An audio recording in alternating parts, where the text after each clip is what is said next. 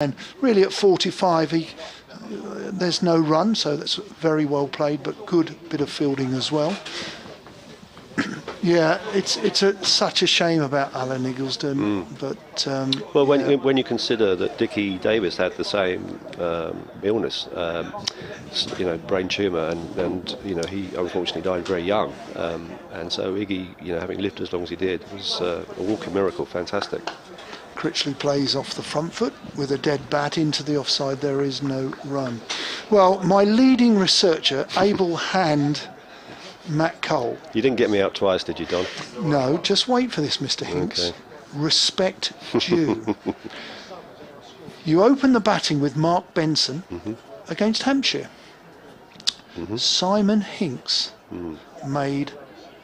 was eventually out by Marshall, the Malcolm Marshall, for 131. Now that's respect. Eggleston played, he was not out, he didn't bat actually, but I'm just looking down, 431, you top scored with an opening partnership of 191, Benson 94, Hinks 131. Canterbury. See, you batsmen do remember. Yeah. Well, when prompted. St Lawrence Ground, Canterbury, 5th, 6th, 7th of August 1986, a 3-day game, which was match drawn.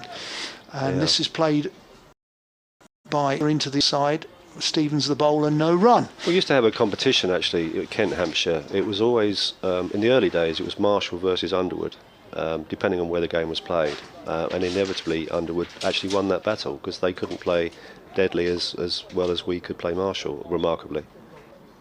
As Stevens comes into bowl, 2 slips, and this time they go for a shout. It's a half-hearted appeal, but alas, it is not out. 2 slips waiting. Your statistician is about to say I had to wait an awful long time to get to another 100. No. I can hear him. He's chuntering. He's now going to bring up 1990, I think, Kent versus Middlesex at Canterbury. Well, before he does that, what's important about that game, apart from your ton against Malcolm Marshall, is that it was Alan Eggleston's debut. This is driven into the leg side. There is no run. So that's quite significant. Alan Eggleston's debut didn't bowl many overs in the in his debut. 5 overs. Yep. Kent side that particular day was Benson, Hinks, Tavares, Taylor, Aslick, Cowdery, Baptiste, Ellison, Marsh, Underwood and Eggleston. It's interesting because I thought that he made his debut at Moat Park against Somerset. Did you? Yeah. Oh right. But we can check that. You can't. That's a backward point. Decent bit of fielding by Daniel Bell Drummond, who stops a single. There was a cut shot by the diminutive Adam Wheater, but it goes straight to the fielder. I'm quite pleased you mentioned that match, if I can say so. Listen, take credit where it's offered. Yep. Because, listen, we don't never tell the researcher that he's got it wrong. No, I didn't say that. But we don't. We're very diplomatic in Essex. Well, I was informed, I might be wrong myself, of course, I was informed by Chris Cowdery that he selected Alan for his debut, and I believe it was Maidstone against Somerset. Right. I'm quite happy for your researcher to tell me how many I got that day as well, because I didn't get that many hundreds, to be fair. So. Sorry, I thought you said you got 100 when it was the Okay. And I think I did. Yeah. Stevens on his way in from the Hayes close end. He bowls outside off stump through to the keeper. There is no run. Yeah, I think it was 103 against Somerset at Maidstone. Iggy's debut, and the great Joel Garner, the big bird, was playing in that game. One of his last games, I think, as well, around that time. And that was an amazing experience to face someone like that. And as you know, you couldn't go a game without playing against a West Indian opening bowler in county cricket during that period. So it was a pleasure to play, in a way. Looking back, it wasn't a pleasure at the time with the ball whizzing past my ears. So I'm looking at my researcher. Is Mr. Hinks right? He is. On the button, absolutely. Is he? So Iggy made his debut for Kent against Somerset at Maidstone Moat Park. In the first innings, Somerset batted and made 249 as this is played by Critchley into the offside. It runs it down to square, sort of very square third man where there is a single. He takes the single. Essex move to 390 for 6. As looking at Somerset 249, Kent in reply made 155, Somerset made 272, and Kent made 324 in 1986 in a 3-day game. The match was drawn, but S.G. Hinks caught guard bowled. That must have been Nick Taylor. Yeah. 103. Ooh. As Milnes bowls, drags Wheater forward. There is no run. Colin Dredge played. Garner, Taylor. There's an old Somerset say. Vic Marks, IVA Richards. Yeah. The great Richards. Yeah, absolute, wasn't he? Just 2 Cowderies played. Chris Penn, Alderman, Eggleston, Underwood was still playing. Derek Aslett. Great memories. So it's Don Topley talking to Simon Hinks, the match referee, BBC Kent, BBC Radio Kent and BBC Essex. 2 more minutes. And it's going to be a short ball played by Wheater, who enjoys the short ball. And he takes a singles. It goes down to fine leg for 1. Simon, last few thoughts about Kent and Essex. Local derby. Absolutely. Did you ever play that night game in the tunnel? No. Do you ever remember that? No, I don't. We played a game. Was it New Year's Eve in the Dartford tunnel? I do remember it, but I wasn't in the country. I don't think. I think I was abroad. And I think we also played at Stamford Bridge, Kent, Essex. Yes, there was a game there. Do you remember that at Stamford Bridge, Chelsea? Yeah. There was always great fervour between the 2 counties. This time Milnes bowls and it's played down to third man. It avoids the man at sort of deepish gully. It's going to go for 4 runs to Matt Critchley. It just beats the man at deep backward point on the boundary. And Essex move to 395. Critchley moves to 70. There was a period of time back then when we played at various football grounds, which was quite an interesting experiment at the time. I remember one game which we played at Margate, would you believe, on the football ground there. Really? They just literally laid an artificial pitch on the grass. And Matt Maynard, who went on to play for England, was at Kent at that time doing some trials. And Kevin Masters, who played a little bit. Yes. David Masters' dad. That's right. And he bounced Matt Maynard. Maynard was looking at him over the floodlights and hit him straight between the eyes. Put him in hospital. Off a bouncy old. Off a dodgy pitch. Oh, horrible. Milnes bowls. This is leg stump half volley, almost Yorker length, for which is hit out to mid wicket. Mid wicket shies at the stumps. There is no runs, no overthrows. Good aggressive cricket from both teams there. I think the experiment of playing at football grounds ended shortly after that, to be fair. Right. Well, good idea. Too dangerous really. to the players and too dangerous Absolutely. to the crowd, actually. Yeah, I remember the game at Stamford Bridge because it was very short square. And I think the game in the Dartford Tunnel was under the influence of some alcohol. New Year's Eve. It was cold, driven up to mid-on where there is no run.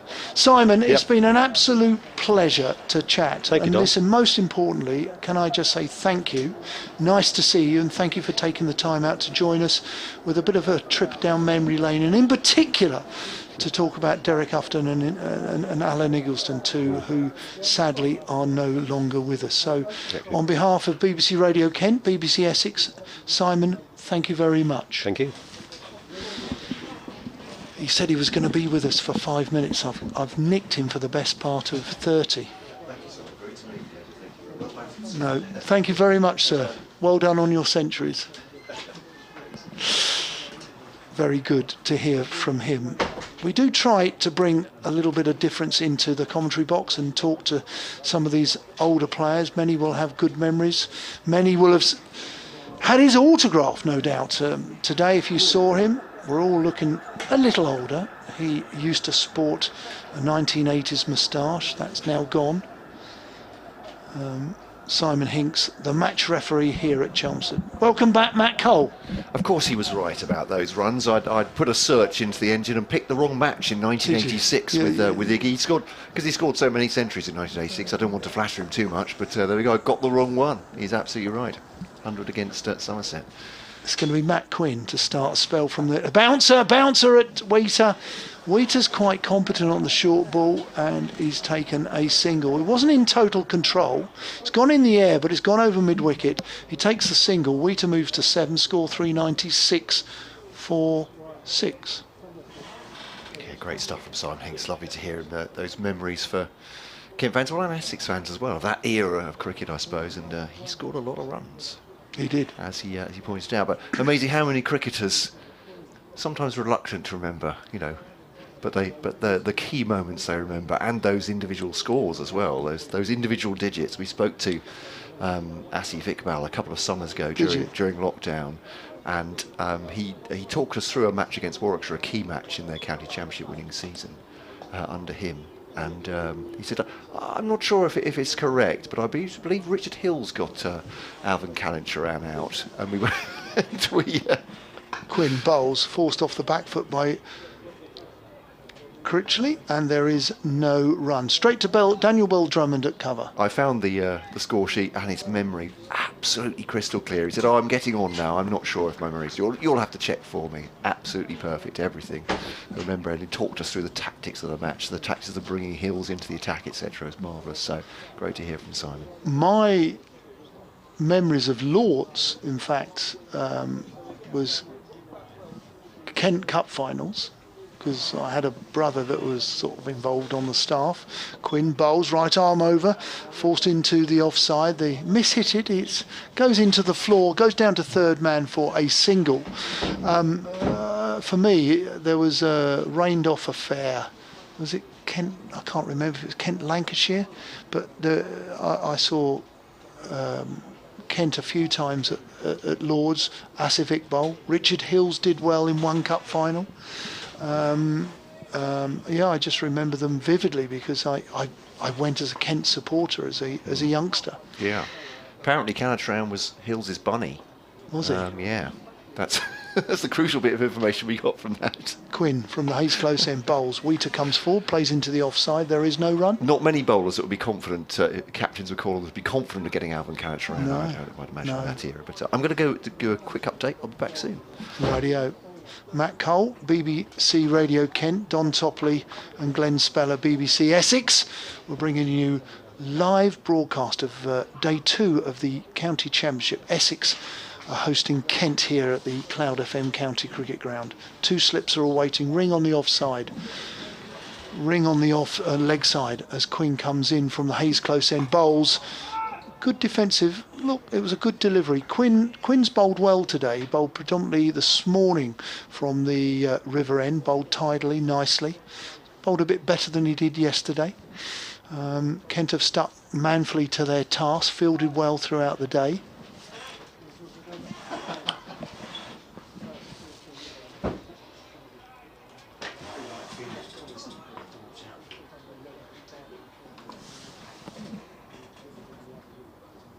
Quinn comes in nice and tall. Wheater plays this with an open face back to backward point. There is no run.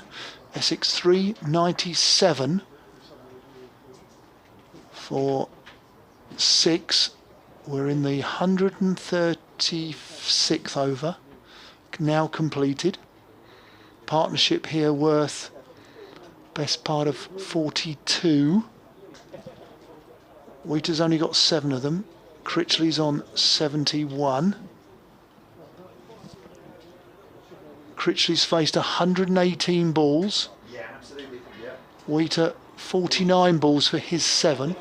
Tells a bit of a story. Quinn 22 overs, 1 for 59. Milnes 27 overs, 7 maidens, 0 for 70. As he commences a new over. 136 overs in the dirt.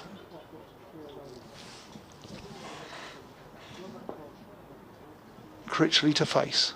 Milnes is in, bowls. It's a short ball, it's controlled. It was a good shot. He waited and waited for that. Daniel Bell-Drummond is at deep square leg. He takes the ball along the floor. There is one run. They swap, so Wheater's going to be facing. Critchley moves to 72. Not out on his debut. Been very impressive. Can he keep going? A few of the Kent boys are clapping hands. The sun's gone in behind the cloud. No chance of rain. There's a decent crowd again. Probably not quite as many as yesterday. Excellent crowd yesterday. Really was. Milnes on his way in. He bowls. It's a bouncer. This is pulled by Wheater. Wheater's going to get one. Can he come back for the second? He attempts it. He does, and easily so. They can't stop the two. There's good running from Essex. Good bit of fielding, but they just couldn't stop the two. 400. That's the applause. You can hear greatly. The Essex faithful are happy with that. 400 for 6. Just 2 today, only 4 yesterday. Bird getting Wesley for 37, Stevens getting Rossington for 41, but Matt Critchley making his debut for Essex has gone on to Wheater 72 now. facing Milnes. It's another short ball.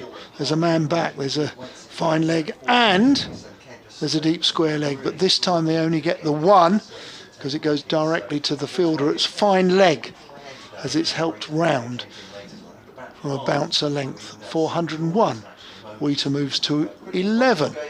Kent will strike back quickly this afternoon. You can hear if they can on the BBC Sport website.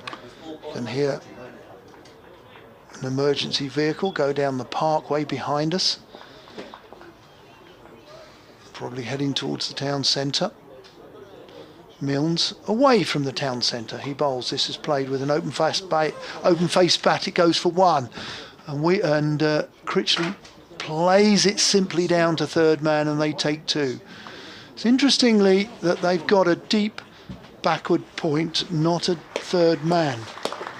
So that is the 50 partnership for these two, Adam Wheater and also Matt Critchley, and very well played by these two. Positive intent again. High percentage of the 50 partnership coming via Critchley's bat, not Wheater's bat. We welcome back Matt Cole. Milnes on his way from the river end. He bowls a bouncer. This is pulled down to fine leg.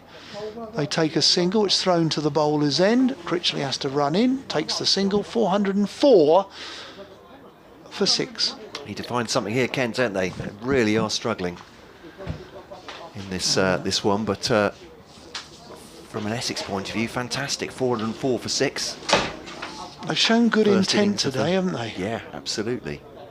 They've gone for their shots, accelerated after a great opening partnership, set a platform for them yesterday. Seeing what the overall run rate is, it's just almost exactly 3 and over now.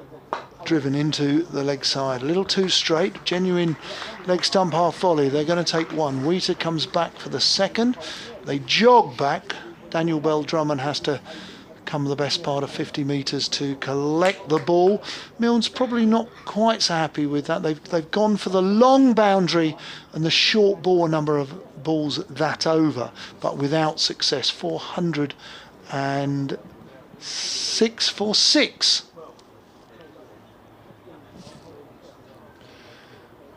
Conference between the two batsmen, Wheater and Critchley, taking this on from 353 for 6, so yeah, 53 partnership between these two. Critchley playing the leading hand. Matt Quinn Bowled well today, I think, Matt Quinn. His spell certainly from this river end. and driven into the offside by Critchley all the way along the ground, announcing himself to his new public in stylish fashion. 76 not out now. 407 for 6. First time I've seen him today. He certainly has looked good. It's BBC Essex, BBC Radio Kent, and this Essex against Kent opening game of the county championship. Quinn then to bowl to Wheater. Cuts that away, and that'll be 4. That's gone through past Daniel Bell-Drummond, and as much as Bell-Drummond has spent a lot of time chasing the ball in recent overs, stopping them go over the boundary, that one he has no chance with. Wide and cut away handsomely by Adam Wheater to the boundary. 4 runs.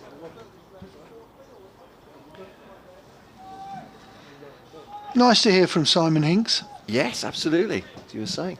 Some memories of his time playing with different Kent players, and as you mentioned, Derek Houghton, we hadn't talked about him before this match, but obviously we saw Derek a lot around Canterbury, and will come and people delighted to talk to him about his football as well as his cricket, of course, having played for Charlton Athletic as well. Here's Quinn then to bowl to Wheater. He's moved on to 16. He faces now, what's a ballooning bouncer. That's got to be close to a wide, I would have thought, for the umpire. Adam Wheater is not a tall man, we're not going to make too much of that, but that really was a tennis ball bouncer. But Wheater doesn't look too upset. He just chalks another delivery off, and it wasn't harming him either. Matt Quinn goes back to his mark. Pretty sure if it had been a T20 or one day cup match, we would have seen a wide for that. An email or tweet from Neil Price. Come on to that after this ball. Afternoon, Neil. Good to hear from you. Here's Matt Quinn to Wheater. Just hurries him a little bit, turns it into the onside. Low, fielded by Compton, no run. Go ahead, Don. What do you have to say? He says, just thawed out after yesterday. My word, that was a cold day out at the cricket. Fair. I've had worse, but not by much. Asked the paramedics on the way out if they had anything for hypothermia. But he's back tomorrow. Now the weather is relatively balmy. Nice to hear from you, Neil. Hope you're enjoying the coverage and the play. Quinn to Wheater, moves to drive that one to the offside, but gently just checks it actually to Grant Stewart, who's fielding at cover, and there is no run. Hopefully the live streaming is back up. I know we've had a couple of tweets just suggesting that there was a problem, but hopefully it's working loud and clear. Not only are you getting good pictures, but you're enjoying the commentary. Duncan Sears up in Norfolk. We're certainly sending it. Well, I don't know what happens between us and Duncan, but No, it's certainly... we'll politely say coming there are from gremlins. Drive. 4 runs from Adam Wheater. And that is a lovely, lovely shot, a flourish square of the offside, on the offside, and 4 more runs. Not a great over from Matt Quinn, that one, going a little bit wide. And This is when it gets hard, Matt. It well, really I was going to does. say that the reason is, I'm sure there are already 23 overs in his legs. Yep. They're not getting much out of the pitch. And Kent, for the first time, I would say, Don, I don't know if you think that's fair, for the first time, I think, in these day and a session and a bit, just wilting a little bit. The bowling just seems to have gone a little bit erratic. I mean, look, I think understandably, yeah. but I'm saying that I think they've stuck to it really well. But with 415 on the board, it's tough out there. It is, and you need to keep the wheels on the here. You don't want to get, you don't want to have a bad hour here because it will be quite costly. Would you like to look at some of the scores on the doors elsewhere? I shall indeed. As I'll describe, Milne's on his way in. He bowls to Critchley. Critchley opens the face of the bat. He's going to run it down for 4.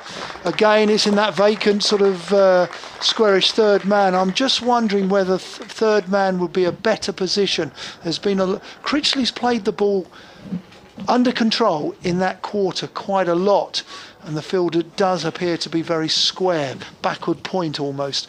And I just wonder if a third man would be more productive and save runs. So that's 4 more runs to Critchley. He's moving to 80 and the score 419 for 6. They've eventually put a third man in. I mentioned that a few overs ago, but third man's gone in and the backward point on the boundary has gone a bit squarer. So they're only going to give away 1 run in that quarter now. Critchley waiting. Milnes bowls. This is into the leg side. He overcompensates. It's driven off his hips out to Daniel Bell Drummond at deep backward square, where the Essex pair rotate the strike. 420 for 6. Well, Hampshire pouring on the pain at Southampton, rather like Essex are on Kent here against Somerset. 285 for 2. Joe Weatherly is on the brink of 150 there. Wow. Somerset 180 all out. Hampshire 285 for 2. Gloucestershire were all out for 223 earlier. Northants 107 for 5 now. That's going to be a low scoring contest. Surrey 275 for 6 against Warwickshire at Edgbaston. Milnes in bowls, drags Wheater forward, good delivery. Line and length, no run. Into Division 2, Glamorgan Durham is delayed by rain at the moment. Glamorgan 234 all out. Durham 5 for none in reply. Worcestershire, that was affected by the weather yesterday. 274 for 6 in their first innings at Leicester, having chosen to bat. Middlesex all out 401. Derbyshire 35 for none in reply. And Nottinghamshire 44 for 3 now in reply to Sussex's 375 at Hove. Milnes in. Oh, that's a bit of a shout for an LB. Might have been going down. I'd like to see that on a review, but that's a decent ball. It's probably nipped back and probably just done marginally too much, is a guess. We'll have a look at that on the replay in a moment. Well bowled, Matt Milnes. He very much strikes me, Matt Milnes, and I'd say this just after that appeal, as one of those bowlers who doesn't take as many wickets as his bowling deserves. And it seems to be you get that sometimes, that you pressure from one end, bowls very accurately, but just sometimes doesn't even get the luck that he deserves. Bowled. Good shot by Wheater down the ground to mid-off. There is no run. I mean, thought his colleagues maybe will pick up the wickets. Yeah, I thought he bowled quite nicely in the yesterday morning, the first session. I thought he bowled quite nicely, certainly from the Hayes close end. He's bowled little bit, gave Essex a bit of width today. I'm being really harsh. No, not at all. Being really harsh. I'm what are his straws, figures? I'm thinking figures. that Kent ought to have wickets from 20 style points at this point. 29 overs, 7 maidens, 0 for 84. 85. No, 89, 87, 88, as he's just been clipped with a leg glance for 4 down to a very fine leg. Good shot from Wheater. Essex collect another boundary. Probably, look, if I was to offer an observation, not a criticism, an observation, Milnes yesterday was superb in the first session. Today, he probably has just bowled a few too many 4 balls. I'll be interested if we had the opportunity, if we were sitting next to the score, I would say, how many 4 balls today has he offered? Case in point, the last ball of that particular over. But what I was going to say, you've got to remember it's now nearly 140 overs.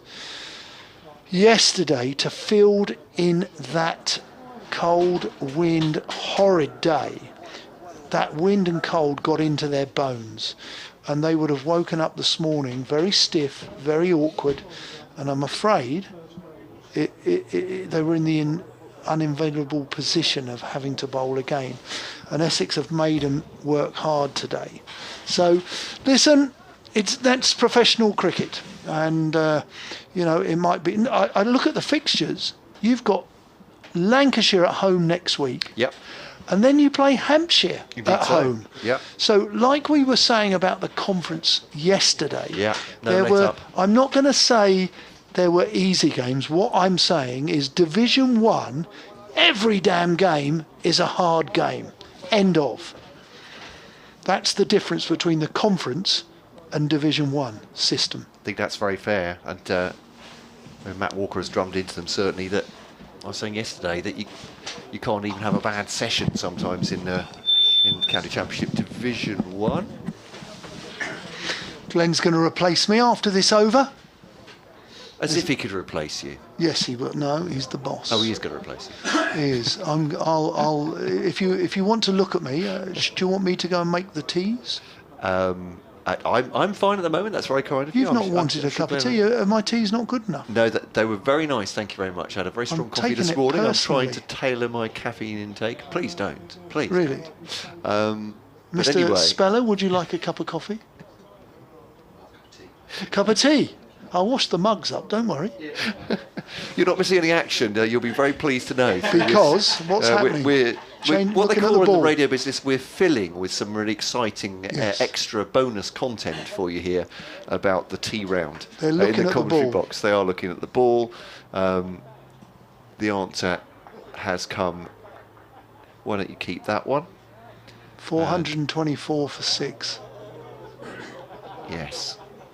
Matt Quinn bowling from the far end, coming down the slope here at Chelmsford, his former home ground. And so, yeah, we're taking this over, weren't I? Absolutely. Here comes Quinn, bowling to Critchley. Bouncer, Critchley does pull that away. Mayeye fields neatly behind square. And that'll be a single, throws in well too. It's a good cricketer, Mayeye. Looking forward to seeing how his career emerges or progresses.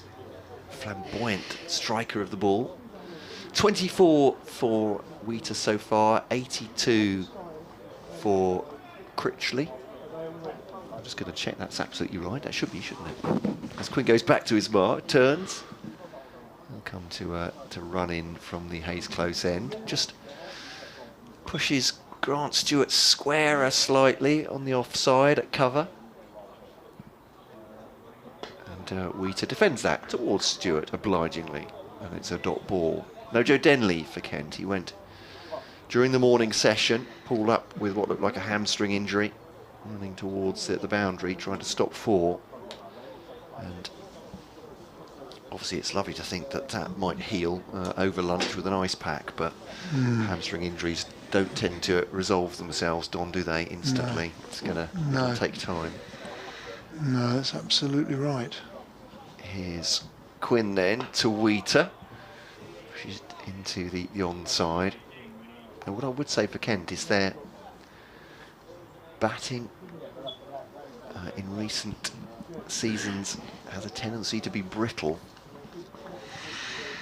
And they'll be under some scoreboard pressure when Essex eventually put them in, or when Kent to take those remaining 4 wickets. 4-2-5 for 6. This will be a proper test. But as Don said, it's Division 1 of County Championship cricket. That's what you expect. Here's Quinn to Wheater, short ball. Wheater pulls it away down towards long leg, fielded by Darren Stevens, and they'll take a very, very comfortable single. Although I think Wheater broke into a short trot in the last 3 paces up towards the Hayes close end, and we're a little bit becalmed at the moment in terms of progress. Certainly this over, just a couple of singles up off it, but Essex won't mind that. Plenty of time for them. Just the one slip for Critchley. Yeah, Jackson Bird is in there as Quinn bowls, and Critchley reaches forward, defends it out towards Stewart. Really interesting to see. I mean, we might be able to interview Matt Critchley tonight. If he might get the opportunity, you'd hope so. Well, he might be put up. One would assume it would be somebody like that, unless one of the bowlers gets some wickets later. But it'd be interesting to see how he describes the wicket today. As Quinn bowls to Critchley, steers that down through the vacant gully area, and that will be 4 runs. And Matt Quinn just turns his back on the batsman. Disappointed, obviously, frustrated. 4:30 for 6, though. This partnership growing beyond 50. Hoping to get it to a ton or more. End of the over. Conference between the 2 batsmen. Easy recognition between the two. Was there a difference in stature? We're going to do a bit of a gentleman's excuse me now, are we, Glenn? Is this? Yeah, this is going to work. So, shall I keep talking just for the minute? Absolutely. Yeah. Or shall I keep talking for a minute? You keep talking for a minute. I'll keep talking for a minute. Well, listeners, I have to say the weather's jolly nice today. Actually, it is a case in point, because it was fiendish wind yesterday, gusting all over the place. We're going to see the first spin of the day. Tawanda Mayeye is going to take up the ball from the city end here. Probably not before time. I know Glenn Speller was calling for his introduction a short time ago, or at least to get some spin on Kent, but he is really their only option in the top order, with Leaning and now Denley both out with injury. Those will be the ones that you call for spin bowling in the top six, although George Linder, we thought he might be, as Mayeye bowls to Wheater reverse sweep, no run, goes to backward square.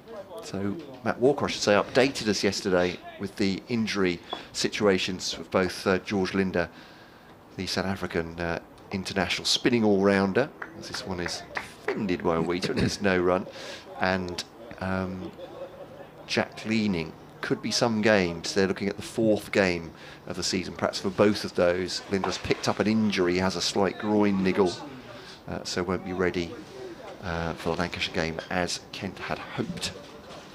So, early season injuries, it's feeling a little bit deja vu for Kent from last year, to be honest. Quicker ball from Mayeye, rocks onto the back foot, does Wheater, and just guides it out towards Grant Stewart at square leg.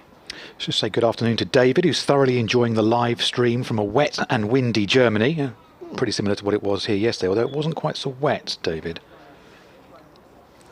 No, we were lucky with that, I think. Certainly to get a full day's play, we were lucky. Chrissy just taking a moment to take his guard to Mayeye, who has no close fielders in. It's a bit of sort of T21 day field, in fact, with 5 or 6 in the circle, as he gives this one a bit more air. Critchley reaches forward and plays it into the offside. It's almost like go on then, go on, hit us over the top. And that, you know, it wasn't necessarily that spin's going to suddenly rip through Essex, it was just change it, just from constant seam up all the time. It's, again, a bit of air from Mayeye, and it's pushed into the offside, and there's no run. Kent can take anything from these couple of days, actually, although it looks like occasional spin from Mayeye. He's kept a very good line. He hasn't dragged anything down particularly. There was one full toss yesterday which got casted away, but looks like a reasonable option, certainly, if it were turning, and certainly it is not. 4-3-1 for 6. Thanks to Stephen for his email as well. bbcscricket@gmail.com says, Sirs, I'm sitting here preparing invoices for the Essex County Bowling Association and listening to your fine commentary and partly watching it on a match zone. I'd ask if you could give lawn bowls a plug, please, to all gents and ladies who feel they can't play cricket any longer to go to their local bowls club. More on that in a second. Matt Quinn's going to continue from the Hayes close end, is in and bowling to Wheater, who plays defensively for no run. Where they can still enjoy both a friendly and competitive sport, club addresses can be found on both the Essex and Kent websites. So it's a big year, isn't it, for lawn bowls, because that'll be in the Commonwealth Games a little bit later on this year. John on the email as well says, do you think Essex will ever play first-class cricket again at a home ground other than Chelmsford? As you know, they used to play all over the county. I remember as a child and in my youth watching games at Brentwood, Leighton, Ilford and Westcliff, among others, and more recently at Southend and Colchester. Thank you for the commentary, says John, now living in Buckinghamshire. Here's Quinn. Round the wicket this time to Wheater, who flays that one away through the extra cover area. There is a sweeper out there, just has to move around from behind square and comes around and collects it, and they pick up another couple of runs. We were discussing this yesterday, John, and invariably festival cricket gets discussed at length, at intervals during the season, and in answer to your question, as far as Essex are concerned, I can only see the word no springing to mind, simply because of finances, simply because of the investment made here in the floodlights. And it does cost a lot to stage games elsewhere, and you need support from councils as well. Here's Quinn, in and bowling to Wheater, plays defensively into the offside for no run. And Steve back on from Istanbul says, great stuff, Essex going up through the gears. Wheater finally getting stirred. Should see a few lusty blows now, he said. And Mr. Critchley, a welcome addition. Bring on his century. 450 plus on the cards, he says. Thanks again. I wonder if that's going to change in terms of playing cricket at outgrounds, because all the direction of travel is counties consolidating at their HQs. I'll continue that thought in a second. Here's Quinn. In, and Wheater just playing from the crease, calls his partner Critchley through for a quick single. It's well judged from Wheater. The throw was coming into Critchley's end, but he was well down the pitch as well, and the fielder a little bit slow to react. And it is 434 for 6. Wheater on 29 and Critchley 86 from 129 deliveries. Here's my random thought on this: is that if it's going to happen, if cricket's going to do outreach, as it were, and take great cricket to different places in the country, it might have to come from something like these preparation games we've got for the One Day Cup, which come at minor counties grounds. Quinn into Critchley, pushes down the pitch, thinks about the single, but mid-off is around to cut off any thoughts of that. 434 for 6. Or, easy though it is to spend other people's money, maybe it is a job for the ECB to say, we will part fund first-class cricket going to different places, and invest in a festival at Colchester, a festival at Tunbridge Wells, to allow those cricket to go there, just to go to different towns, basically, if they want popularity to increase. This next one from Quinn into Critchley has Critchley driving again very attractively, but stopped at mid-off, and there's no run. Fielder throws back in. Critchley feigns as though he's going to play the ball for the second time. All fun and games. End of the over. 142 overs gone in this innings now, and Essex are 434 for 6. Critchley on 86 and Wheater on 29. We see the bigger counties. We were talking yesterday, weren't we, about Lancashire, mainly because Old Trafford's getting used for other things, so they go and play elsewhere. Yorkshire still play at Scarborough, but the bigger grounds, you'll find the counties who are housed there will play elsewhere, because internationals, the 100, that sort of thing, if they've got a 100 team base. But other than that, your Essexes and your Leicestershires and your Derbyshires might well be confined to headquarters. And so Mayeye continues from the city end, and this is punched into the onside by Wheater, fielded by Milnes, and there's no run. Derbyshire still playing at Chesterfield, I think. It's a defensive shot into the onside. I think we were there a couple of seasons ago. Ben was. I went a few seasons back. Charming ground. I really enjoyed being there. Chesterfield. Here's a bit of air from Mayeye. On the charge comes Wheater and drives it up to Hamid Kadri, who's substitute fielder at long on now. Worcestershire still play some games at Kidderminster, but that's more due to necessity, due to weather conditions at New Road than maybe through choice. That's true. When you can get a boat on New Road, you probably have to go down the river towards Kidderminster, certainly. A gentle drive again up to, with the spin, up to Kadri on the bat of Critchley, keeping the score ticking over. It's 4-3-6 for 6 now. Wheater 30, Critchley 13 from a ton on debut for Essex. Bit of a field change. Bringing Kadri into mid-on, trying to tempt Wheater to go over the top, and he drives aggressively along the ground, all the way along the ground past Matt Milnes, who hardly had time to move, and you'll tell by the applause that's 4 runs through mid-wicket.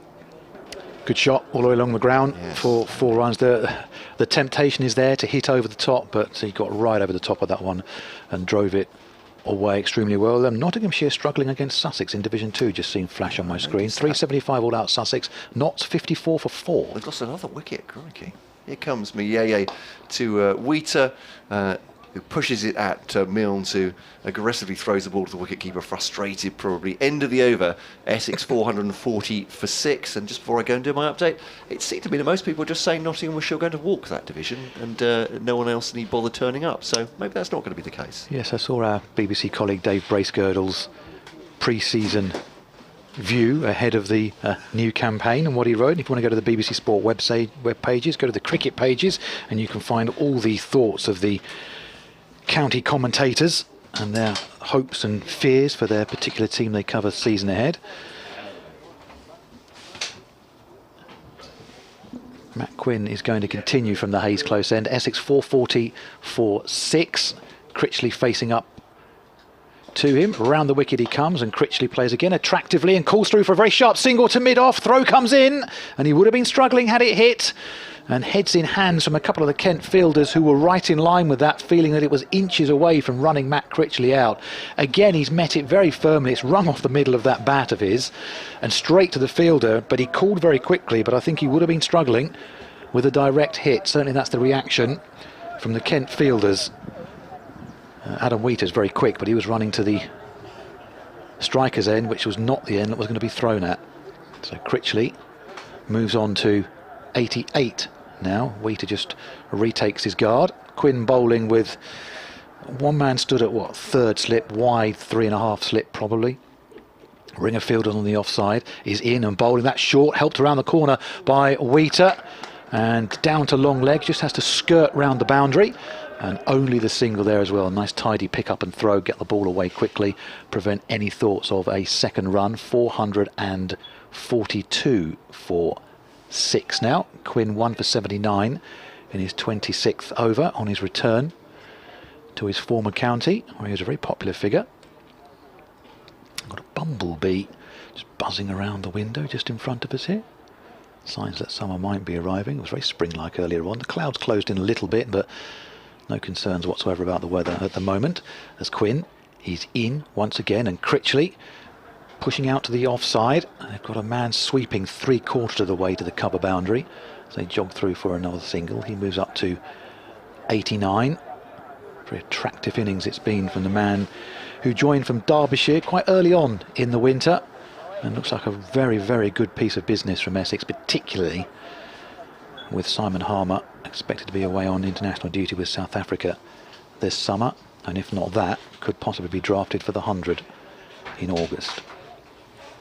Quinn bowling to Wheater, and Wheater plays defensively from the crease, and there's no run once again. So division scores Hampshire are 307 for 2 now against Somerset's 180 all out. Northamptonshire, bit of a recovery from 26 for 3. They're now 123 for 5 in response to Gloucestershire's 223 all out. And Surrey have become a bit bogged down against Warwickshire at Edgbaston. 290 for 6 is their score. They're off at Sophia Gardens at the moment. Glamorgan against Durham. That's due to a rain delay. Durham 5 without loss in response to Glamorgan's 234 all out. That's in Division 2. Quinn into Wheater. That's a bouncer that Wheater doesn't even have to duck under. Tennis ball bounce, really. Lobs harmlessly through to Robinson. Worcestershire batting against Leicestershire. Worcestershire 289 for 7. Middlesex 401 all out earlier in the day. Derbyshire going well in response, 46 without loss. And as I previously mentioned, Sussex 375 all out. Very, very young side that Sussex are fielding this season. And Nottinghamshire are 56 for 4 as Quinn comes in and bowls to Wheater, and Wheater pushing out to the offside. There's no run there though. Slater, Hamid, Duckett and Clark, the men to go for Nottinghamshire in that match. Here we're heading towards a 100 partnership between Matt Critchley and Adam Wheater for Essex. A stand of 90 at the moment. Minimum overs remaining in the day are 48. So by my reckoning, I think we've still got 16 to go before the tea break, because you don't go to tea until there's 32 overs left. Is that correct? Don's nodding behind me. So it's going to be a long afternoon session. What are we at? 3:05 now, aren't we? Here's Mayeye starting another over from the river end, and Critchley takes a step to the leg side, just tries to just angle that off the face of the bat, fine, but goes straight to the man at a wide short third man. Mayeye is in once again, and Critchley pushing up to mid-on, who's 3/4 of the way to the boundary and jogs through for another single. He goes into the 90s now, Matt Critchley. He's on to 90 exactly. We're in the 145th over of this Essex innings. Oh. Mayeye in once again, worked just behind square on the onside by Wheater for another single, 445 for 6, and they're just milking him in at the moment. And you wouldn't quite say, Matt Cole, as he returns for us from his BBC Radio Kent duties, you wouldn't quite say it's a waiting game of Kent waiting for the Essex declaration as Mayeye comes in, and that's pushed up too long on again for another single to Critchley. He goes to 91. But you get the feeling it's more about Kent waiting to see whether Essex are going to have one final assault or whether they're just happy playing things as they are. Yeah, we're not far off that point, are you? If you think of how long it would take Kent to get to parity, even to set up a... as Mayeye bowls to Wheater, and it's driven up to long on.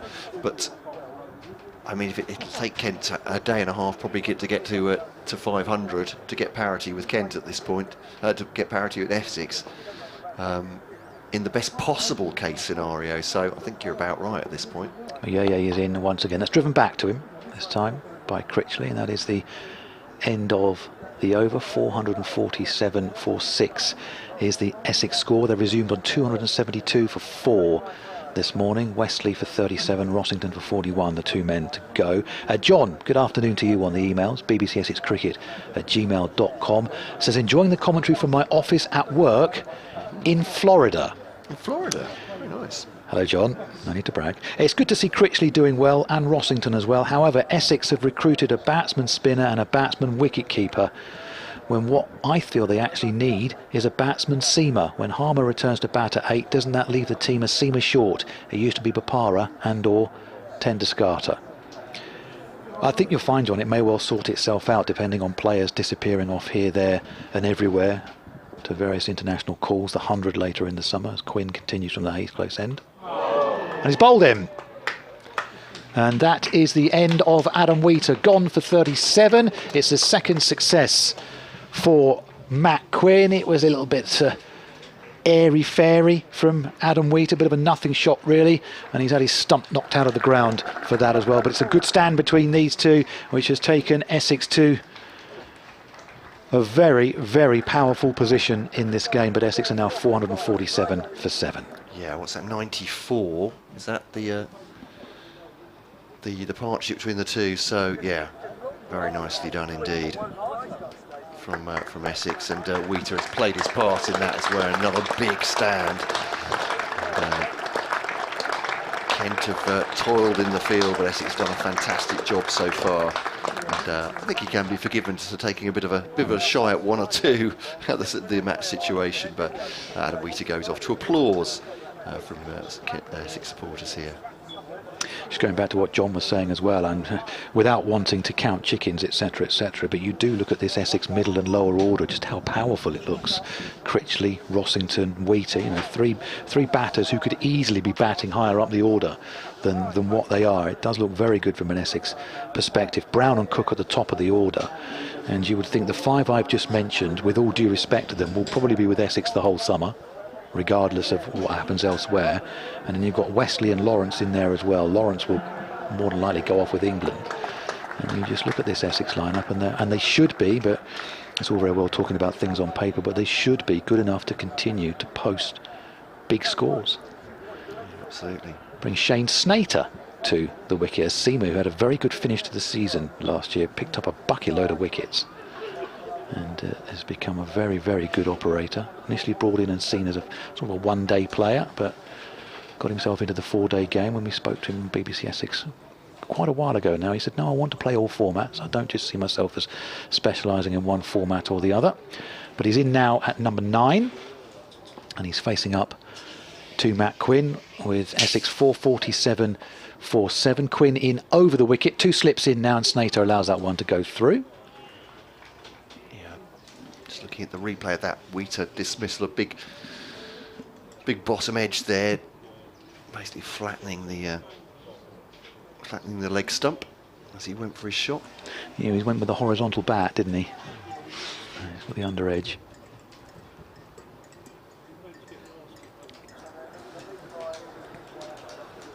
Here's someone stirring a cup of tea somewhere down in front of us. It's tea time already.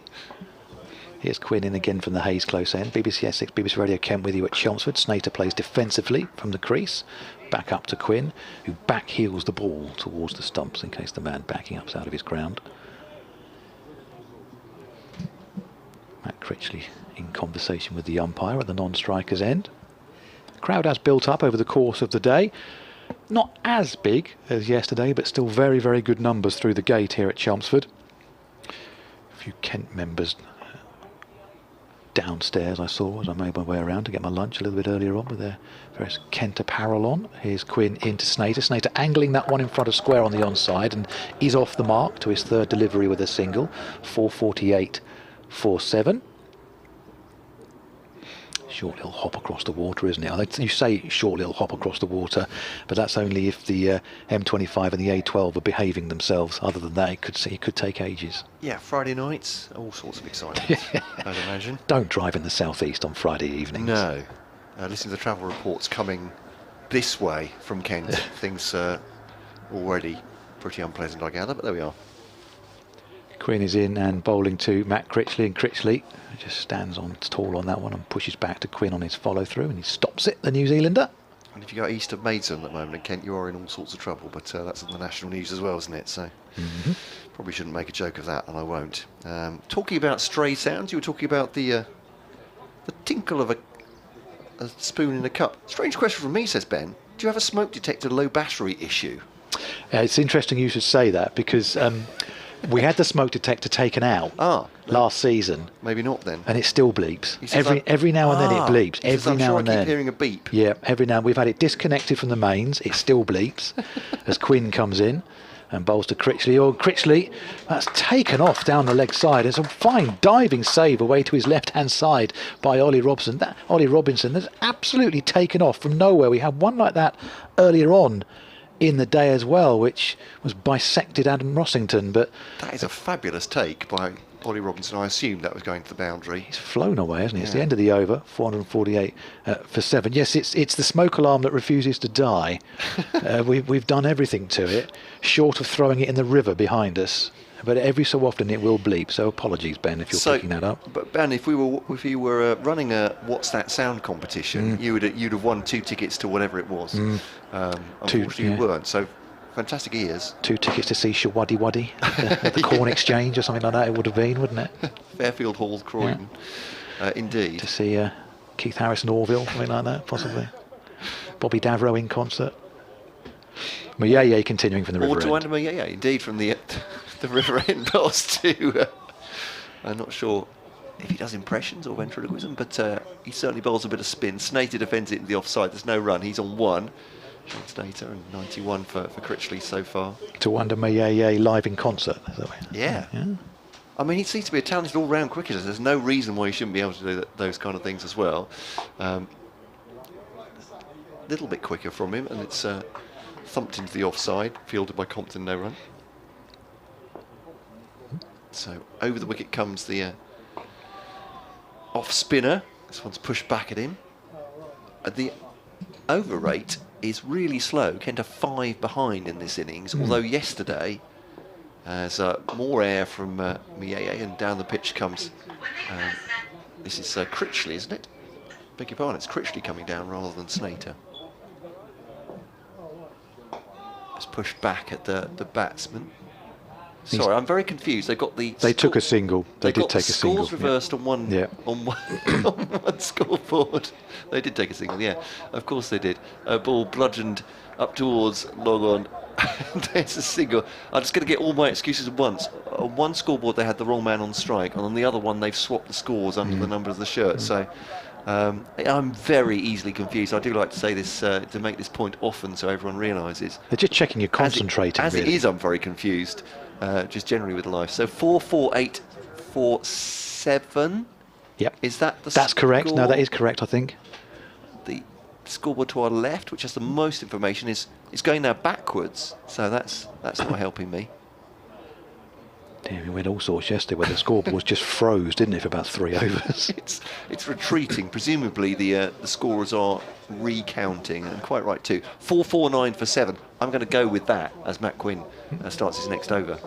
He's in and bowling to Critchley. Critchley drives attractively through the offside. It's beaten the man at short extra cover, and it will go away for 4 runs. And Matt Critchley moves within 1 blow of a maiden century on his debut for Essex. But what that 4 runs does is bring up the 450, 452 for 7, because the scoreboard's got that wrong as well, I think. I think actually the 450 may have come up in the last ball, the last over from their recount, so that could be, but unbeknownst to us, 4.54, I think, for 7. That's my best guess. Any advance on that? Here is Quinn into Critchley, and Critchley forcing up to mid-on. There's no run there, though. You have to wait at least another ball. Yeah, I think they've had a recount. Yeah, the main scoreboard says 450 for 7, and they've put Critchley back to 92. So I think he's on 96 I now. think he that is was, as well. That was the end of the 147th over, Yeah. 450 for 7, I believe that. I believe we're right there, so I think you're right. He's definitely on 96. It'd be nice for him to know that, it's right at itself, yeah. There we go. Quinn is in to Critchley now, and Critchley drives. It's going to beat the man at long off, and it's going to go down to the boundary for 4 runs. And Matt Critchley, on his debut in his first innings for Essex, goes to a wonderfully constructed century. He's made exactly 100 from 148 deliveries, in which he struck 12 fours and a strike rate of just short of 68. What kind of signing have Essex got on their hands here? Deserved applause for Matt Critchley. Beautifully struck characteristics of that innings, and punishing the Kent bowlers. 4, 5, 8 for 7. Ton up for him, tons for Brown and Cook yesterday. What a start to the County Championship, Division 1 season for Essex. In the sunshine here at Chelmsford as well, delighting their supporters, as you can hear. And, Matt Quinn goes back, puts a hand through the fringe. And ruffles his hair and comes back into Critchley, who waves the bat at one well wide of off stump. He'd need a couple of bats to have reached that one. It was that wide, and Robinson tumbles away and makes the stop. Not quite sure what that was, but it wasn't easy to hit. That's for sure. Quinn just going back to his mark now, and tossed the ball by Matt Milnes there, and turned the top of his mark. Coming round the wicket now to the right-hander. In and bowling to Critchley, that short, slower bouncer over Critchley's left shoulder and through to Robinson again. 458 for 7. Critchley on exactly 100. He's trying all the variations, Matt Quinn, to give him his due, isn't he? All sorts going on at the moment.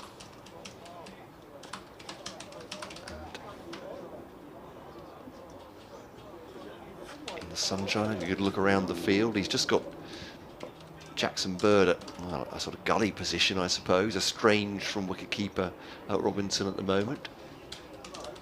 Here's Quinn. In bowling to Critchley, that short, turned around the corner, pulled around the corner, and stopped by the man at long leg. A bit awkwardly though, because I think that struck him on the right wrist. Took an awkward bounce, and he's wringing his hand now, wringing his arm. But they come through for the single.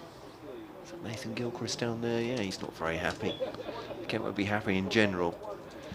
A lot of overs in these Kent bowlers' legs. Mieye to return.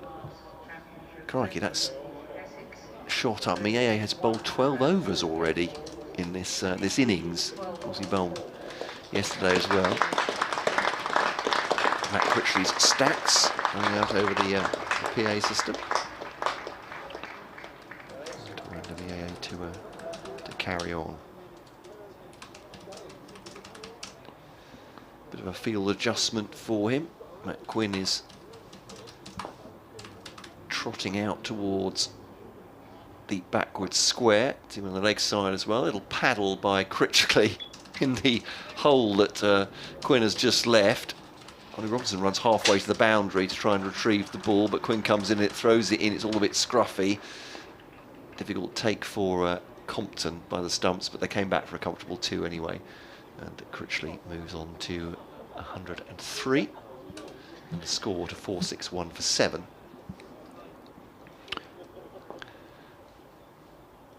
Let's see, here he comes over the wicket to under Mieye. Actually fooled him. That's taken the outside of the bat, that from Critchley. For once didn't middle it, but absolutely safe on the ground out to point, no fielder near it. And they'll come through for a single. This is on to 104. It's all getting a bit show-offy now, these emailers, from where they are in the world. It's big shot from Snater. That has cleared the boundary. I think he's gone over the top. It has indeed. 6 over long off. long on rather signalled by Cox. Almost got down for a slog sweep there. Snater has just hammered that. Not afraid to go for his shots, and well, why not at this point? He moves on to 8. Score on to 468 for 7. This one's just pushed into the onside. Just wonder if you're an Essex bowler looking at this thinking, blimey, this is going to be hard work. Well, I do think the scoreboard pressure will come into it. Quicker delivery from EAA, almost like a medium pacer there, and just defended into the onside. Yeah, good variation that, wasn't it? Some of the arm came through very quick indeed. From EAA, round the wicket now. More air on that one. I mean, there's a little bit of turn there that you could see from that ball, but it's not doing any harm, is it? It's not. The bounce is so regular, and the batsman really trusting them. The surface. 468 for 7 then at the end of the over. Snater has 8. Critchley has 104. You're on BBC Essex and BBC Radio Kent. This commentary of Essex against Kent. First county championship match of the season. First commentary of many for us and our colleagues around the country on BBC Local Radio, bringing you every ball of county cricket this summer. Online for all of the games. Some of our stations as well will be doing radio commentaries, DAB on BBC Radio Kent, the T20 for instance, and all sorts going on. Regular updates by tweet. The BBC Cricket page as well is a great encyclopedia of what's happening during the days. So here's Patrick then on the email. Says, I really appreciate the commentary, being an Essex supporter. I'm opposite John in Florida, but on the other side of the pond, on a beach in Gambia. Just opposite. Afternoon to you, Patrick. Just a short hop. Here's a change of bowling at the Hayes close end. Nathan Gilchrist is back into the attack, and he's bowling to Critchley, who pushes attractively back down the ground, but it stopped at mid-on for no run. At BBC Essex, BBC Essex Cricket at gmail.com, at BBC Essex Sport on Twitter, and kentcricket@gmail.com. The ways to get in touch this afternoon. I think the only way you're going to up some of our correspondence, if anyone's listening from a space station, or maybe there's an outreach and some sort of settlement on Mars at the moment, we'd love to hear from you. Here's Gilchrist into Critchley again, drives powerfully back down the ground. They'll pick up just a single here, sliding, diving, sprawling stop, 3/4 of the way to the boundary. Philip Bailey's on, talking about debut hundreds for Essex. I shall pick those stats up in a second. There's 3 centurions in this Essex innings now as well. Mark Waugh, says Don Topley from the back of the box. In a Sunday League match on debut, he says. Here's Gilchrist into Snater, who's bowled. He's taken his leg stump out of the ground. Good piece of bowling that from Nathan Gilchrist. Nice and full, straight, offering a little bit of movement back into Snater. He's gone for 8. 469 for 8 is the Essex score. Yeah, well, he really was going for his shots. Big 6 off Mayeye in the last over, and now has perished, but Essex will not worry too much about that. They'll have a good go at Kent when they get in. So a stump out of the ground for the Kent bowlers, but doesn't count for any more than a wicket. Joe Weatherly's gone, by the way, for Hampshire now, out for a career best 168, but in reply to Somerset's 180 all out, Hampshire are 324 for 3. They're dominating that match, and again, just proof of how important the toss is in the early stages of the county season. So Snater makes his way off. One lusty blow from him, which went for 6. 8 from 9 delivery, so he wasn't eating up any time. And Essex continue here. The time is 25 past 3, but we've still got 10.5 overs to go before the tea break. And you were mentioning earlier on, Matt, about how Kent were behind the time. Yeah. Mark Steckety, the Australian, is out to wield the willow for Essex. First class centuries these are on debut for Essex. Here we go. G. Barker against the Canadians in 1954. That was first class, was it? It was. Okay. Apparently, yes. I'd never doubt Philip. 1954 that was. A.W. Lilly. Alan Lilly, yes. Remember him from 1978 against Nottinghamshire. Gilchrist continues from the Hayes close end. He's in and bowling to the new batter, Steckety. And Steckety's first shot is to try to heave it away into the onside. Admittedly straight batted, but it doesn't beat the man that wide mid-on who stops it. And there's no addition to the score. Mr. JJB Lewis against Surrey in 1990. John Lewis. SD Peters versus Cambridge University Stephen in 1996. Peters. I feel like I'm reading out the school notice board here. A.R. Adams, 124 against Andre Leicestershire Adams, yeah. in 2004. New Zealander. Mr. H.M. Amler, I don't know if you've heard of him, against Glamorgan. This next one is allowed to go through for no addition to the score. 469 for 8. H.M. Amler in 2009. G.M. Smith, does he ring a bell? I don't know what sort of career he had. 160, sorry, against Cambridge University. R.J. Quiney, 112 in 2013 against Cambridge. Oh, Quiney, yeah. And Mr. M.V.J., I think I've heard of him, 2018 against... This next one is driven by Steckety up to mid-on. There's no run. I fancy that's the end of the over, and it is 469 for 8.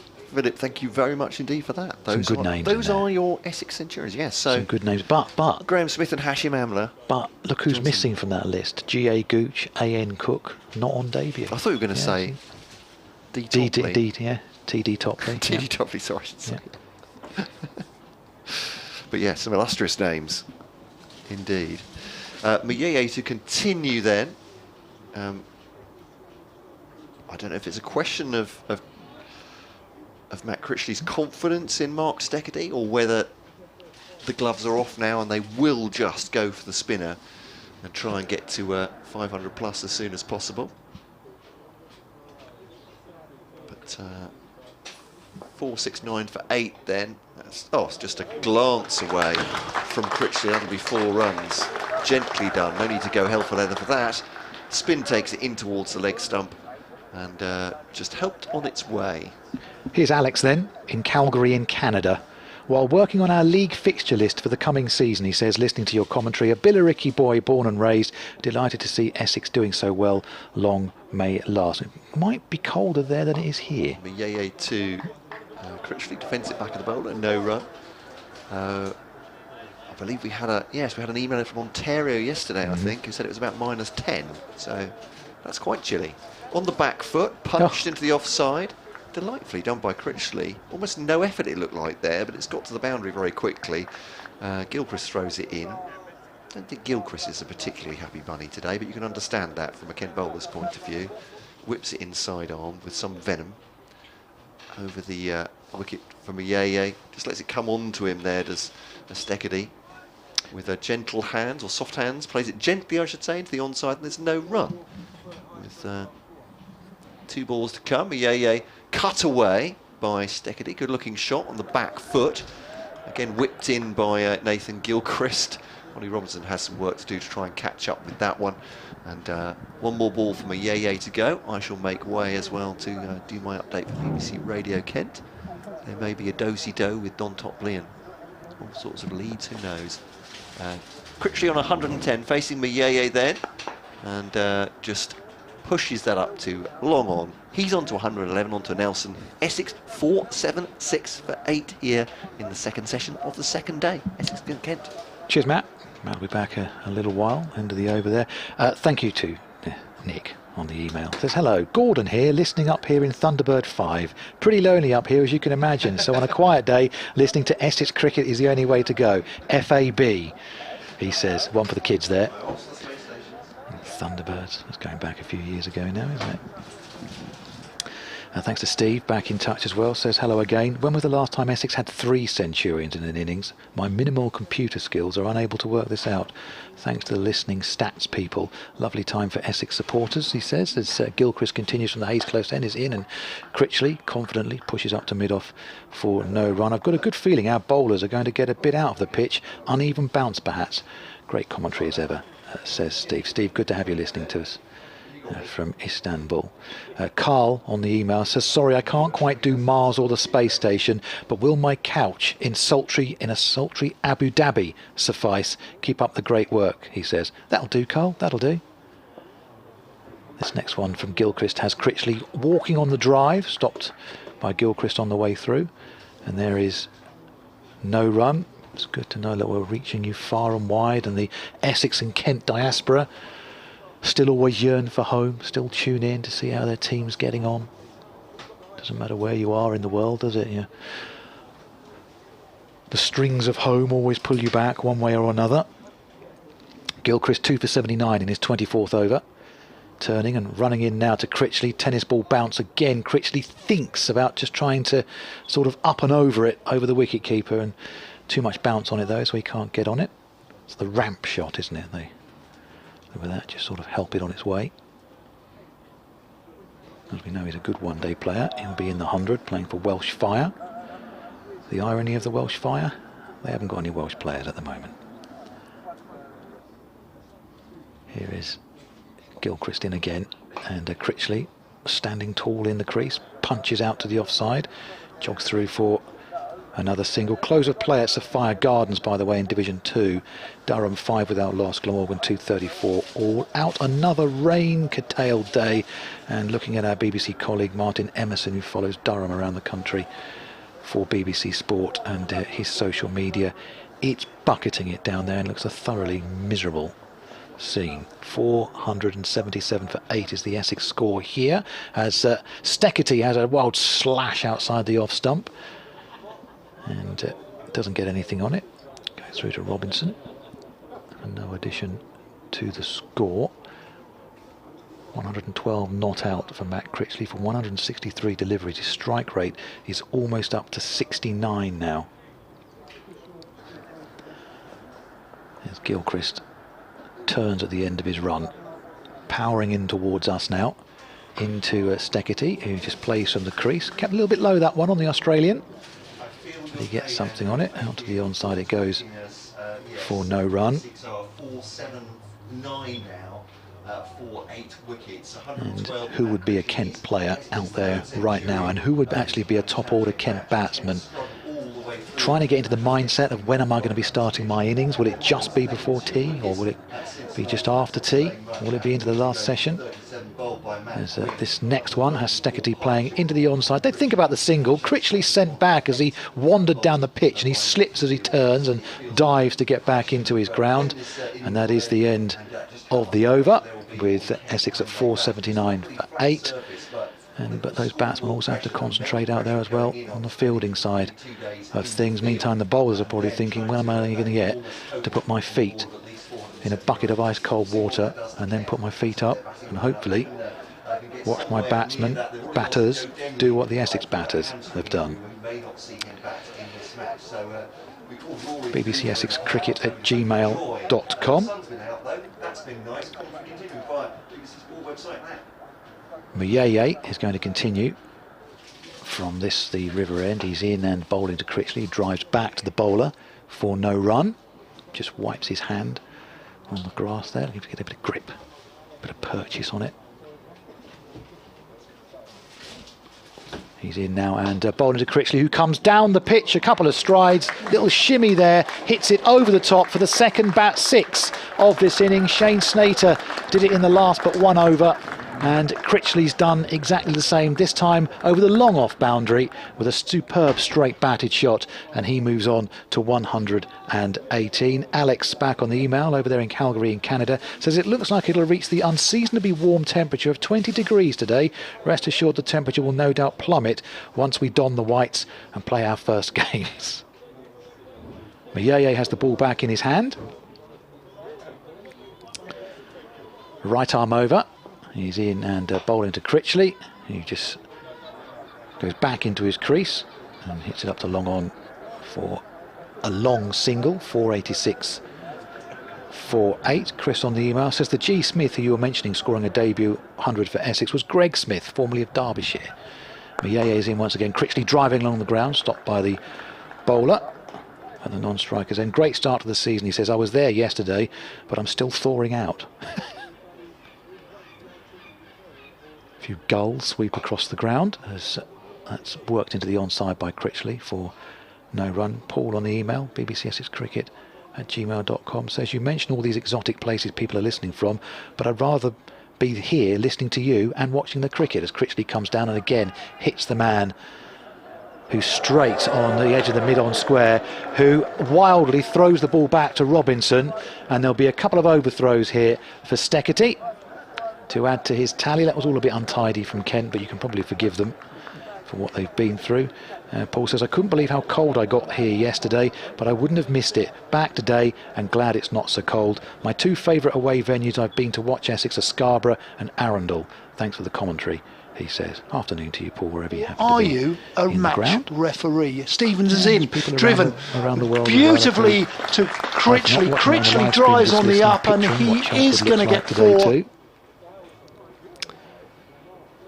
As Forces Gilchrist it into the leg side, and he claims 4 runs. It was a shortish. Once Quite right, again. too. 4-4-9 for 7. To I'm going to Critchley. go with that as Matt Quinn. That's not. Still 7 overs to go before the tea break. Here's Gilchrist. That kept a bit low on Critchley. Tries to jab the bat down on it. Goes through to Robinson for no addition to the score. Keep your thoughts coming throughout the day and throughout the next few days as well. Alex Hode, Paul Newton and Nick Gledhill will be with you tomorrow from 5 to 11. And that 6 from Matt Critchley, by the way, has broken one of the cameras, one of the Essex County Cricket Club cameras here. A dock in pay, you fancy. Gilchrist is in and bowling to Critchley, just pushes that into the offside and picks up a comfortable single, 489 for 8. So they'll be sending the invoice, I'm sure, to the former Derbyshire man.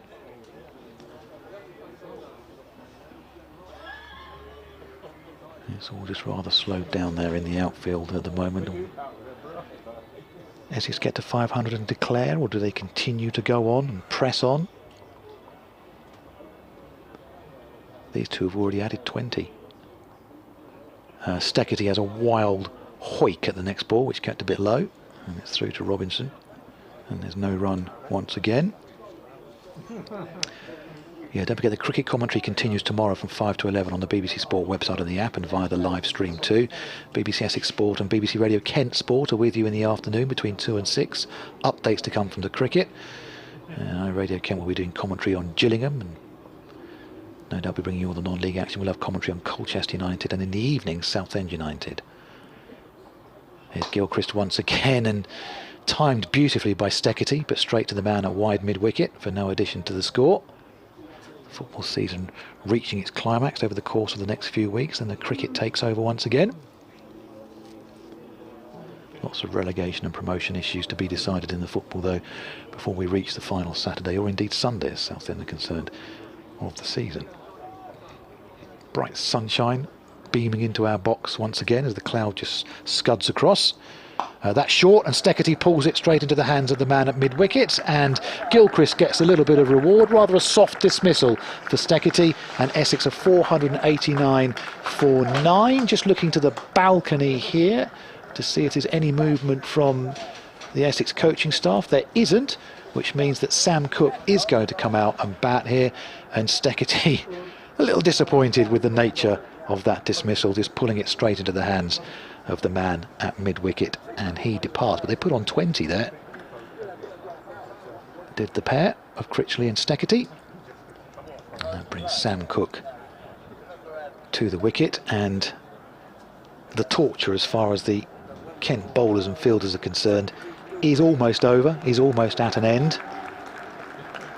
It's a nice hand to Steckety because he's tried to play attacking, tried to keep the scoreboard ticking, which he's done his job, and he can go off and prepare and get his bowling boots on, and we'll get a first look at him in an Essex shirt from a bowling perspective. Sam Cook wanders his way in, is met by Matt Critchley just on the edge of the square. Critchley's got gloves, helmet off and bat all laid on the ground just off the cut strip. The drinks come on for the Kent bowlers and fielders. Ben Compton, the man taking the catch incidentally for Kent.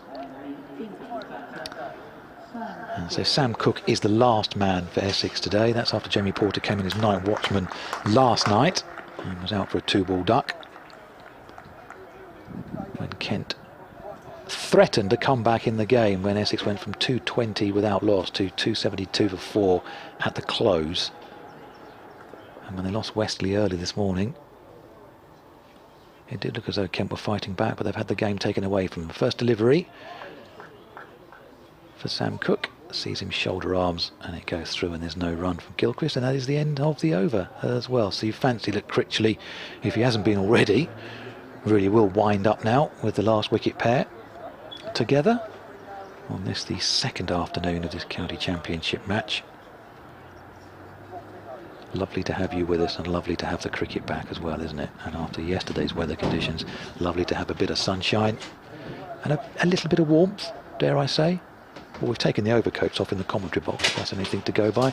There's still one gentleman I can see with his Essex Eagles bobble hat on, away to our right hand side. A couple have got Panama hats on, as Mayeye starts from the river end, and that's forced up to long on by Critchley, jogs through for another single, takes him to 121, and the score to 490 for 9. And Mayeye is ready once again. They bring long on up for Sam Cook.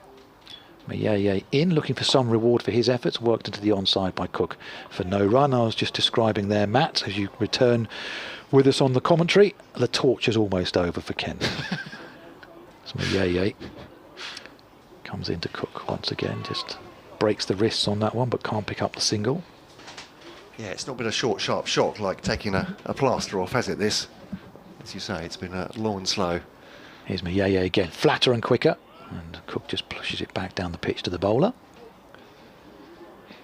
Comfortable catch for Ben Compton to remove Mark Steketee from the bowling of Gilchrist. Here's Mayeye in again, slower, a bit more air, and Cook goes for the slog sweep and almost falls over off balance. The bails are whipped off by Robinson, but Cook's got his back foot firmly planted behind the line. And Mayeye very quickly has ball back in hand and trying to cut away Cook there, and he does it very nicely behind square, and he's off the mark. The man comes off the backward point boundary to collect 491 for 9. Very gentle that, wasn't it? End of the over as well. Blimey, he got through that quickly. He really does speed through them, does Tuanda Mayeye, doesn't he? They really do need it as well. They're over 8, but we were saying yesterday, weren't we, that given the conditions, some of the overs took a long time to bowl just because batsmen were backing away, gusts of wind, and particularly bowlers losing their stride in the when they approach the wicket. So here we are, one more wicket to take, but and Sam Cook has stolen the strike off Matt Critchley, who was 121 not out. Here's Gilchrist looking for his 4th wicket of the innings now, bowling to Cook, who well just guides that down through the vacant gully area. Beldrummond is after it. Jordan Cox is just behind him, and Lee Cox will throw that back in. A well-run 3 by those two. Applause from the Essex fans here. Yeah, it's nicely judged again. The running has been good, actually. Essex have judged their running quite well. There was one a bit earlier on where Critchley called Wheater through a bit sharply, and there was a shy at the stumps, but other than that, they've judged it very nicely. All starting this morning with an all-run 4. Of course, between indeed. Westley and Critchley. Sets the tone for the day. Gilchrist then to Critchley, thumps that up to long on. Full-length delivery. Stevensfield, single taken, 494 for 9. Thanks to Phil on the emails as well. He said, I think the last time Essex had 3 centuries in an innings, it wasn't that long ago actually, 2017 against Middlesex here. Nick Brown 221, Alistair Cook 193, and Varun Chopra exactly 100 not out. The total was 542 for 3 declared, and they were 1, 2 and 3 in the batting order. Okay. So did most of the damage then as Cook. Just gentle drive into the offside, no run, fielded at mid-off. But yeah, big runs then. I was going to say it could be worse, but they still could make 542 here, couldn't they? They could. Essex, so yeah, it's been tough. Had a message into the main programme from Andrew in Japan saying what a dispiriting day it had been for Kent, or perhaps a couple of days. Cut away by Cook down to 3rd man. He hasn't looked like a number 11, Sam Cook, so far. Jordan Cox throws in. Now, being a wicket-keeper, that's not part of the union, is it? Throwing hard into the wicket-keeper just in front of him. He's laughing, Jordan Cox.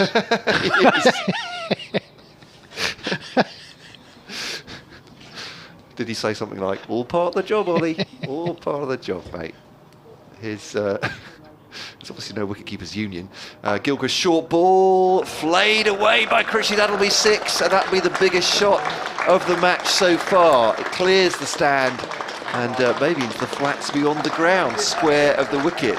They're going to need a new ball. Yeah, the umpire immediately signalling Daniel Bell-Drummond, we need a new ball, please. That's gone out. 500 up as well for Essex for 9 wickets. Well, he was tempted by the bouncer from Gilchrist. He took it on in some fashion, did Matt Critchley. That has been well and truly thumped out of the ground.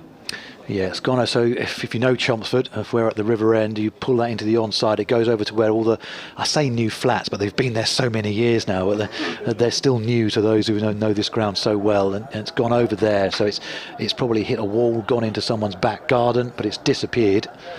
And the umpire knew immediately, well, we're not getting that one back. And if we do get it back, it might be in several pieces. Yeah, the state of the ball is not going to be good whatever happens, so might as well get on with it. Nick Cook gives the signal to Nathan Gilchrist he can carry on if he wants to at this point. 128 for Matt Critchley. Again with a plom, with a roll of the wrists, he drives that into the onside, but Compton Fields, that's the end of the over. Explosive, spectacular though it was. 502 for 9. Critchley 128. Cook has 5. Kent need one more wicket to go and put their feet up. Well, some of them go and put their feet up for a bit. The bowlers will be very pleased indeed with that. I doubt we'll see Joe Denley for Kent, so it'll be a 9-wicket innings for them, unless he bats on one leg with that what looks like a hamstring injury. It'll be a tester for Ben Compton and Daniel Bell-Drummond when they come out, and I gather that's going to be the opening pair for Kent in this match, just with the sheer weight of runs on the board. 5th first-class century, incidentally, for Matt Critchley. As Mayeye is in and bowling to Sam Cook, and Cook eases that one up to long on and comes through for the single. His best is 137 not out, so he is 9 short of that at the moment. As Mayeye, he's in and bowling to Critchley. Now Critchley on the reverse sweep, and he was down before Mayeye had even delivered the ball, and the umpire's given a wide for that, as Mayeye just tried to push it wide in order to get the stumping, because he saw what Critchley was trying to do. Here's Mayeye, that's flatter, quicker, and pushed up to long on, and they come through for the single. 504 for 9. Of course, the wide could still be given, and he could have been out stumped. Just needs a bit of work on that technique. Yeah, maybe don't do it before the bowler's even got the ball in his hand. He's bending down, ready for the reverse sweep. And just watch the replay of that. Fantastic. Here's Mayeye in and bowling to Sam Cook, and Cook just lobs that one over the top of short mid-wicket, and long on comes round and makes a sprawling save, and they jog back for a couple of runs. 506 for 9. All fun and games as we come towards the end of this Essex innings. Sort of gentle, what would you say, a gentle 7-iron into the green there. Just let it run on a little bit. Nicely played. Here's Mayeye in. That's slower, and Critchley goes for the and Cook goes for the sweep, but he's beaten by the flight there. Steve also agreeing that 2017 was the last time Essex had 3 centurions in an innings. Here's Mayeye in to Cook. That's very short, and Cook dabs it down to the man at short third man for no addition to the score. Thank you again for all your emails and tweets, etc. today. It's been great to hear from you today. Thank Keeps you. us entertained. Absolutely. Here's Mayeye ready to deliver this next one then to Sam Cook. Last ball of this over, and Cook sweeping that one down to the man at short fine leg, who rolls over and stops it, but not before Essex have come through for the single. 508 for 9 at the end of the 56. 56, take away 4. The 152nd over. Carry 3, indeed. Yes. Thank you very much for that. Ben's actually thanking us. Ben, who asked about the beeping coming from the commentary box earlier for our public service. He says, thanks for the explanation. One good thing, at least, it made me check my smoke and CO2 alarms. Just happy to be of help, really, Ben. That's what we're here for. 157th over, by the way. Oh, 157th. So I didn't carry the 3. See, public service broadcasting. That's what I was going to say. Health and safety all taken care of within one broadcast, as well as the cricket. You've had your full penn'orth worth for your licence fee there, Ben. Gilchrist is trying to stretch his hamstrings, keep himself limber. He'll bowl now to Cook. Just mishits that, actually, really. Trying to work it into the onside as he helpfully mimes for us, but went straight back at the bowler. Roy, thanks for your email on kentcricket@gmail.com. Says, hello guys, very much enjoying the live feed. Attended yesterday, just about thawed out. Good man. Keep the teas coming. He said, talking about Derek Ufton, who Simon Hinks was generally spent time with us today, the match referee, former Kent player, of course. Talking about Derek Ufton, former Kent and Charlton player, I suppose you'd say. A thump from Sam Cook reveals no runs up to mid-on.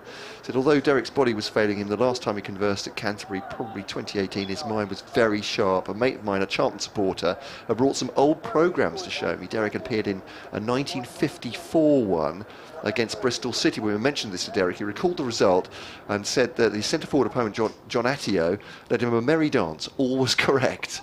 Rap on the pad. Gilchrist is the third player to appeal, the bowler, so unlikely. Leg by down the leg side. Is that right, John Attio, have I pronounced that right? Anyway, it led him a merry dance. All was correct. A lovely gentleman and a fine sportsman. Roy Day from Belvedere. Roy, thank you so much for that. Surrey 341 for 7 now against Warwickshire. Clark's just gone for a half century, exactly 50 to the bowling of Yates. Philip's got some stats on 300s in an innings. Thank you for that, Philip. We'll get that shortly. Just cut away gently by Critchley. That could be 4. It's got good placement on it, but it is saved.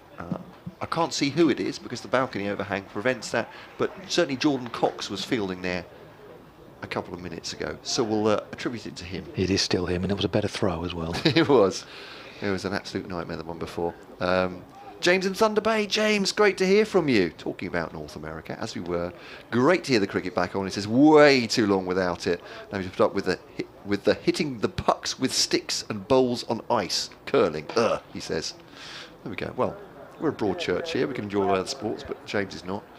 That's a single into the offside from Critchley. He goes on to 131. It's 5-11 for 9 now. Wish we had the Calgary temperatures, he said, and not seen any temperature above 6 degrees centigrade, often around 0 and below overnight. The last 2 weeks had snowstorms, giving us 30 centimetres and still 2 feet of snow in the back garden. Anyway, come on, the Kent boys. You live in stupid places, you get stupid weather. Well, people might have said that about us yesterday, mightn't they? Edge, thick edge. That's through probably 3rd or 4th slip though, and quite low down from Cook, and they take a single, and that's another terrible throw from Jordan Cox towards from Ollie Robinson. He's not smiling this time. You see, Robinson's gritting his teeth. Does Jordan Cox say, well, what do you expect? I'm a wicket keeper, I can't throw the ball.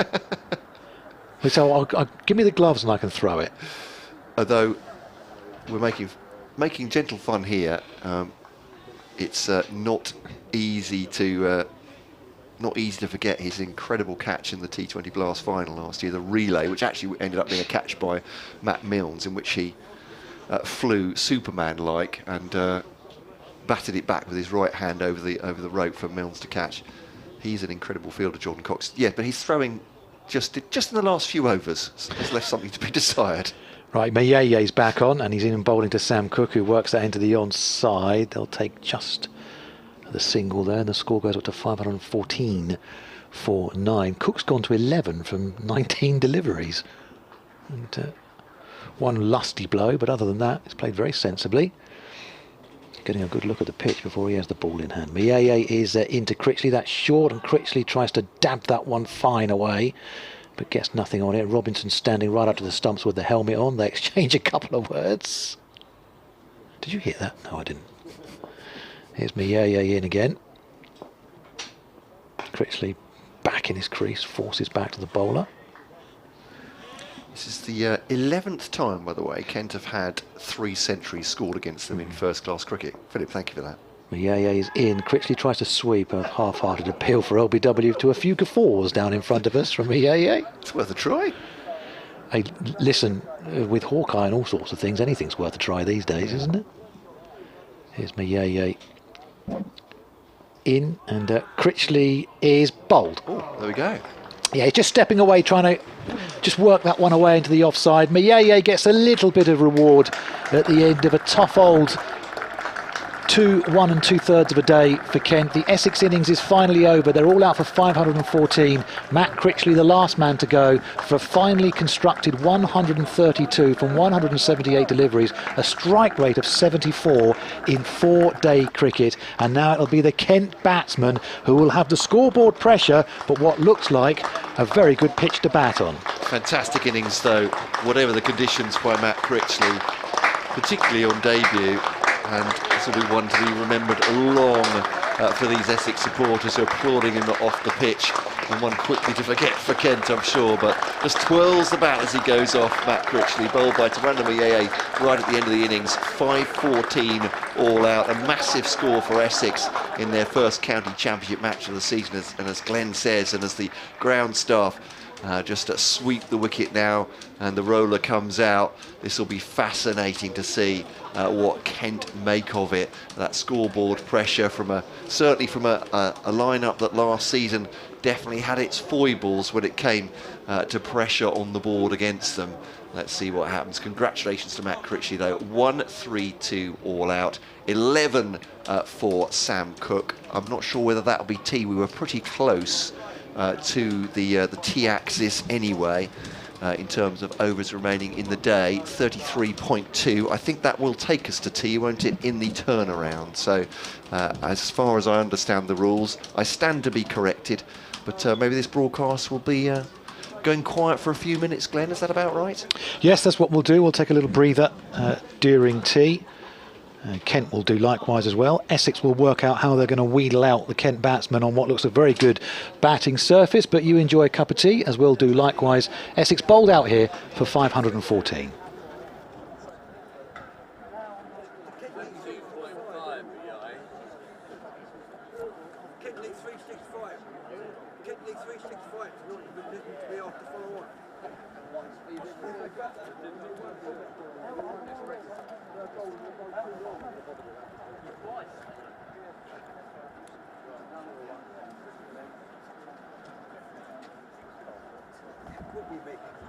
We wouldn't have thought it because our back bowlers would have bowled too long and they need a rest, so we're back again.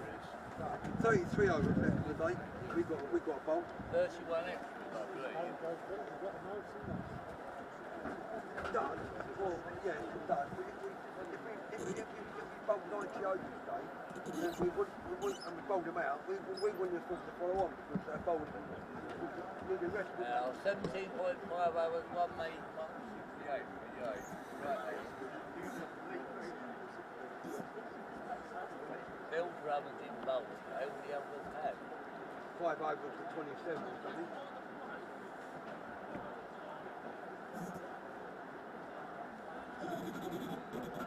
Kent read the count, I'm sorry to say, read the pitch wrong. When a team put in and gets 5-14, you know, they read the pitch wrong, don't they? Or they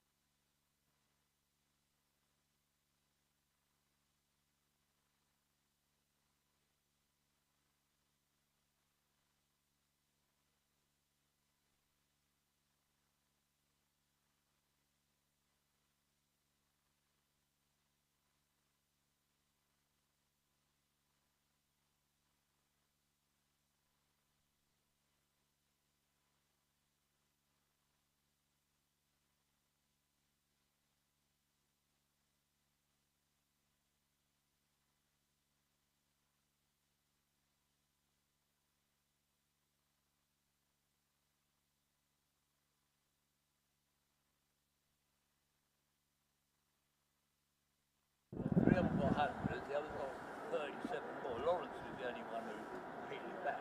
Well,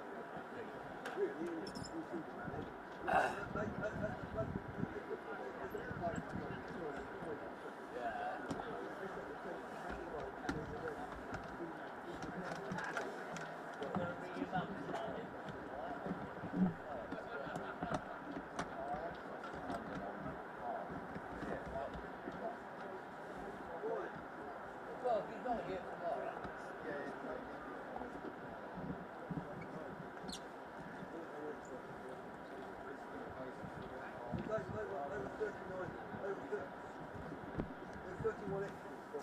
No, his wife did. He went out this morning. Yeah, he got to go to the cricket. Yeah, that's what you're saying. Yeah, big Barrett.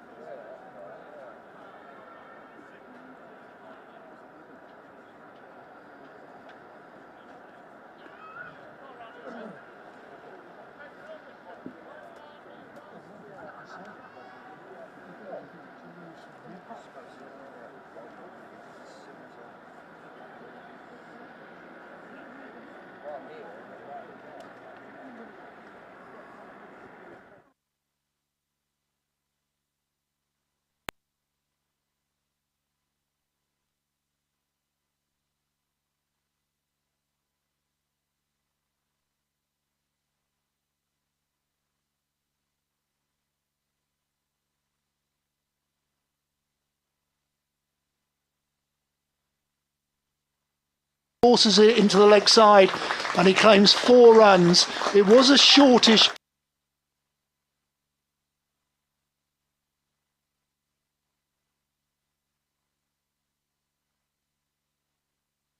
There was always great fervour between the two counties. This time Milnes bowls and it's played down to third man. It avoids the man at sort of deepish gully. It's going to go. What happens between us and Duncan? But no, it's certainly. We'll politely say there are gremlins. Drive, 4 runs from Adam Wheater. Look at some of the scores on the doors elsewhere. I shall indeed. As I'll describe, Milnes on his way in. He bowls to Critchley. Critchley opens the face of the bat. He's going to run it down for 49 overs, 7 maidens, 0 for 84. 85. No, 89, 87, 88, as he's just been. As Quinn bowls to Critchley, steers that down through the vacant gully area, and that will be 4 runs. And Matt Quinn just turns his back on the batsman. 3 into mid-on, trying to tempt Wheater to go over the top, and he drives aggressively along the ground, all the way along the ground past Matt Milnes, who hardly had.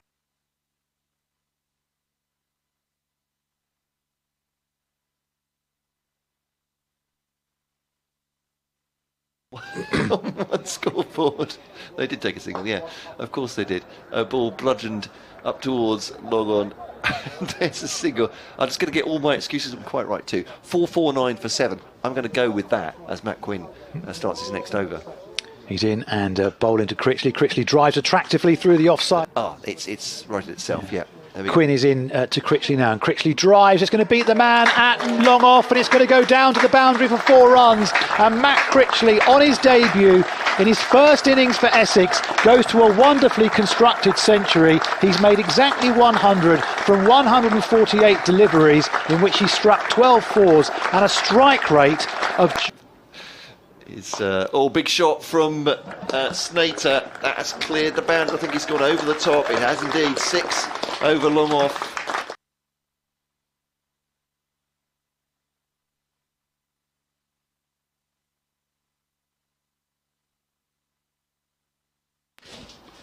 He's in now and bowling to Critchley, who comes down the pitch a couple of strides, little shimmy there, hits it over the top for the second bat 6 of this innings. Shane Keepers Union.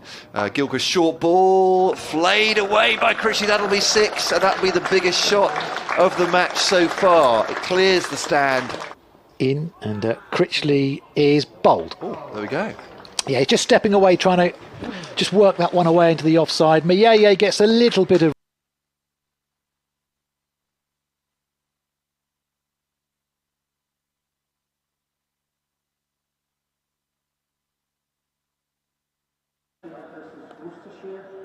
Worcestershire 326 for Phillips. Into Division 1, the Hampshire Somerset game in response to Somerset's 180 all out. Hampshire 341 for 4. Warwickshire versus Surrey, Surrey 350 for 8. Hampshire versus Gloucestershire. Gloucestershire 223 all out. Northamptonshire 156 for 7.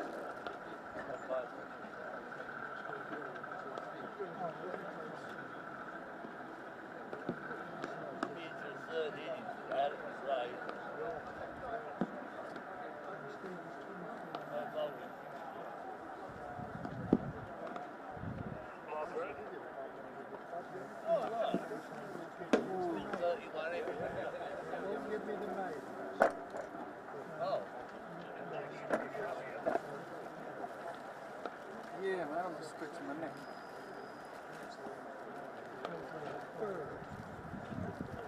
28 overs, 85 runs, 3 wickets. Don't give me a mate. Neil, 20 I'm happy, you happy? 88 runs. That's cool, mate.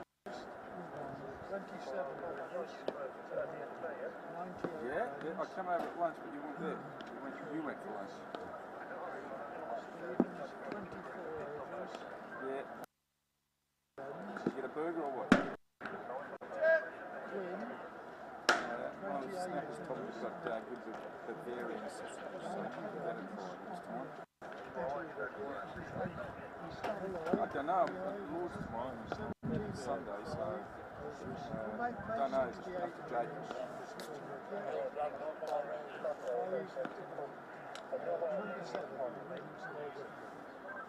Might have Dave.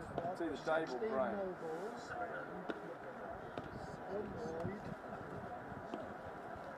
4 wides, 10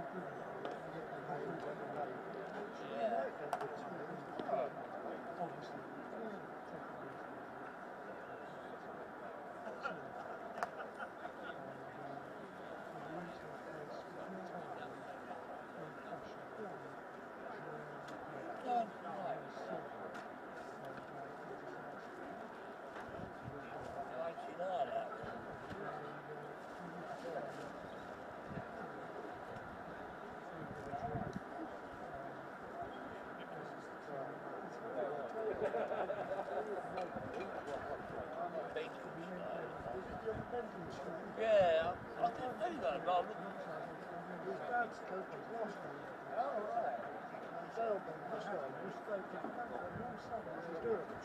Yeah.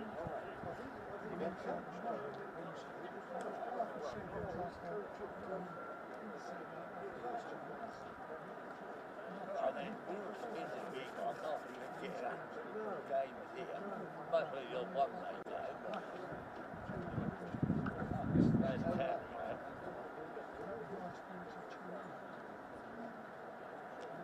county, man. Builders are eager by another 7 or 8 minutes. Yeah,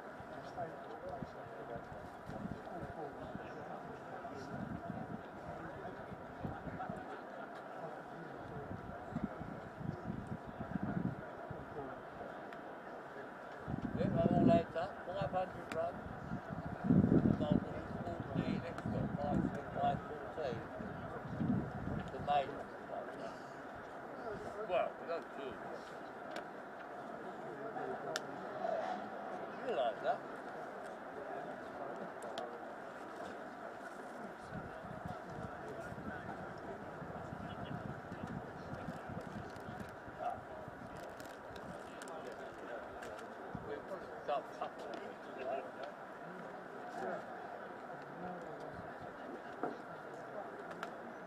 Still about 8 tonight, no wicket, win the game and say no. It's very attrition day tonight. Well,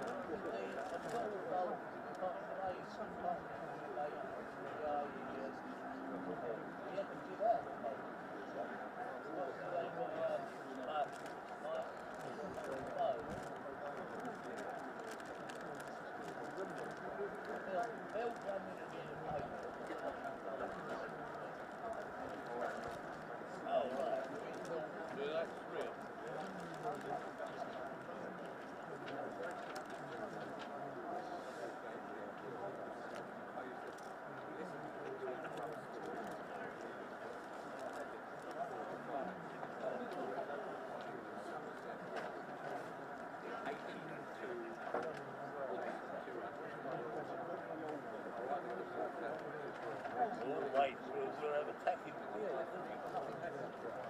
What is really Charles? Don't you know catching blocks? Yes, you mate, none of that. We're 5 players out of play. 2 early up, 2 caught behind by Robbie. Yeah. Well, really, man, you catches. Look at the skip here.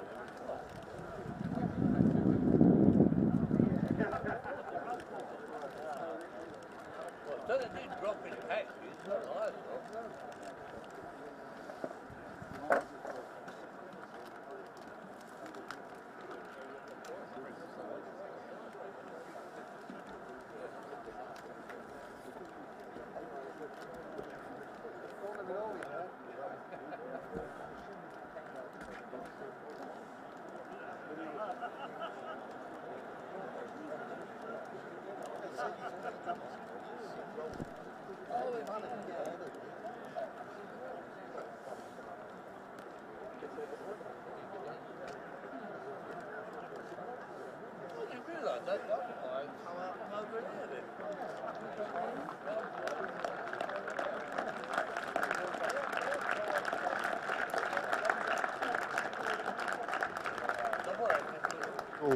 As for Kent, well, they're quite experienced in Daniel Bell Drummond. I think he's a decent player. He can play well. From his own aspect, he probably wants to start the season well, as anybody does, and he is very capable. He's a good, watchful, patient player, and they will need him, because Essex will need to make inroads with a new ball. They will need to make the batsman play. Traditionally, Essex do that quite nicely. So I would expect a really good contest for this post-tea session. It's going to be really intriguing. It might not be particularly glamorous. It might be a bit not turgid. It just you might need patience as a bowler, patience as a batsman. But Porter's going to start from the Hayes close end clearly. He's marking his run up out and he's giving the jumper to the umpire. Very traditional that. Umpire collects the jumper. Porter's marking his run up out and just looking around. No hint yet who's going to bowl from the river end. I expect it to be Sam Cook. But Kent are under pressure, without a shadow of a doubt, in this remaining session of the day. We're not going to lose too much light initially. Hopefully we won't lose any play. The sun is out, but it's hidden by cloud at the moment. I'm just looking what's behind it, and it's lighter skies behind it. So is it? So as that goes over, our cup remains half full, eh? It does at the moment. It's going to be Jamie Porter, who opens up from the Hayes close end. He's going to be bowling to Ben Compton, the left-handed Ben Compton. 3 slips and a gully in place for Essex. Porter's going to bowl around the wicket. The wind has just picked up slightly here at Chelmsford. First ball of the Kent reply then. Porter is into Compton, who plays defensively up to mid-off, and there's no run. And just right on cue, Matt Cole's return with the tea round. And we do appreciate that. And, hey, our cup is half full. Yep. The tide's out. Yep. Did you spill some on the way back? Only joking with you, Matt. You've done a fantastic job. Here's Porter up in the distance again, round the wicket, and Compton with this sort of forward press, the way he sets up, flays that one away through the covers. Won't quite go to the boundary, will it? Has it got the legs? It's got the man at wide mid-off interested, but yes, it gets over the line. A nice, easy, gentle shot to get off the mark there from Ben Compton, striking it away for 4 runs. It was well wide of off stump from Jamie Porter. Yeah, Compton comes from a very famous family. Dennis, Leslie, along with Nick Compton, probably nephew. But he'll be under pressure here. Played for 3 counties. Has ability. He has ability. But he hasn't made his place his own yet. He's facing up to Porter once again and shoulders arms to that one. A few oohs and ahs, as you probably expect from the slip cordon. But well wide of off stump that one, and there's no run. 4 without loss. It is indeed. Scores around the doors anywhere, Glenn? Have you noticed anything? Yeah, we'll have a little look down the list, shall we? Just to tell you what's going on elsewhere in the test match first of all, shall we? South Africa 271 for 5 against Bangladesh. Harmer playing in that. He is playing in that one, yep, once again. South Africa won the toss there and decided to bat. Here's Porter into Compton. And again, allowing that one to go through. Is Compton is very, very far forward. He's batting out of his crease as well. So elsewhere, Hampshire 353 for 4 leads Somerset by 173 runs. James Vince has gone for 56. Early, Joe Weatherly made a career best 168. Ian Holland 81. Liam Dawson, the last man to go there for a duck. Northamptonshire 156 for 7 against Gloucestershire's 223 all out. And Surrey at tea against Warwickshire. It's been slow going for them today. 350 for 8 as Porter turns and comes in to Compton once again, and Compton plays defensively into the offside. There's not a single there. Just looking down that Surrey innings, Burns 41, Patel 75, Pope 58 again. Ollie Pope gets a start, gets past 50, can't go on. Ben Folkes unbeaten on 87 in that innings as well, and as well as that for Surrey, I can tell you that Jordan Clark made exactly 50. There's Porter. Turns again into Compton. 4 without loss here, Kent. And Compton covering up on the crease. Just angles that one away behind square on the offside, and they'll go through for the single. And Kent 5 without loss at the end of the first over. Division 2, Glamorgan, Durham have finished for the day. Durham 5 without loss against Glamorgan's 234. Worcestershire 326 for 8 against Leicestershire. Really late start for them yesterday. Middlesex made 401 all out against Derbyshire, who was 77 for 1 in reply. And Nottinghamshire recovering somewhat, 108 for 4 now in reply to Sussex's 375 all out. Don's going to take up commentary from this, the River End, and you called it right. Sam Cooke is going to open. Steckity could open, but for me, Sam Cooke knows. We've got an Australian who's not going to know too much about these ends yet, because he hasn't really played here. He might have bowled a couple of spells in practice or in training, but Sam Cooke has made this end his own. He always bowls this end, always opens, and he's going to perform round the wicket to the left-handed Compton. Compton does come forward, plays with soft hands, plays into the offside, and the fielder collects his own ball on his follow-through. I have been massively impressed with Sam Cooke over the last couple of years. For me, he's become the senior bowler of the two. That's no disrespect to Jamie. Jamie is just so dependable, but he does the same thing. Sam Cooke is a bit taller, a little bit briskier, and just probably has a slightly higher ceiling compared to Jamie Porter for me. Cooke in, outside off stump, through to the keeper, dot ball. And Sam Cooke did go off to the 100, and he did perform particularly well. I think it was for the Trent Rockets. Yeah, and he's with them again this year. Yeah, listen, he's become a better white ball bowler too. Jamie doesn't always play the white ball, wants to play some white ball, because all the lads want to play all the cricket they can possibly play, and there's a lot of razzmatazz surrounded with white ball cricket in the UK. Cooke round the wicket this time.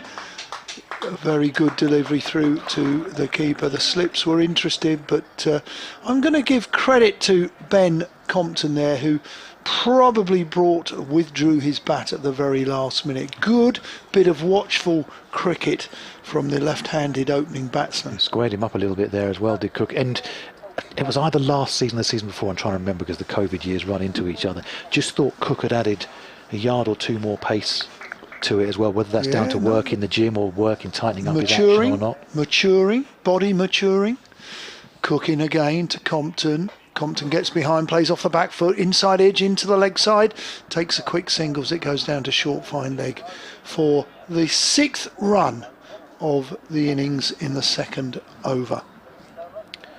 Yeah, he just looked, just when he came back, I'm going to say it was the summer before last when we had the real, we were thinking there's going to be no chance of any cricket, and we did get some cricket, and he came, well, he looks a bit quicker, a little bit sharper. Yep. And as you say, he has sort of taken over the mantle for Jamie Porter, as you're sort of looking to see him to be the more senior of the two opening bowlers for Essex.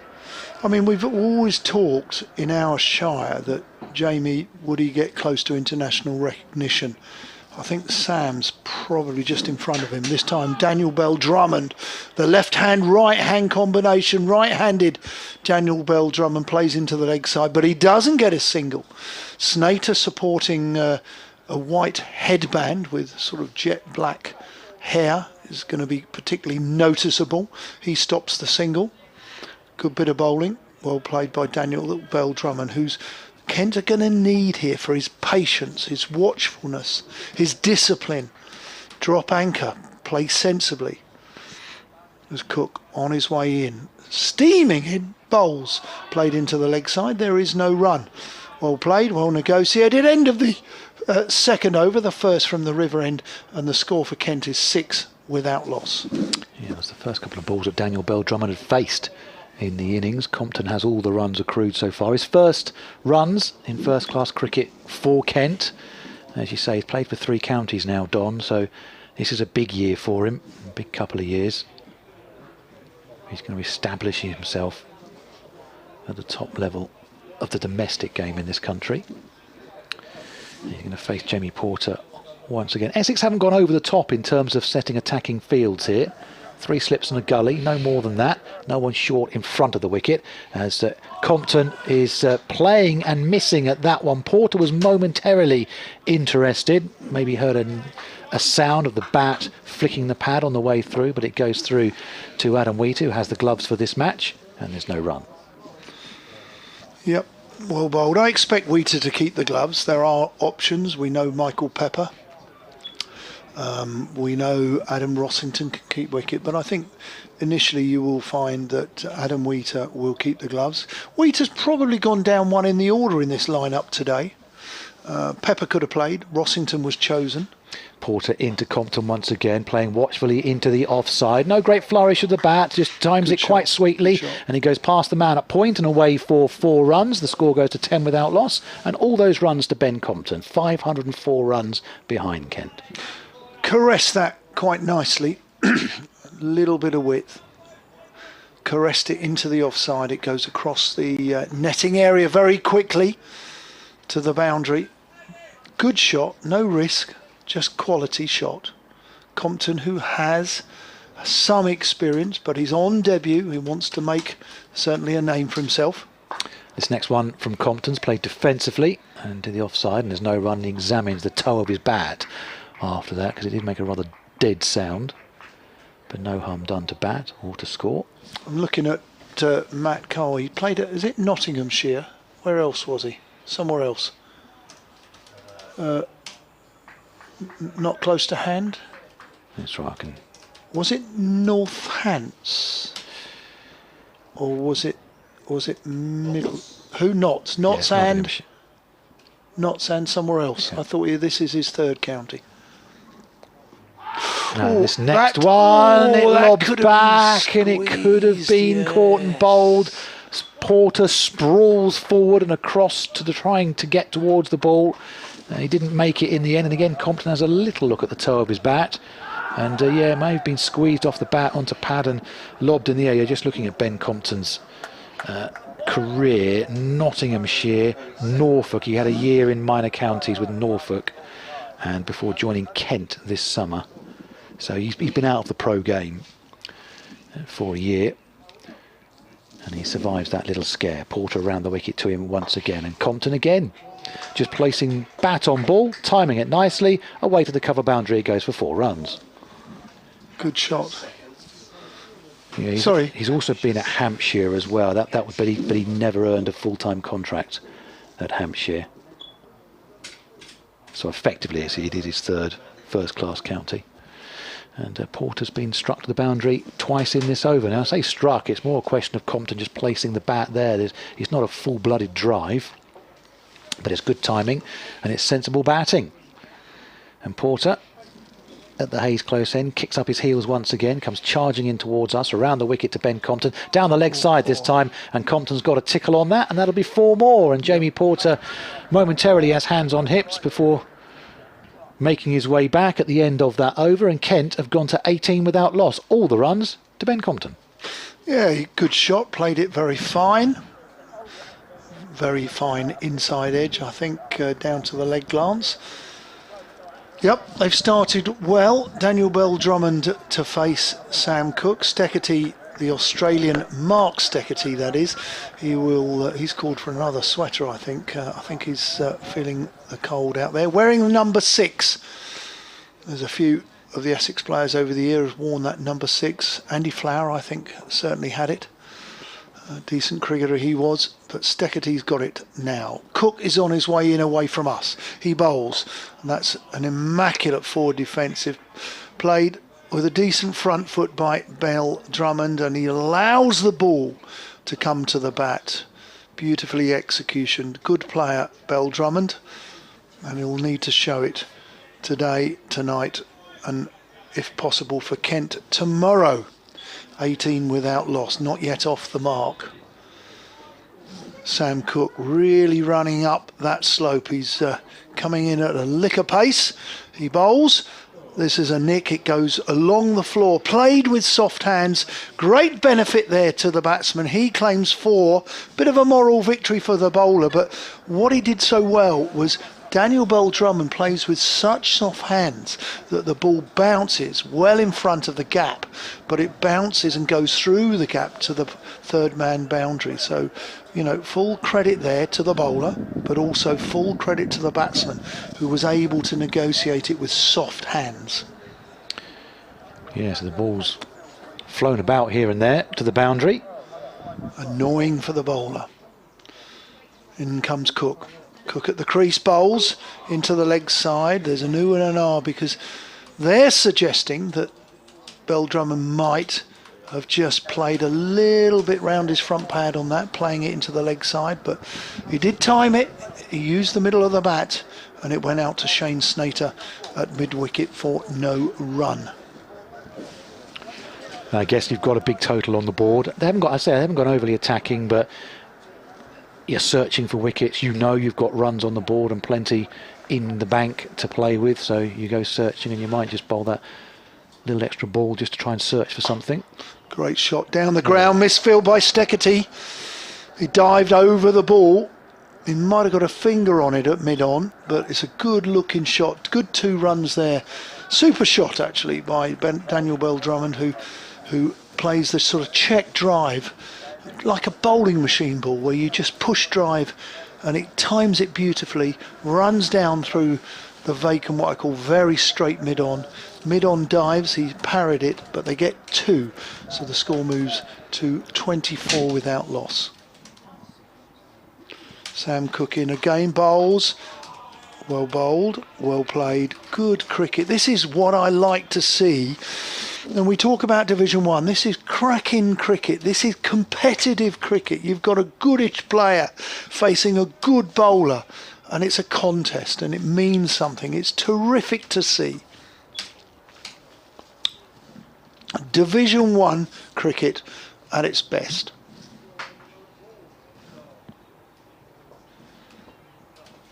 Cook turns, he's pumping, he's on his way in, he bowls. This is whipped into mid-wicket where Snater supporting that headband. Got a bit of long hair, clearly. I think he's sported an Alice headband as well. And I think women call it accessorised, don't they? Glenn, have you ever worn an Alice band? Funnily enough, no. Nor have I. Blimey, a hat would be exotic for me. No, I could imagine you, when you've got your lycra on.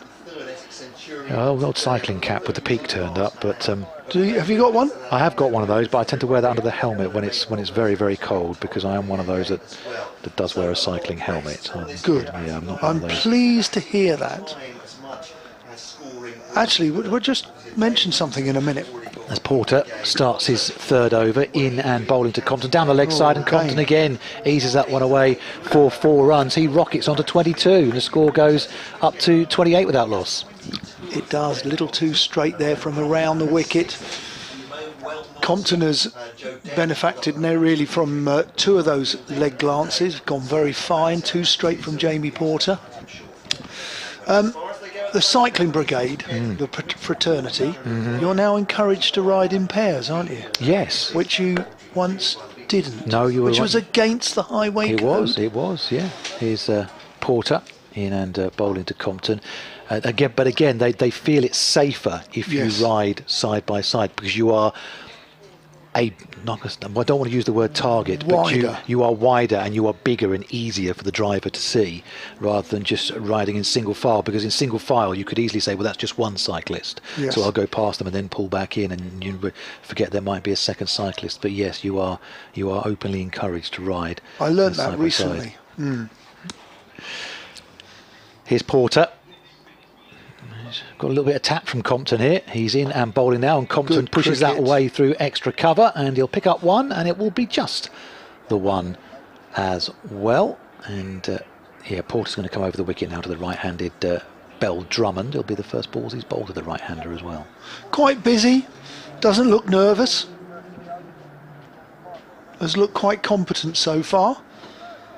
Definitely has a good game plan of looking to come forward, as we've seen with Daniel Bell-Drummond as well. So well done to Ben Compton so far. He's on 22, 28 without loss.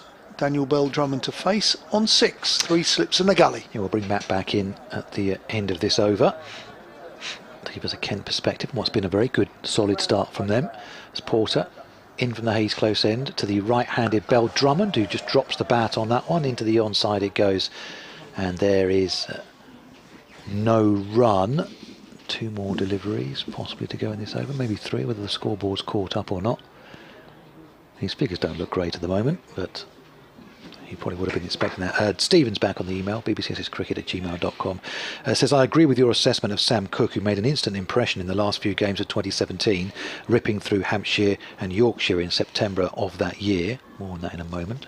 As Porter comes in. Yes, 2 balls left in the over. He's in now to Bell Drummond, who, let's give him the benefit of the doubt, just put the front foot out there but didn't go through with the bat, and he goes through to Wheater. Stephen goes on to say Cook must be bubbling under the England setup. Has any other young seamer taken as many wickets in the last 5 years, most of which are in Division 1, he says. We'll bring Don in on that at the close of this over when we have the changeover with Matt coming in as well. So here's Porter to finish this over, his 3rd in this innings, pumping away into the right-handed Bell Drummond, who plays defensively up to mid-on, and there is no run. End of the over. 5 gone now in this Kent reply, and they've moved serenely on to 29 without loss. Yes, without loss, importantly, and looking good. Both batsmen are looking comfortable at the moment. The new ball is not doing too much at the moment. Can't see if it's swinging. We're not quite in line here at Chelmsford. We're at the top of the river stand, where we are, how can I say, if I said to you, quite a fine 3rd man, not a square 3rd man, but we shall see. The shadows are lengthening, the sun is out, very little wind, and it's going to be Sam Cook to take up this 6th over as he's around the wicket to the left-handed Compton. Compton, I think that's a genuine play and miss from up here wide of 3rd man, but I'll have a look. He has been known to sort of play inside of the line, a la Mark Benson, who we mentioned today when we had an enjoyable half an hour with Simon Hinks, the match referee, reminiscing with various characters of Kent cricket. In fact, it's that glorious here at Chelmsford that we've opened up of the second window. Yes, Cook in, well bowled, well played, comes forward, very little movement, keeps quite still at the crease, does Ben Compton, comes forward and smothers it. Well bowled, well played. 29 without loss. Because of the sun, I was just seeing a lot of me in that window, which no one wants to see, and that's why I particularly work on the radio. So yeah, but glorious sunshine as well. Always at Chelmsford. Beautiful. Always. Always. Yeah, from memory. No, anyway. One of the drier areas, certainly one of the drier first-class grounds, this time plays with an open-faced bat, allows it to come, allows it to go towards the gully, but plays it with soft hands, importantly, does the left-handed opening batsman. So well played, well bowled, Sam Cook, 31 without loss. So fascinating for Kent supporters, I suppose, thinking about Ben Compton. I mean, it's an interesting story, isn't it? He's a late bloomer, I suppose, or trying to reignite his career at the age of 28. I think Neil Burns, the former Essex and Somerset and Leicestershire player, has had a little bit to do with him over the years. Cook in, decent delivery, which is driven up to mid-off. There is no run. Tom Wesley does the fielding. 3 slips and a gully.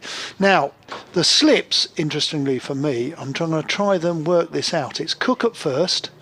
I think it's Brown at second. I think. We can't see the numbers because they're facing us. Is it Rossington at 3?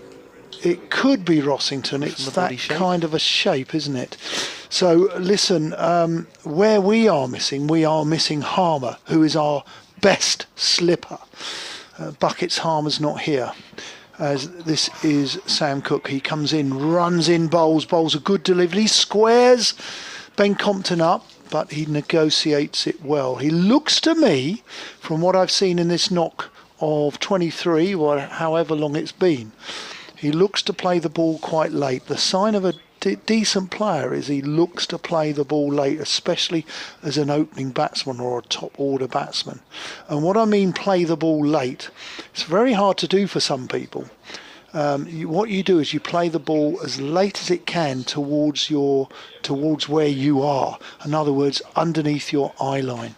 Cook round the wicket, bowls, an immaculate forward defensive, and that's well bowled, but well played again, Ben Compton. Yeah, Kent's task will be to be none down at close, won't it? That Yep. really is. They just really need to dig in here, but that's interesting. Sam Cook, a bowler I much admire. Yes. And when England have been looking for the next generation of seamers, Yes. his name seems conspicuously absent to me. I know I'm playing to the crowd here at Chelmsford, but can you give me a reason why that is? I mean, is he not tall enough? Are they looking for bouncers? Maybe. For more bounce from bowlers when they go. They're looking away, for instance? variety, aren't Yeah, they? well, Down the leg side from Cook, and there is no run. End of the over, 31 without loss after 6. Well, if we look at the type of bowlers that have played, we let's have a look around the scenes. Well, we've had Stephen Finn, Toby Rowland-Jones, who I think is a cracking bowler. He's taken wickets, been successful when he's played for England, but been besotted by injuries to the back, 2 or 3 stress fractures. Jake Ball's recovering from a back operation. Oliver Stone's got pace, but he's recovering from a back operation. You're not giving me an answer here, Don. Are I'm you? not, but it's a bit of a politician's answer here. You can tell me Well- all the players that aren't playing for England, or who might be. Yes! It's an edge. It's Daniel Bell Drummond. It's still standing there though. It's not an edge, says the umpire. Porter was adamant. He was off celebrating. But I have to say, Daniel Bell Drummond is a very, very honourable gentleman. Absolutely. And He stood stock still. and My the umpire apologies. wasn't I interested. was firing Paxman questions at You were, him you were. while Porter was bowling his Right. first ball there. We should concentrate on the cricket. I do apologise. That was my ball as well. Jake Ball, we're telling you who's been injured. And of course, that brings up the question, why are they so many injured? I would have to say, because we play quite a lot of cricket. And not being funny, Somerset today are moaning that they've got 8 missing. Porter to Bell Drummond then. 3 slips in a gully behind him. He's right behind that one. There's an appeal from Dan Lawrence from gully there. Not quite sure what that was. England Like quite obviously back to me, but along the ground. Anyway, dot ball. England would love, I think, a left armour. We've seen Overton, tall, hits the deck hard. Somerset, they're quite keen on Mahmood at the moment because he's very good with reverse. You've got Anderson and Broad still. We've seen the opportunities that have presented themselves in the West Indies. So comes in bowl Porter once again, clipped to the onside, lovely shot. It's almost a lean into it by Daniel Bell Drummond and propels it through mid-wicket all the way along the ground. Brief chat with Ben Compton. Bell Drummond goes on to 10 and Kent 35 for none. 23 for... Oh no, they got the... It is 23 Compton, 10 for Bell Drummond. They got the numbers all around. Yes. Sorry, that's not criticism. I know I'm just trying to work it out in my own Can mind. I introduce a scoreboard? If you look right at the top. Oh, there, yeah. If As that's Porter helpful. bowls to Bell Drummond, just drops into the offside. They take a quick run, safe in the end. Snater thinks about shying at the stumps, keeps the ball in his hand as he runs to take it in the covers. Thank you very much. That's a very good idea. Helpful. So that's the one over my shoulder to the left now. Which Yeah. the away commentator normally can't see. We don't make it easy here. All right, you make your own tea. we give you the worst scoreboard. Hey? And what about the chiropractic bills after all this twisting and turning? Is there, Yes. who do I send that to? Yes, I agree. Round the wicket comes Porter to Compton. Just keeps it a little bit low, or just hurries him a bit, but he defends it into the onside. And there is no run. So, Yes. I mean, obviously you are explaining the ranks of, the number of, I suppose, of quick and seam bowlers that England are looking at. But when there are those injuries, it seems strange to me as an outsider, having watched Sam Cook bowl and bowl excellently, it just doesn't seem to be on the radar. And I wonder if I think he is on the radar. I do genuinely believe that's he's on the radar. That's my ignorance then. Porter round the wicket to Compton, leaves it quite close to off stump, but it shoots through to Adam Wheater and there's no run. And Kent to 36 for none in reply to 514 from Essex. If you're just joining us or getting back to the commentary, Matt Critchley 132 on debut for Essex, a third centurion after Brown and Cook yesterday. Not much to talk about with the bowling apart from perhaps a maiden first class wicket for Tawanda Mayeye and 3 on debut for Jackson Bird. Kent replying 36 for none. Compton has 23, 11 for Daniel Bell Drummond. Ben Folkes, 94 not out. I was going to say, he's not started bowling, has he? I bet he could. He used to be. He's a great North cricketer. Essex district, he opened the bowling. He honestly did at the age of 10 and 11. He opened the bowling for North Essex district. Played for Frinton. He was a budding all-rounder and remains an all-rounder. And it was nice to see him being offered the opportunity to take the gloves. Daniel Bell Drummond, right-handed. 4 slips awaiting. Cook's incoming. He bowls. There's an LBW shout and he's been gone. The ball was pitched up. It was a genuinely good length ball, and it is my humble opinion from where we're sitting that it's just angled in or may have just nipped in. Sam Cook gets Bell Drummond. Drummond goes for 11. LBW Cook. Yeah, there is a thought with Daniel Bell Drummond that he is very much an LBW candidate, tends to shuffle, doesn't move his feet very much. He's been trapped in front, and Kent already losing their first wicket for 36. Obviously, it was a long time before Essex lost a wicket yesterday in comparison. And Kent need to stand firm here with 1 down already. Coming out at 3, I think this is Tawanda Mayeye. I believe it is. Real shot player, but needs to be able to defend here as well. But Daniel Bell Drummond goes for double figures, but only just 11. 36 for 1, 23 Ben Compton. Tawanda Mayeye joins him. Well bowled. I have to say, as an old bowler, watching that delivery, he did sort of come forward, but it looked quite close or right. We're not in line, but everything seemed okay from where we are, and it didn't surprise me that he got the decision in his favour, did Sam Cook. Wouldn't surprise me if Steckety, I don't know, I'm trying to think, will he take over from Porter? Will he Steckety favour the up the hill? Again, this Australian who's done particularly well for Queensland in the Sheffield Shield will need a bit of a help and advice on how to bowl the different ends. But would Cook like to follow Porter in, or would Steckety prefer to follow Porter in? I don't know. It'll be interesting to see. I do think Steckety's warming up as well. Yeah, it doesn't surprise me. Cook to Mayeye, who leaves it alone. Ball just goes in a little bit towards the stumps. It's left alone. Very watchful, well played, and it is a dot ball. 36 for 1. I did wonder if Jordan Cox might come in next, as he's opened the batting for Kent in plenty of first-class games. Denley, will he bat?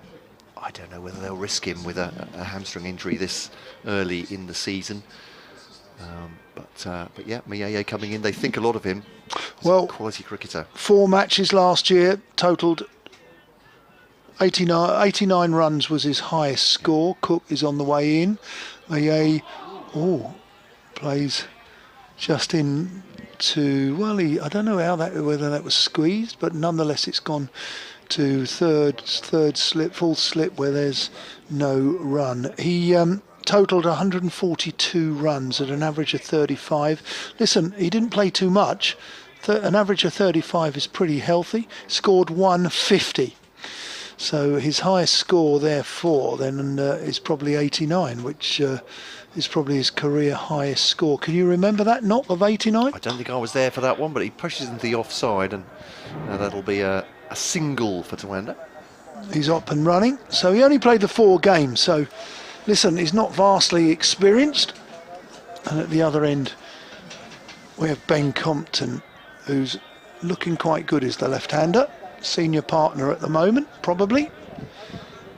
So 3 slips.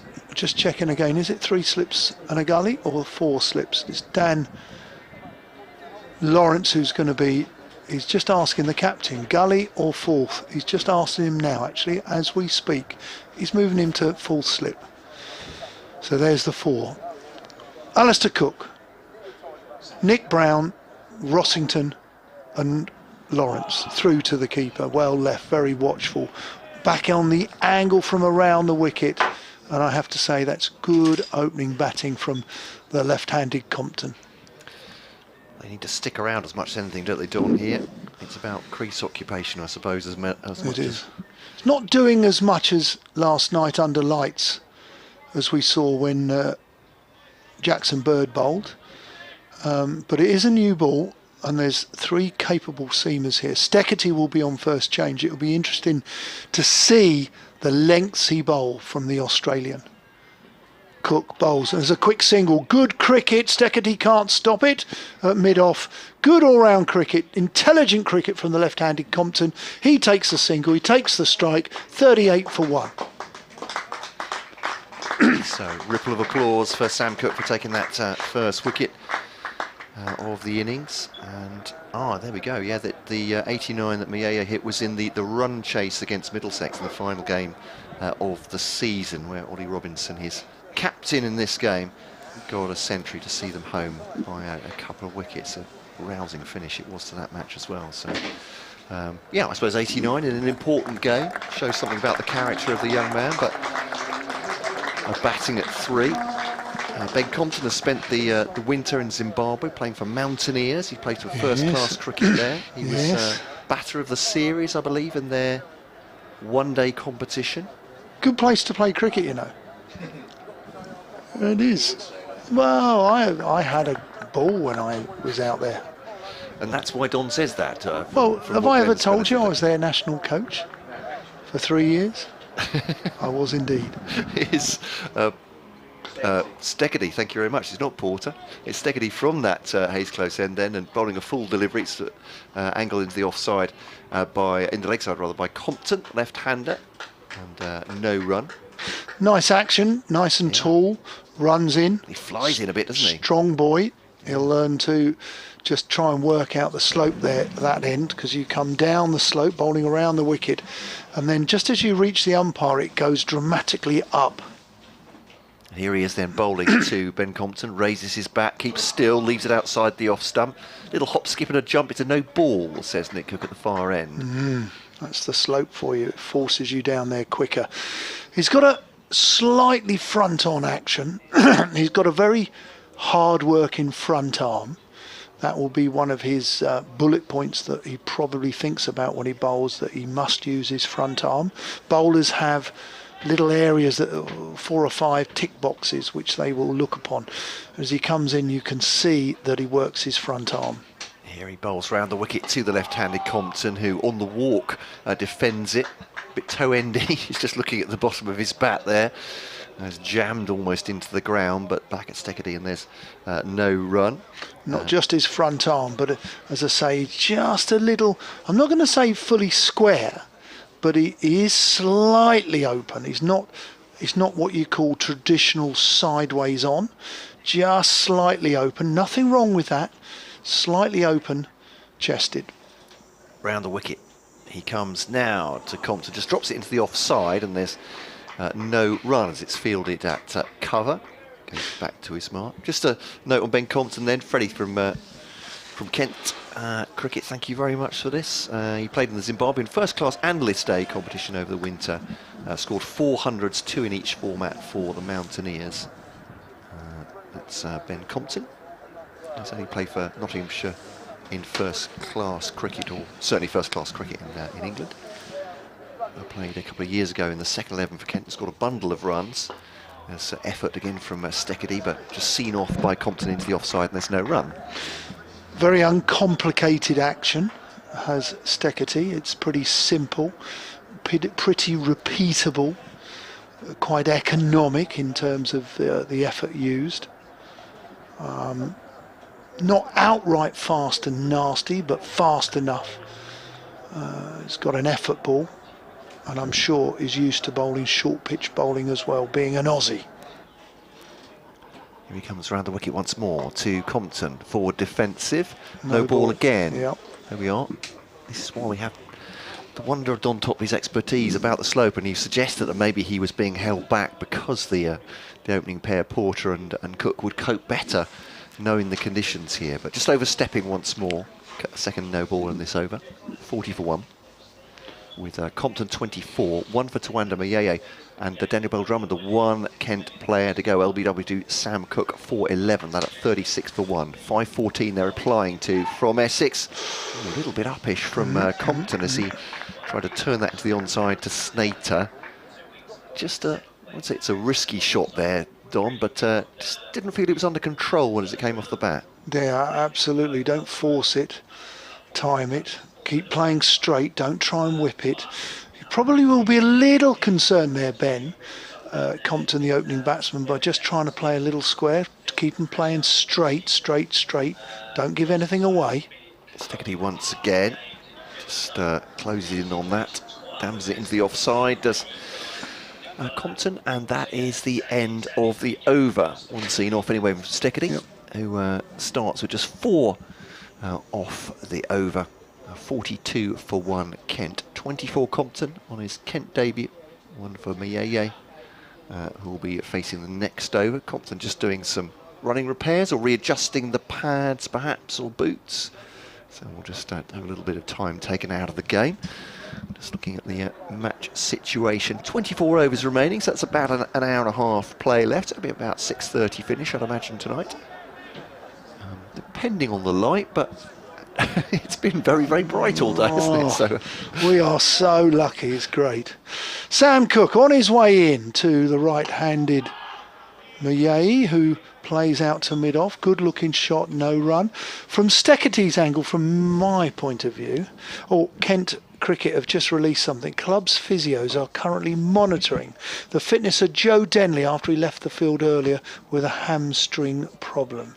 So look, that doesn't really say too much. He might bat, he might not bat, he might have to bat.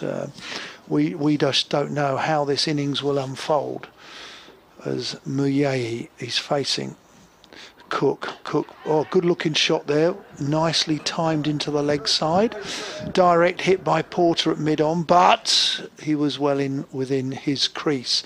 Have to say, that was a very competent, very easy taken single, nicely struck, played into the leg side. As regards Steckerty, that was a good old-fashioned Australian over, you know. It was 8 balls, 2 of which were no balls. But what I noticed, from a batting perspective, what I noticed is that Steckerty really, most of those 8 balls were pitched up at the sticks, which was a good length in English conditions, importantly, rather than an Australian length. It was an English length, and he was trying to hit the sticks. So, listen, I was chuffed with that over, apart from the 2 no balls. Cook in, clipped into the leg side. That's a good-looking shot again, this time by the left-handed Compton. Very carefully plays into the leg side, and they take a single. So this left hand right hand rotates the strike. Always annoying for the bowling team, the left hand right hand combination, and it's such a useful asset to have that in your batting order. Yeah, nice turnover of the strike there, as you say. Looked like a comfortable shot from Compton on that occasion. Yeah, both of them this over so far. Mayeye, Zimbabwean. So I wonder if the pair of them can compare any notes about Zimbabwe. As Compton is watching Mayeye. Mayeye comes down the ground, he plays it nicely, walks his shot slightly. It's all okay because he's been so watchful, and he had good hand-eye coordination there that his hands compensated for the lack of foot movement and ensured he played with the full face of the bat. So well played, Mayeye. Yeah, scored in Zimbabwe and then came across to Eastbourne College as Cook bowls, and that takes a quick single into the vacant area at cover. There's a backward point and there's a mid-off, so there's a vacant area, the best part of 15-20 yards, and the right-hander from formerly of Eastbourne College takes the single. 45 for 1. few more gates have been put into play here at Chelmsford. There's a gate by the ticket office, there's a gate in the car park, there's a gate behind the stand at the executive boxes. That's the developments in the winter. Cook bowls, plays with an open face bat, does the left-handed Cox, well fielded by Steckety. A backward point, there is no run. Good over from Cook, but well played Kent, 45 for 1. And the other little bit I think of development is around by the ablution block, by the big scoreboard. I think they've done that up and tidied that up as well. So one or two little bits. There's one or two new gates, as I said, around on the pavilion side, near the car park, near the ticket office, and behind the executive boxes. Obviously, we had the new lights from last season, ICC approved. One of the most modern sets of lights on the English county grounds. Good to see. They're good at night here. Chelmsford lights, very good. They were one of the second generation, really. The first generation, they were one of the first sets of lights to be installed. They are now in their second generation. They are very bright, very good, and they almost switch on immediately. It's going to be 3 slips and a gully for Steckety to the right-handed. Muyei, who gets an outside edge. It's a moral victory for the bowler, but he's going to gain 4 runs as it goes down to the Tom Pearce stand. We can't see it cross because of the balcony of the Tom Pearce stand, but the umpire signals 4. He negotiated that well, didn't go with it with hard hands, allowed it to come to him, perhaps open from the face of the bat. Moral victory to the bowler, and Kent collect 4 more. Score 49 for 1. 3 slips and a gully. Dan Lawrence went to collect the ball. He's gone back to gully. Second slip is quite wide. Cook. And then this is driven into the offside. It's a no ball again from Steckety. They're going to take 1, 2. It's Tom Wesley running after it. Muyei comes back for his 3rd. It's a no ball as well. So decent few runs there. Critchley, is it Critchley? No. Number 20 on my scorecard. I think that could be Critchley at the second slip, actually. Yes, it is. So Critchley at second, Cook at first, and Rossington at third with Lawrence at gully. They move across to the other side, left-handers facing now. After that 3, Steckety bowls short of a length. The left-handed opening batsman has the time, the space. He uses the time of the crease, i.e. goes back a long way to get in behind the ball and plays it into the leg side. There is no run. 54 for 1. These two do look comfortable, it must be said. We're in the 11th over. The Australian, the Queenslander, is bowling round the wicket to the left-handed Compton. At the crease, he's down, plays it into the leg side to mid-wicket. There is no run. Steckety bowls a decent delivery. Good cricket. This has been good competitive cricket. I've been impressed with this passage of play, this 11 overs, in reply to Essex's decent score, it must be said, of 514 not out. A quick recap. End of play last night, 272 for 4. Rossington was the first to go, bowled Stevens for 41. Wheater after lunch, he went for 37. He was bowled by Quinn. Steckety in, bowls, plays into the leg side. There's going to be a man back on the leg side boundary.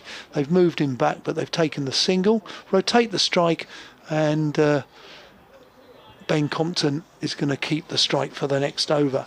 So Wheater was bowled by Quinn, his former colleague here at Kent, for 37. Snater was bowled by Gilchrist for 8. Steckety made a very quick 3. Critchley, the man of the moment, on debut, maiden century for Essex It was an impressive 132 runs he scored. This time Steketee bowls, and Mouillet punches it up to mid-off, and there is no run. And they were 514 all out. Bird, the most successful, was 3 for 85.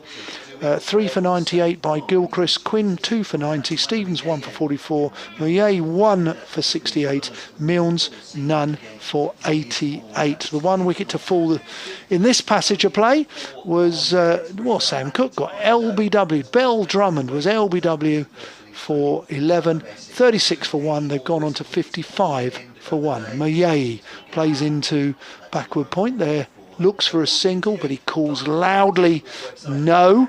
And that's the end of the over, 55 for 1. 11 overs gone. Here on BBC Essex, BBC Radio Kent, Matt Cole and Glenn Speller and Don Topley bringing you live coverage of day 2 of Essex versus Kent in the County Championship. Great to be back.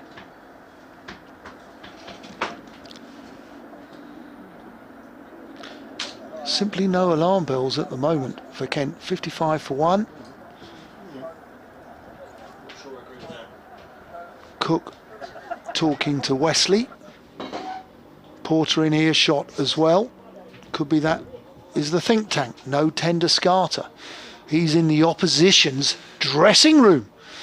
He'll be saying how to play Cook, how to play Porter, how to play the fourth seamer, which will be it will be Shane Snater in due course. Cook round the wicket, in he comes, bowls to, oh, there's an LBW shout, but not really a full shout, just a half a shout. Interested, but they don't really go up, and it's not out anyway. Yeah, I'm not sure it's exactly plain sailing here for Kent, but they're scoring at a fine rate, aren't they? 55.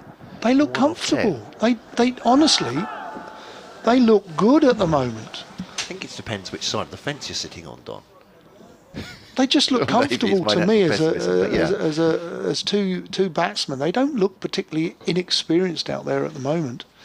Cook in bowls. Quick single there, Snater. Can he have a shy? He does shy. It's a good bit of fielding by the fourth seamer. And Ben Compton gets in. I think he might have been safe, but it was a rather excitable single. He called quickly, his partner went. Look, I'm going to say good cricket, aggressive running between the wickets, a la Dean Jones. He revolutionised running between the wickets, did the Australian. Good cricket from Ben Compton, good cricket from Shane Snater, and 1 run to the total, 57 for 1. The right-hander, he's now facing Mouillet. Cook coming in, arms pumping, bowls, comes down the wicket, comfortably plays with the full face of the bat, under control. Slightly walked his shot, but nonetheless compensated with very good hands. Matt, you're not here tomorrow. I'm not. No, we have I've been outed, Paul it's true. Newton, yes, along with Nick Gledhill, who's Indeed. going to be bringing the coverage for BBC Essex. Yeah. And for Kent, BBC Radio Kent, you have a debutant. Guest appearance by Alex Hode, indeed. Very fine journalist. You're going to have to give us more about him. As Sam Cook's in, plays good forward defensive there by Mouillet, no run. Go on then, what's his forte? Multi-talented. Multi-sport expert, absolutely. Is He's he? done a lot of work for us over the... Has he? The Age? The Winter Olympics, Paralympics, Olympics as well. He's right. a athletics expert. Is he? I'm not giving away his age or his fighting weight at this point. Oh really? You'll have to meet him. Is he? Can I ask? Is he younger than us? Yes, he is. Fine, that's enough. Yeah. That's all you have to say. Yes. That's good. That's good. No, that's fine. I feel slightly like I'm being interrogated, but... And this is played into the leg side. Nice and straight. Didn't try and whip it. Didn't try and drag it across from off stump. It was nice and straight. Played into the leg side. There is no run. Also worked for the Kent Messenger Group in Kent for many years and covered Kent cricket as part of that. So, Has he? Yeah, he's... Good. Good. Is he a cricketer? Does he play anything? I don't think he plays still. I think he used to, but... We'll get him to wax lyrical on that tomorrow. I'm sure he'll run you through his career. I wish him all the best here at Chelmsford. Hope the weather is set fine as Cook comes in, bowls. There's a shout for LBW, but it's going to go for 4 leg byes. No, just the 1 leg bye. As fine leg stops the ball on the short part of the boundary behind the wicketkeeper, the Hayes close end. And that's the end of the over. Mouillet is going to keep strike after that. No, he got a bat on it, actually, I think. I think he got a bat on it. He's moved to 10. Oh no, it's a leg bye. They have seen it as a leg bye. I think at least on the analysis there, yeah. 57 for 1. I will warn the listeners and Paul and Nick tomorrow. He does love a pun though, Alex. So any opportunity, and the more tortured the better. So watch out, listeners. Anyone listeners today want to be on Pun Watch and email him tomorrow, I'll be more than happy just to pass it on. You're welcome to email, tweet in. I mean, our Paul and our Nick, they love interacting with the guests and the listeners. Always do. And we'll be live with the action at 5 to 11. So Steckedy to Mayeye now, and drives that away. Actually, just a little punch, isn't it, through the offside. Nicely done by Mayeye, and they'll come back for 2 runs there. He certainly, people talk about commentators' curse. I said it all the way through last season when we saw Mayeye in a handful of games. He's got something about him, this guy. He really has, and they've obviously recognised the talent in him. Certainly swashbuckling. He loves to hit, but can he take that expansive game into the county championship, particularly in a situation like this where he needs to hang around as well as score big runs? Solidly behind that one, that's a good indication. Into the offside, there's no run. Well, when you think this lad was playing schoolboy cricket not that long ago in Sussex, Eastbourne College, and probably Sussex are very disappointed they've lost him because he's gone across to Kent. You know, one would assume the Sussex knew a little bit about him. Yeah, spies in the camp at Eastbourne, that's the thing. Rob Furley and James Treadwell. Rob Furley, there's an old Kent players, name. Yeah. And who was the other one? Kept an eye on him, James Treadwell. Oh, right. Speeding him though, that one. He's gone looking for that. Ends up just almost like a dog that's been bad. He ended up with his bat between his legs rather than his tail between his legs there, ruefully thinking about that. Mayeye. Genuine play and miss. But his family moved to, I think, near Faversham, but anyway, in Kent. And I think so. It's not as if they stole him. I mean, I like to think that they basically got him out cover of darkness out of Sussex, the 2 ex-Kent players, and drove him to Canterbury and wouldn't let him leave. But tries to whip that away. It's actually stung the fingers of, hit the end of the gloves of Adam Wheater down the leg side there. Yep. He tried to whip that, didn't he? Tried to clip it down to fine leg, but it's gone on the leg side and no run. He'll feel he missed out that ball because that was generally down the leg side, and he only needed something on it. You know, whether it was bat pad, they would have got runs. But I'm just interested in, again, looking at the lengths that Steckedy's bowled, and he's tried to bowl at the stumps. He hasn't what I call traditionally bowled an Australian length. Done well here. 2 slips at a wide gully now. Mayeye right behind that one, no run. Nice and tall action, Steckety. Pretty simplistic, pretty repetitive. Slightly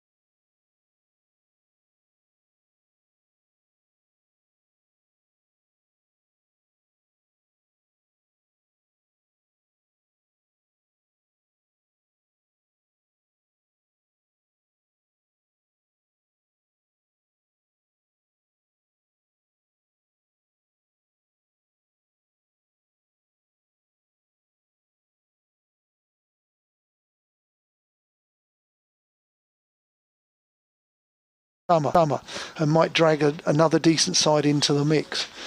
This time it's Cook bowls and it's played into the offside where Shane Snater fields at backward point.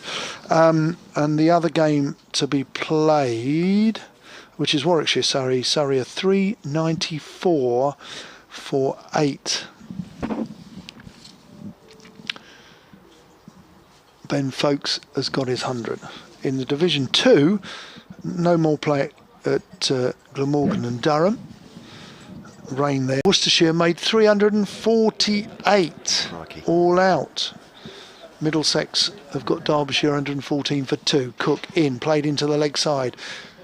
Compton takes a single all the way down to fine leg. You can almost hear our colleague Richard Ray's sigh from here.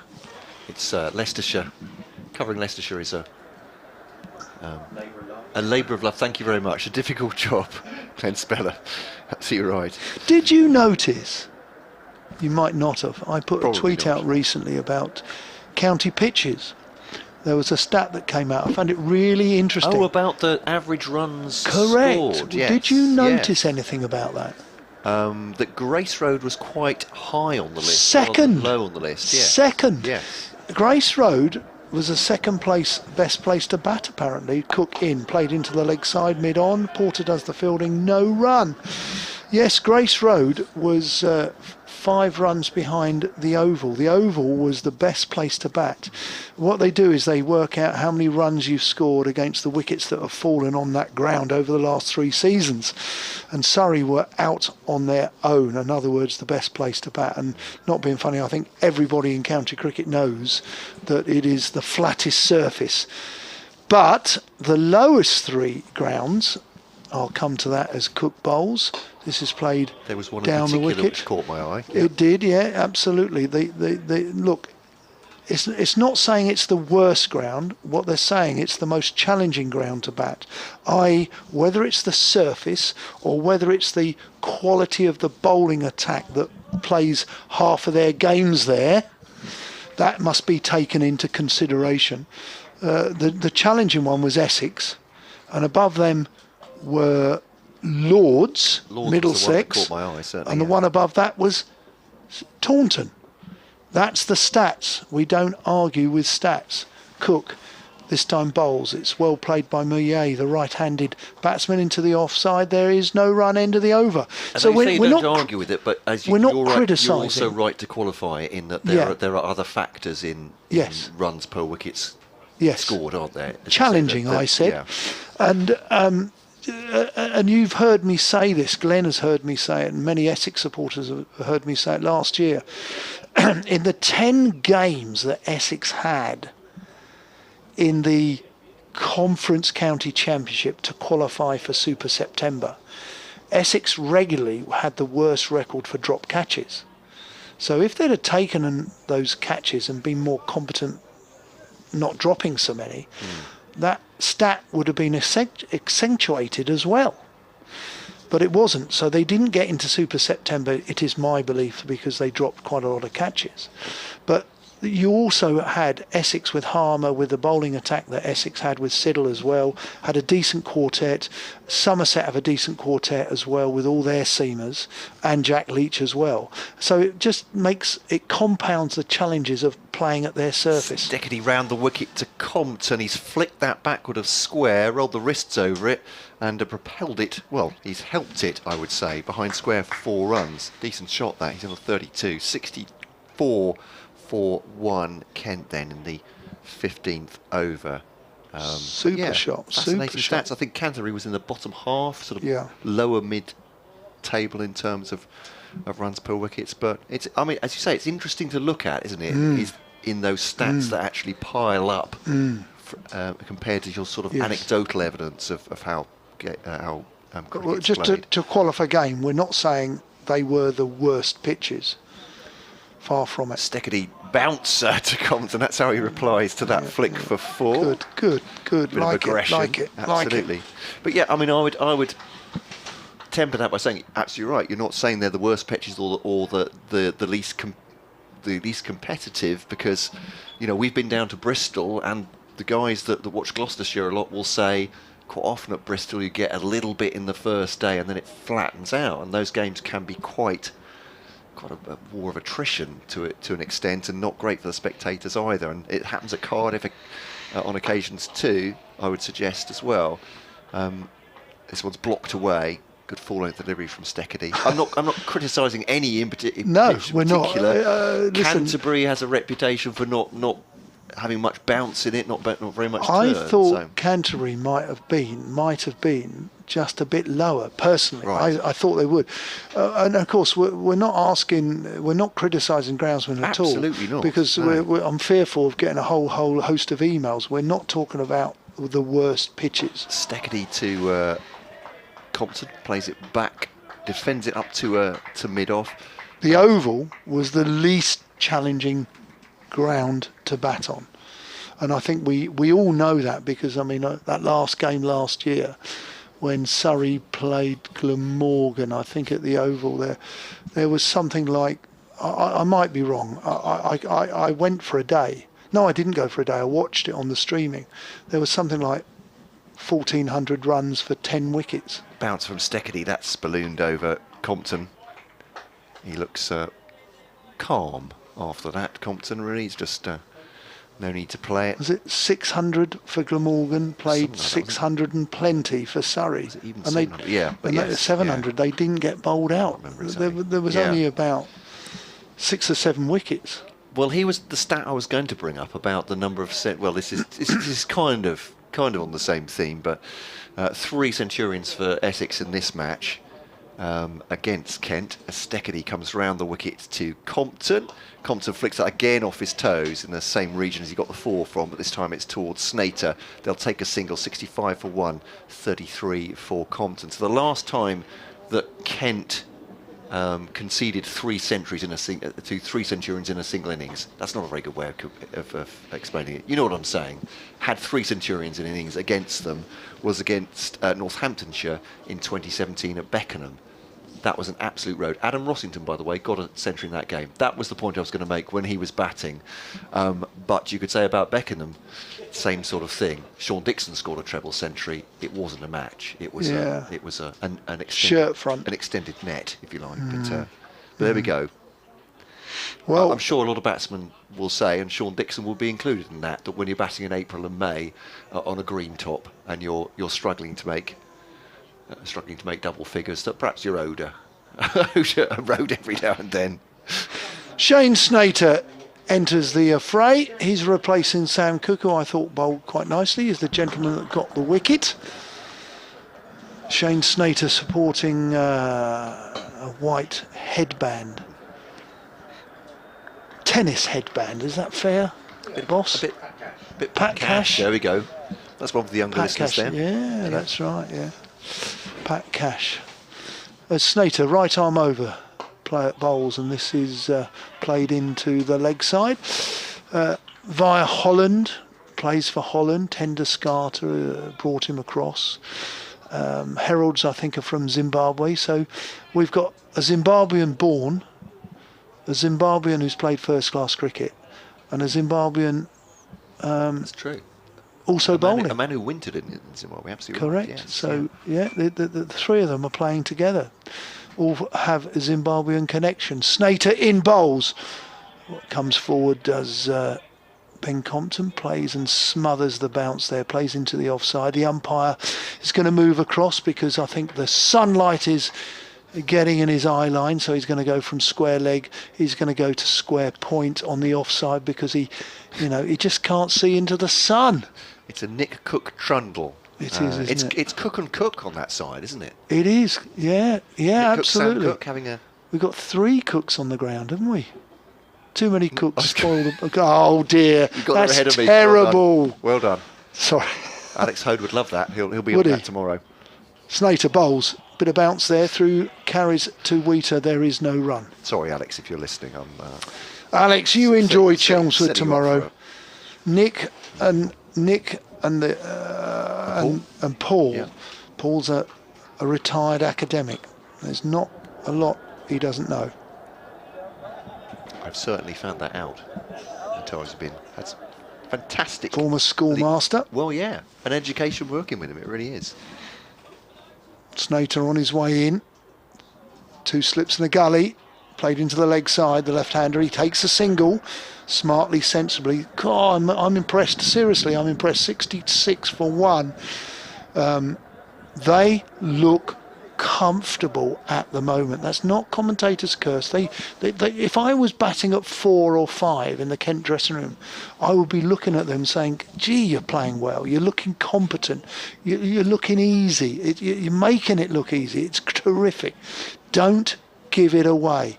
You know, they learnt, or one would hope that these 2 young batsmen had an opportunity to watch for the best part of the day as Sir Alistair Cook and Brownie. I mean, what a great education that should be. Millet, the right-hander, plays off the back foot but looks to try and come on the front foot. Shane Snater, who enjoyed a season last year with Essex, is probably his most productive season. Shane Snater played 9 games. He took 31 wickets at an average of 16.48. That's a terrific record. He only played the 9 games, 16 innings, 168 overs, of which a quarter of them were maidens. Snater in again. This time he bowls nice and straight.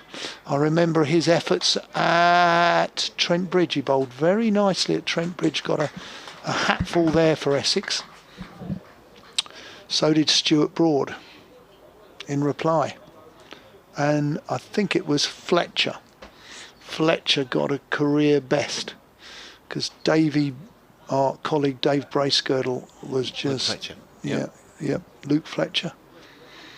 He was very impressive that day against Essex at Trent Bridge last year. He's he a really lovely was. lad, Luke Fletcher as well. Had him in the commentary box a few times. Fantastic company. Colourful. Yeah. Hard-working, dependable, just your honest county cricketer, the county pro. Doesn't moan, just gets on and does his job brilliantly well. So Steckedy from the far end, the Australian international. It's going to come over the wicket to the left-handed. Compton trying to slant the ball across him towards the 2 slips in a gully now. Compton instead pushes forward. There's an ooh and an ah from the slips, trying to perhaps put something in Compton's mind, but he's defended it up to Porter, who fields at mid-on.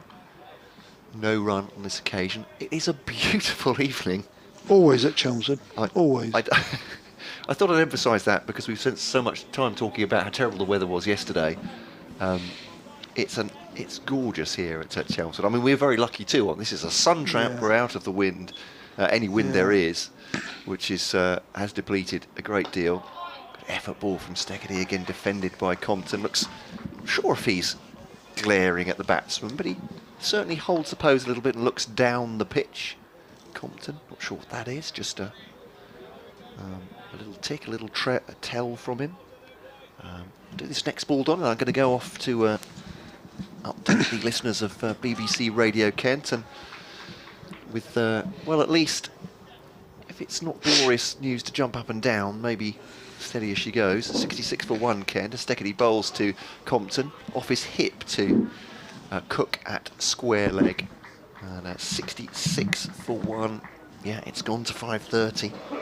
So how many overs have we got left? We have...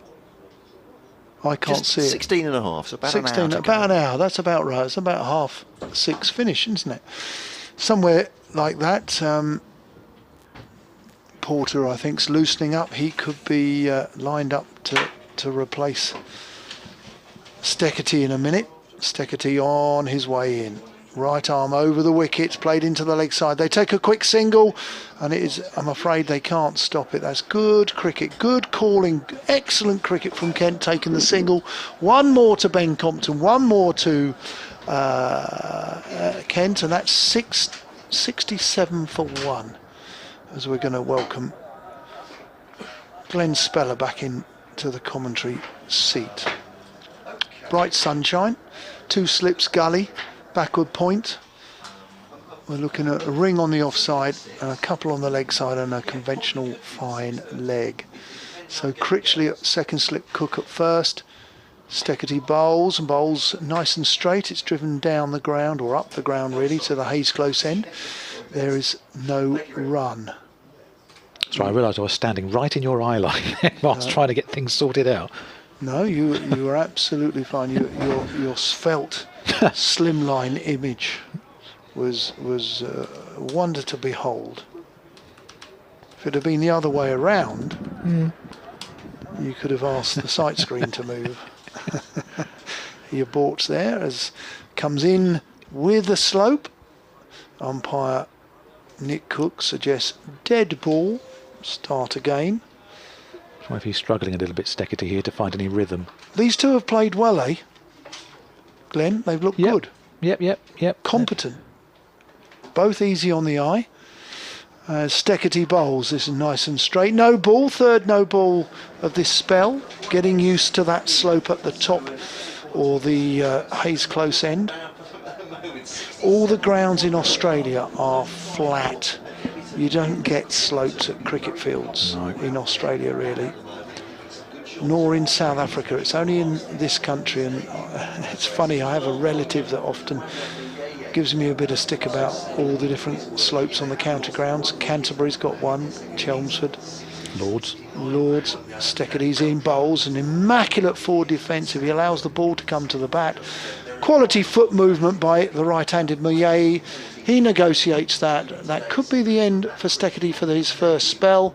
69 for 1, and we've had 17 overs of this Kent first innings. But you would assume that he's been over here, not huge amounts of time, but long enough to have trained out in the middle to find out what end he'd rather bowl from and work out the slope and that sort of thing. So you would think that he favours that end.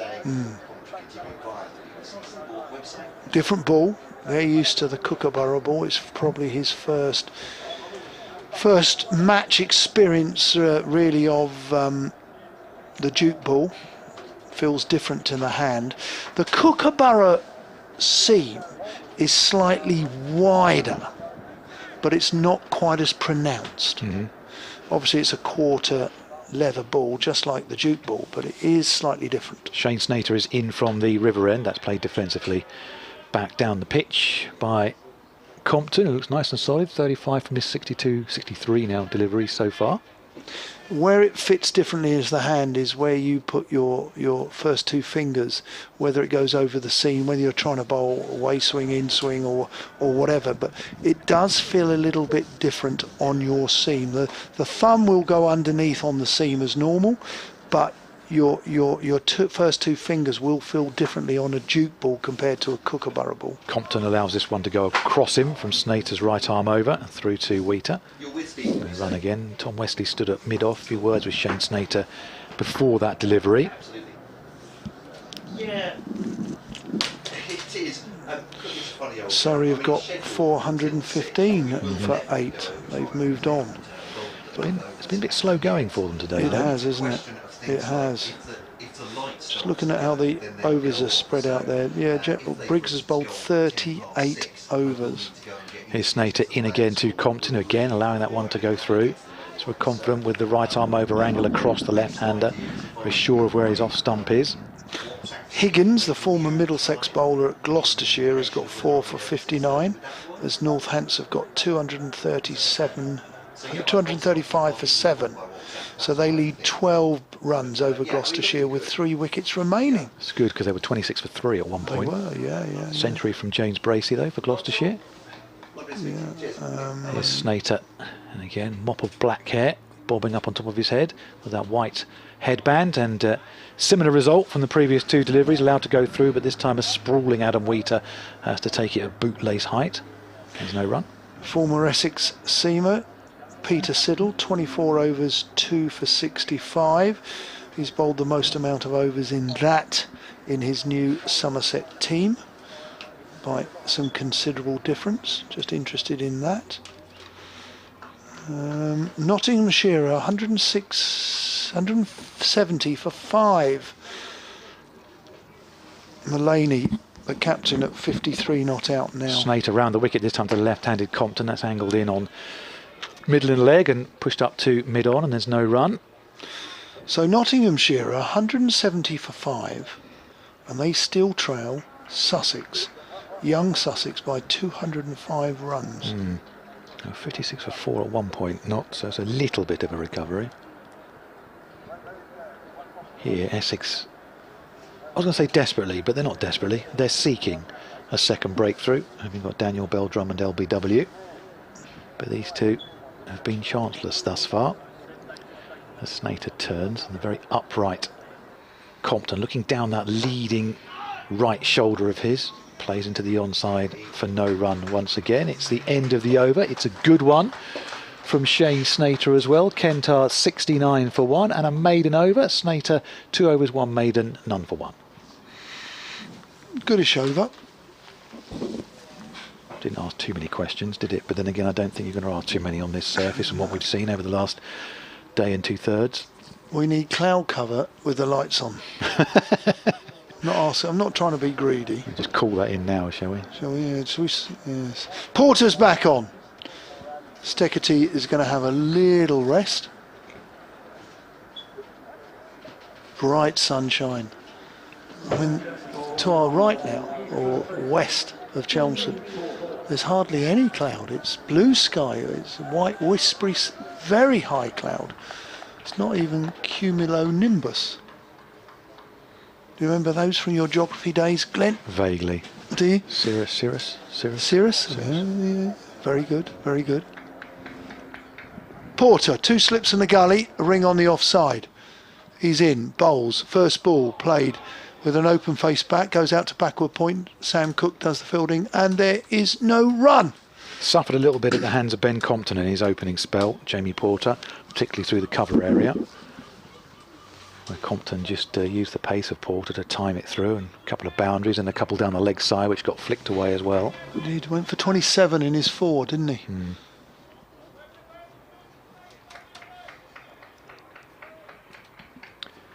Shadows lengthening. Nice to have shadows. It is.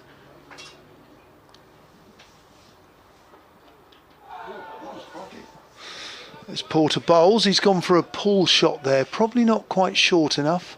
It's hit him, Muyai, but he hasn't been hurt, but probably that's, I'm not going to say a full shot, but it's probably not the most competent shot we've seen him play. He has looked good, so Compton's probably going to remind him. He has said something to him, like, don't give it away, keep battling here. You've played so well, don't give it away. Porter turns, got the ball in his hand, arms are pumping, running down the slope. He bowls short of a length, plays on the back foot, does Miyai, plays up to mid on. It's a good looking shot, but for no run. You just look unfazed at the moment. You wonder whether Tom Wesley's mind is turning towards Harmer. on the phone maybe, but turning towards Critchley, who's had a superb day. Yes. Maybe he might have the golden arm to break this up. Yes. Porter on his way in. He bowls. This is cracking shot. It's sort of a punch pull, not quite short enough, but it's beautifully executed. But it's found Nick Brown on the leg side for no run. Cracking shot for nothing. He almost had the helicopter finish to it, didn't it, as well, with MS Dhoni style, but not quite. Didn't give it the full helicopter, but he really whipped that one away. This probably shows you how trusting he is of the surface as well. Well, we saw Critchley and Rossington earlier today. They made an impact with their knocks. They really would. They showed great intent for Essex earlier today.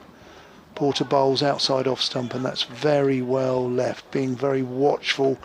I don't need to play at that line, he's saying to Mr. Porter, and he leaves it alone through to the keeper. Dot ball. 69 for 1. We're in the 19th over, and all this is in reply to Essex's 514, courtesy of a magnificent maiden century from Critchley, who made 132 on his debut. Yeah, it was just 5 short of his first class best. Porter 2 slips and a gully. He bowls an immaculate forward defensive, comes forward, rocks forward, very solid, and it goes into the covers for no run. End of the Porter over, 69 for 1. Successive maidens now for Essex, and I guess they're looking to build a bit of pressure here. These two batsmen look like they want to get on with things, look like they like to feel bat on ball, so that's successive maidens, just trying to build maybe a little bit of pressure here, build a little bit of frustration between Mieye and Compton. Mieye's made 12, Compton on 35. And Shane Snater will continue from this end, the river end, with the sun still nice and bright, high up in the sky. It's coming in just over the roof of the pavilion. A bee buzzes past the spectators in front of us as Snater comes into Compton. Couple of slips and a gully there. That's down the leg side and pulled away behind square for 4 runs to Ben Compton. He'd been a little bit stuck the last few overs, but gets back up and running with a boundary. He moves to 39 and the score to 73 for 1. Yeah, good shot that, dismissed for 4. Possibly got what it deserved. Impressive, yet again. A bit of encouragement here, the Essex bowlers. Finding out how Kent felt and trying to find a way through with what they have at their disposal. Here's Snater in again, driven by Compton. And they come through for a single. Sharp call that from Compton. He goes into the 40s, 74 for 1. Brings Mieye, the right-hander, down onto strike for Snater to have a go at.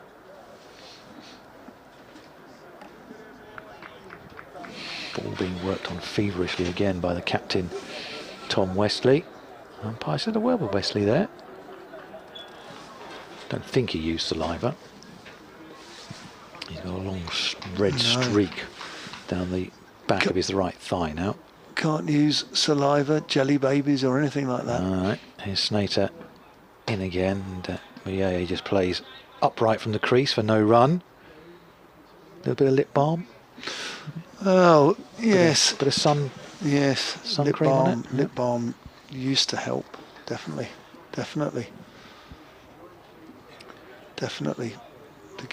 To get conventional shine. Here's Snater examining the ball as he tosses it from hand to hand.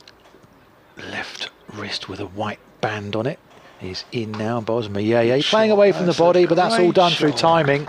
And 4 runs from the crease and just dispatched almost dismissively. 78 for 1. He goes to 16. What a cracking shot. Compensated with good hands. Yeah, you might, if you want to criticise, observe slightly away from his body, but he compensated with such good hands. Great hand-eye coordination there. That was a super shot, really was. Raced across the netting area. Very understated as well. Here's Snater in again. What's his response to that? Well, it's a ball which is hoiked away over the top to the square leg boundary for 4 runs. And again, it's got that little flourish to it, that helicopter style above his head from Mieye. And everyone looked a little bit surprised about that. And Compton goes down to have a word with Mieye as well. But he's hit successive boundaries now. Yeah, he's overcompensated on one side and then bowled a little too straight. They were excellent shots. Interested, I mean, Essex have just gone for a couple of boundaries this particular over. It wouldn't surprise me. They've certainly gone a bit quiet out there, Essex. 82 for 1. It wouldn't be surprised if we saw the introduction of Critchley. I'm not sure which end he would bowl, probably this end as a guess. Here's Snater in again, and Mieye just plays defensively, nice and solidly. Out to the offside, and that's the end of the over, which was a little bit of a chastening experience at the end of that for Shane Snater. And Kent are 82 for 1. Compton has 40. Mieye has 20 with those 2 boundaries that he struck there. And having faced successive maidens, they've just loosened the shackles a little bit. I've just taken a picture behind you, Glenn. There you are, all on your lonesome at the front row there. We haven't got Matt Cole in it, but it's just stunningly beautiful. Not at the back of your head. What I'm trying to say is just. Some people do say that's my best side. just to give. I was going to tweet it out there with the courtesy of BBC. Kent, Radio Kent and BBC Essex. The point of what I'm trying to just say, it looks like warm sunshine. We've got the windows open. It's absolutely drop dead gorgeous here at Chelmsford right this very moment. And the time is 6:15 on this Friday afternoon on day 2 of the County Championship of the second day of the season, 2022, as Porter's in, bowls into the leg side. They're going to take a quick single. Cook has a shy. Muyai gets pinned on the rump, but there is an easy single as the right-hander comes through to take the single. Good cricket from Kent, good calling, 83 for 1. Yep, always a single there. And Muyai doing the right thing, getting himself between man with ball and the stumps as well. Nothing wrong with that at all.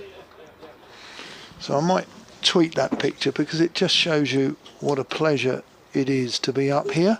Shows you the angle that we commentate from. We don't always have the benefit of being, like many of the grounds, in line with the action. We're never in line really. Only when the game is played on the extreme right-hand side closest to the pavilion. Porter is in outside off stump through to the keeper. Dot ball. Yeah, nice judgment outside the off stump again from Muyai. He's felt bat on ball in that previous over there from Shane Snater, so he's just got himself ticking once again. Crowd have stayed, but there's a few more empty seats away to our right hand side and in the members area as well in front of the pavilion. Good crowd today, not quite as good as yesterday, but well done for everyone attending. It's great to see. Great to have a crowd in the ground. Porter, 2 slips and a gully.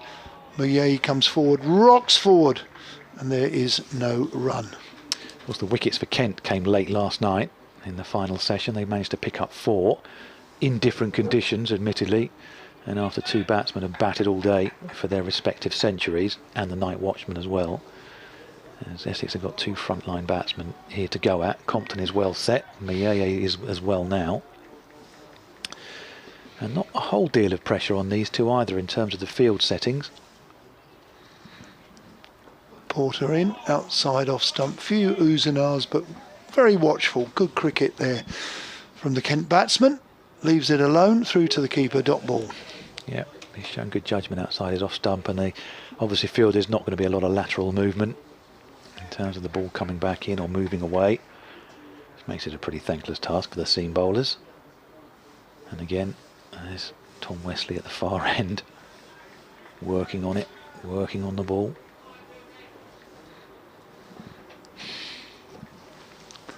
In he comes. Porter. Driven up the ground to mid-on. There is no run. Good bowling.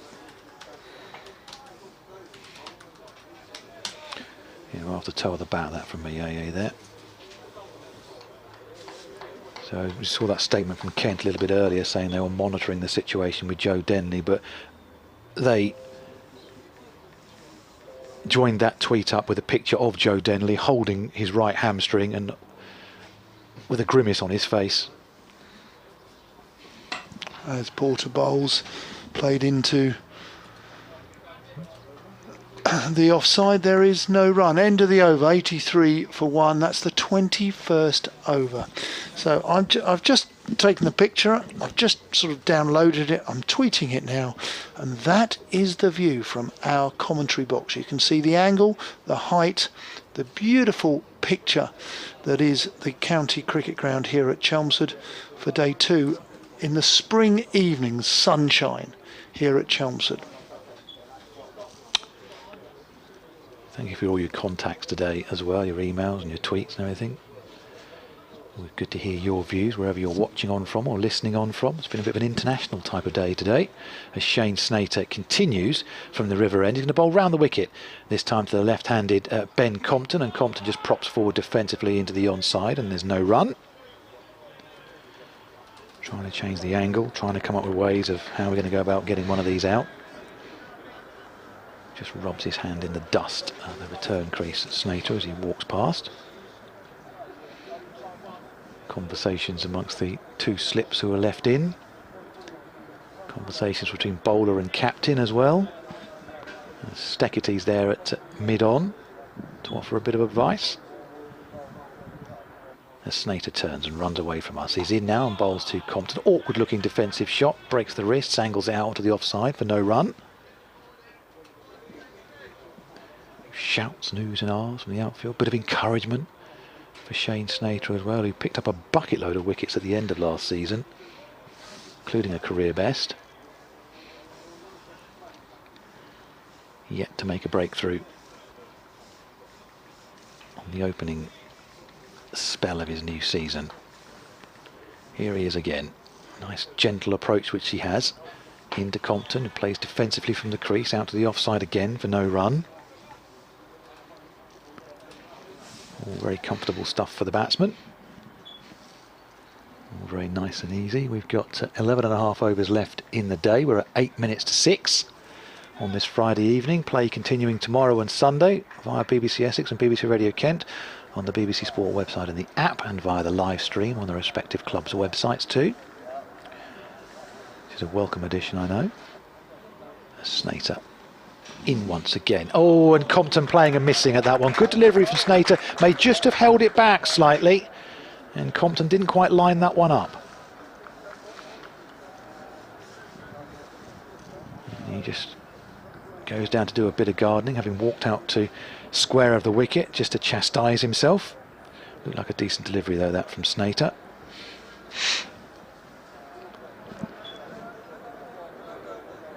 He will be buoyed by beating the bat, genuinely beating the bat. Here he is again, into Compton, and Compton lets that go on length. Confident that was going to bounce over, slightly wide of off stump as well, but confident on length that was going to go over, and through to Wheater it goes, who continues his conversation, Wheater, with Alistair Cook at first slip. Somerset have finally bowled Hampshire out for 428. That's too many. Anthony Gibson, our colleague, is particularly worried because there's 6 overs to survive. Yeah, they had to use a Hampshire player as well today as an extra fielder. Oh dear. Here's Snater into Compton, and Compton propping forward defensively, and there is no run. It's the end of the over. A better one from Snater as well, but Kent here at 83 for 1 with 22 overs gone. Surrey have declared 428 for 8, which means that they're going to be bowling at Warwickshire. Now, it'll be Topley and Roach to bowl for Surrey against Sibley and Yates. And that'll be an interesting half an hour, 40 minutes for them, I suppose, for the evening session, is it? Right, 11 overs to go in the day. Here's Porter. He comes in, bowls, and this falls short, I believe. I don't think it's a drop catch, it just falls short. Played with soft hands, negotiates it. Yeah, there was a few oohs from a couple of people in front of us, but the reaction tells you it bounced in front, and Alistair Cook's actually gone across to have a little look and show him where it bounced, and maybe we should stand a little bit closer. Yeah, definitely. You would much rather see the ball dropped than rather fall short.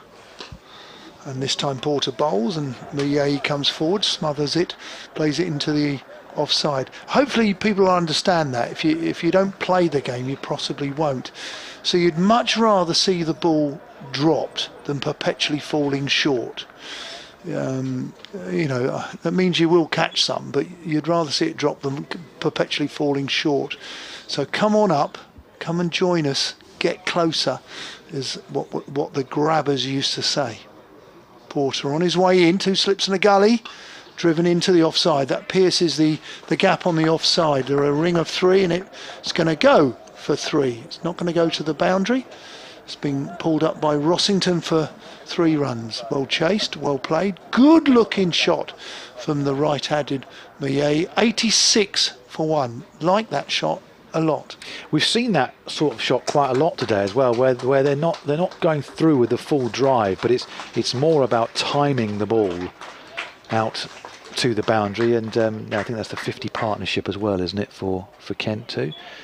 There's no sort of great flourish about it. It's just about timing the ball, trusting the surface, trusting your technique, and beating the field. Sibley's gone first ball. Really? A long day for that. This time gets behind it, short of a length, gets across, plays it into the bowler's run up. Well played. Lots of time there for the Ben Compton. That's terrifically well played. Not a lot of pace, not a lot happening with this hardish ball. Well, it's now 23 overs old. And that's the problem now. They're going to have to wait a fair while for the new ball tomorrow as well. Porter in round the wicket to the left-hander. He plays it into the offside on the front foot. There is no run.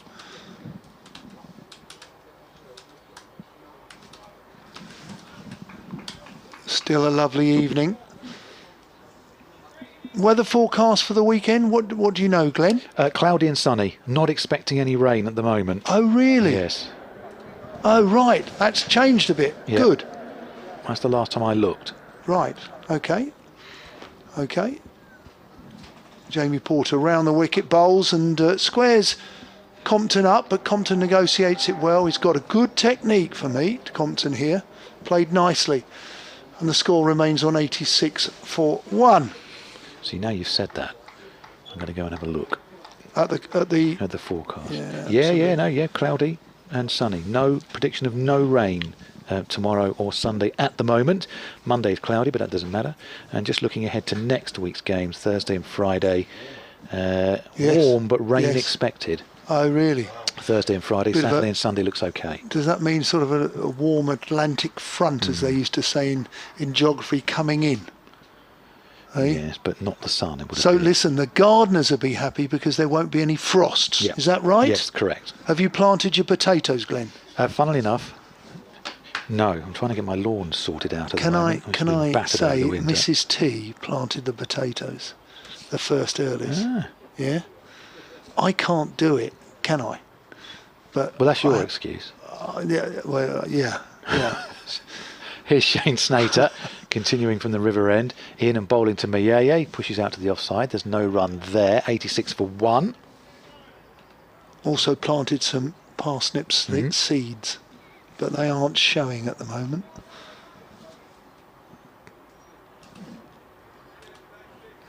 No, we've got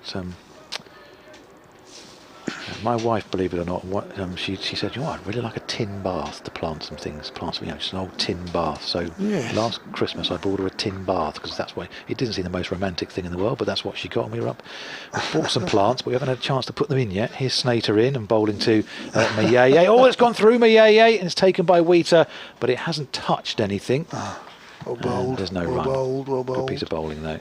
So so that's probably Sunday's job to get that. To get the bits and bobs in the tin bath, so we can look at that out on our patio. The shrubs at the end of the garden are coming in though, nice and green. Are they? Good sign. We're not the most green-fingered, so anything that survives and grows, we're almost high-fiving each other. Are you? No, it hasn't died. Excellent, high five. And the cat hasn't dug it up either, so that's good. Here's Snater. Into Millet once again. Millet is solidly forward, defensively out to the offside for no run. I've got a patch of an area of the grass which does encourage moles. I'm not a lover of the moles. When you say it encourages them, you don't encourage them. It just seems that they seem to like it. Yeah, they do. Every time I sort of think they're not there, they come back. Yeah. So they're taunting you. Oh, definitely. 2 slips for Snater as he's in again. Quicker delivery. And Millet just plays it the same way almost as he did last time. He's got all the time in the world and pushes it back to the bowler. Snater examining the ball and throwing it to his captain. Kent had the umpires putting it through the ball shaper earlier on in the day. Seeing whether they say, oh, it looks like an egg. No, I can't bowl with that. Oh, can we ump? Surely we need a new one. They did get a new ball later in the innings, but only because Matt Critchley had hit the other one out of the ground. As Snater turns at the end of his run into Miyeye once again, into the onside this time, and Steketee picks up at mid-on, no run. And Essex will have known, they'll say, look, you know how we've just batted on it. And despite the fact we've piled up all those runs, it won't be any harder for Kent in terms of the conditions. It's just what we do with the conditions. At the moment, they haven't been able to make anything of it other than Sam Cook's LBW dismissal of Daniel Bell-Drummond. Can Snater conjure one up now? He's into the Zimbabwean Miyeye, and Miyeye, full face of the bat, pushes up to mid-off, and there is no run, and that is the end of the over. 9 to go in the day now, and Kent 86 for 1. Oh, it's still a beautiful evening. We'll bring Matt back in to replace you, Don, after Matt's done his update to the people of Kent, who I'm sure will be a lot happier to hear him. As a couple of people just get up in front of us and head for the exit. And yeah, we're just... How many overs left? 9. Would you both like a cup of tea or coffee? I'm all right, to be perfectly honest with you, thank you. Matt? I've had my caffeine intake Would you like for the day. a cup of tea or coffee? No. Really, this is the final parts of our contributions, you know, for this game. Yeah. It's going to be Jamie Porter, my last over, therefore. This time it's leg glance to the left-handed Ben Compton, who takes the single down to Shane Snater, who continues his run, not only to pick up the ball, but to cross the best part of 60-70 yards as he goes from fine leg to fine leg, as the left-hand, right-hand combination who are keeping Essex at bay. 87 for 1. This has been very impressive. Got to do it again tomorrow of Kent, but it's been very impressive so far. 2 slips in the gully. I'm sure we'll see Critchley before the night's out. Porter running down the Hayes close end, bowls driven up the ground on his follow through. He collects. There is no run. Threatens to throw, but only as pretend. Where are you tomorrow, Glenn? Tomorrow, BBC Essex Sport, I'm at the Colchester United's Community Stadium. They face Stevenage in League 2. That'll be on air from 2. We'll have updates from the cricket as well, but the cricket commentary will continue. Southend in a 5:20 kick-off tomorrow, so we'll have that for you as well. Who are they playing? They're away at the National League leader Stockport, which is a pretty thankless task, the way things are going in that league at the moment. A quick quiz after this particular ball. Porter's on his way in. The slips and gully have got their hands on their hips as he drives again, this time through the gap. We've seen it once or twice. This time he's going to gain 3 as Sam Cook recovers it 5 yards in square from the pavilion boundary. And it's gone over the keeper's head, and there is no overthrows as the deep square leg was backing up and came a good way in to stop the overthrows. So another good looking shot for 3 for Miyeye. The left-hander is now on strike. But how have Colchester and Southend done this winter? Southend have done probably all they could do after an awful start, which is staving off any trouble at the bottom of the National League. So they're 13th at the moment. Colchester have underperformed, I think, for the recruitment they made in the summer, but touch wood, they look as though they'll be safe for next season. Good to hear. This time Porter bowls. They're going to take a leg by, I believe, as he gets sort of trapped under around the thigh pad. Nick Cook signals leg by 1 run to the total, 91 for 1, as they change the right-hand, left-hand combination yet again. Yeah, switched around the strike very well and manoeuvred Essex around the field. And Miyeye likes to feel bat on ball. A couple of lusty strikes that he's made so far, but he's been very comfortable in defence as well. Looks a well-organised player. Porter, right arm over to the right-hander, who leaves it alone, shapes up to play and then withdraws his bat sensibly and smartly. And the ball travels through to the keeper. No run, 91 for 1. And so Kent looking to see this out. Still a little bit of a stretch for them to go, to be honest. When they look up, there'll be 8 overs at the end of this over. But looking to see this out. And it's been a tough couple of sessions for them in the day, but they've come out and they've batted well after tea. And now they'll feel it's their turn to have Essex in the dirt. Porter bowls, driven into the offside. There is no run. End of the over and the end of my contribution. It's been great to be back on the airwaves. It's been great to deliver some cricket this early in the season, and thank you all for all your contributions, and to Glenn and to Matt for your company this last 2 days. Stay safe all. Thank you, Don. Don Topley will return in the not too distant future for coverage with us here on BBC Essex. We've got Nick Gledhill, Paul Newton and Alex Hode on duty tomorrow. Just seeing if Shane Snater is going to continue from this river end. 8 overs to go in the day. Yet to see anything other than seams so far from Essex. And here is Snater running away from us now, around the wicket into Compton. And Compton is playing and missing at that one. Second time. Snater's gone past his outside edge. And through to Wheater, but Compton will come down and say, well, still here, 91 for 1, and welcome back, Matt. Yeah, it feels like they played a miss, certainly more than Nick Brown and Alistair Cook, who looked safe as houses through the first day, didn't they? But they still survived, 91 for 1. This surface does look, as you were saying before, not only batsman confident in it, but, sorry. Here's Snater, and Compton plays out to the offside for no run. Carry on. So batsman confident in it, but the ball's also coming onto the bat. So the likes of Mieye, who wants to play some shots, has the confidence to do that. It coming on to him, he's not having to make all the pace off it, for instance. But I think he's played a very mature innings. As I said, he loves to throw the bat. But what is it, 26 or 57 balls? He's batting actually at a slower rate than Ben Compton, the opener, who told us in the pre-season interviews it's his job to bore the opposition, so he's done okay. Here's Snater into Compton once again, covers up defensively, and there's no run. 91 for 1. And you know, there may have been fears within the Kent following that they might have subsided after losing Daniel Bell-Drummond after having those tough 5 sessions, but they've come out, they've fought hard, and they've both, Compton and Mieye, got themselves in now. It's whether they can go on and make solid contributions to save the match. Here's Snater into the left-handed Compton, who leaves on length through to Wheater, and there's no run. Done that 3 or 4 times now, Compton, just left on length, trusting the bounce.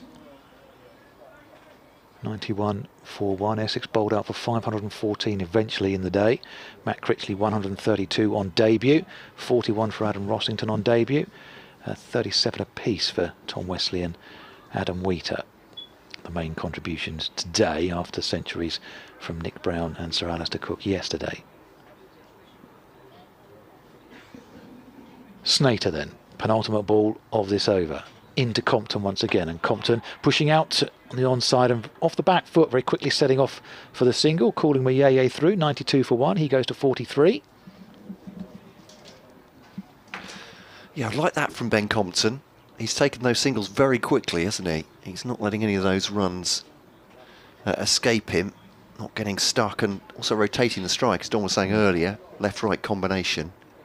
A couple of them, he seems to have called Mieye through quite swiftly, put it that way, but I think the 21-year-old's probably got the pace to make up for it. No, he said, look, if you call, I'll respond, I'll go, that's fine.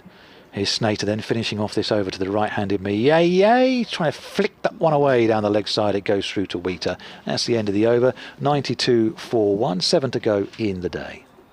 He had a bit of a look at that one, didn't he? Might feel that he's missed out a little bit. And that Mieye with the attempted glance down the leg side. So I missed that bit of the conversation. Where are you, Glenn, tomorrow? I'm at Colchester tomorrow. Colchester? Colchester against Stevenage. Are you with the Gills tomorrow? I'm indeed. Gillingham against Wycombe Wanderers. Lots to play for the Gills. Yeah, Neil Harris had done a great job there. 10 points adrift they were when he took over in You'd be late nice to Jan. him, won't you? You'd be nice to Neil Harris. Just a point. Very well thought of here in Essex. Well, he seems a very nice man, put it that way. Don't you be nasty to him. Oh no, why would we be? Don't be like that, Glenn. I'll send some Southend people over the bridge. What have you heard? Oh crikey, we definitely won't be then. Porter bowling to Compton, works him off his pads into the onside. Consider ourselves warned. But yeah, I think he's done a good job. Good. Like the cut of his jib from a press point of view as well. He straightforward, but with a smile in his voice as well, and a tough job he's got with the Gills as well, with a lot of injuries and a small squad. But I don't think many Gillingham supporters, or indeed the press contingent, thought when he arrived that they would be in this position with 5 games to go. Anyway, that's football tomorrow. This is cricket today. Porter bowling to Compton. Just caught him a bit by surprise. Got big in him, I think, but Compton defends it into the offside. Finished his season in Zimbabwe with a flourish, with a couple of centuries. It's a little bit of breaking news for you. Ben Stokes is out for a month with a knee problem. So England's woes continue. He's just having trouble getting back to full fitness, Stokes, isn't he? Which is such a shame. Well, I would say, I mean, obviously we're a bit one-eyed with English cricket, but for world cricket I think it's a shame because he's such a fantastic player.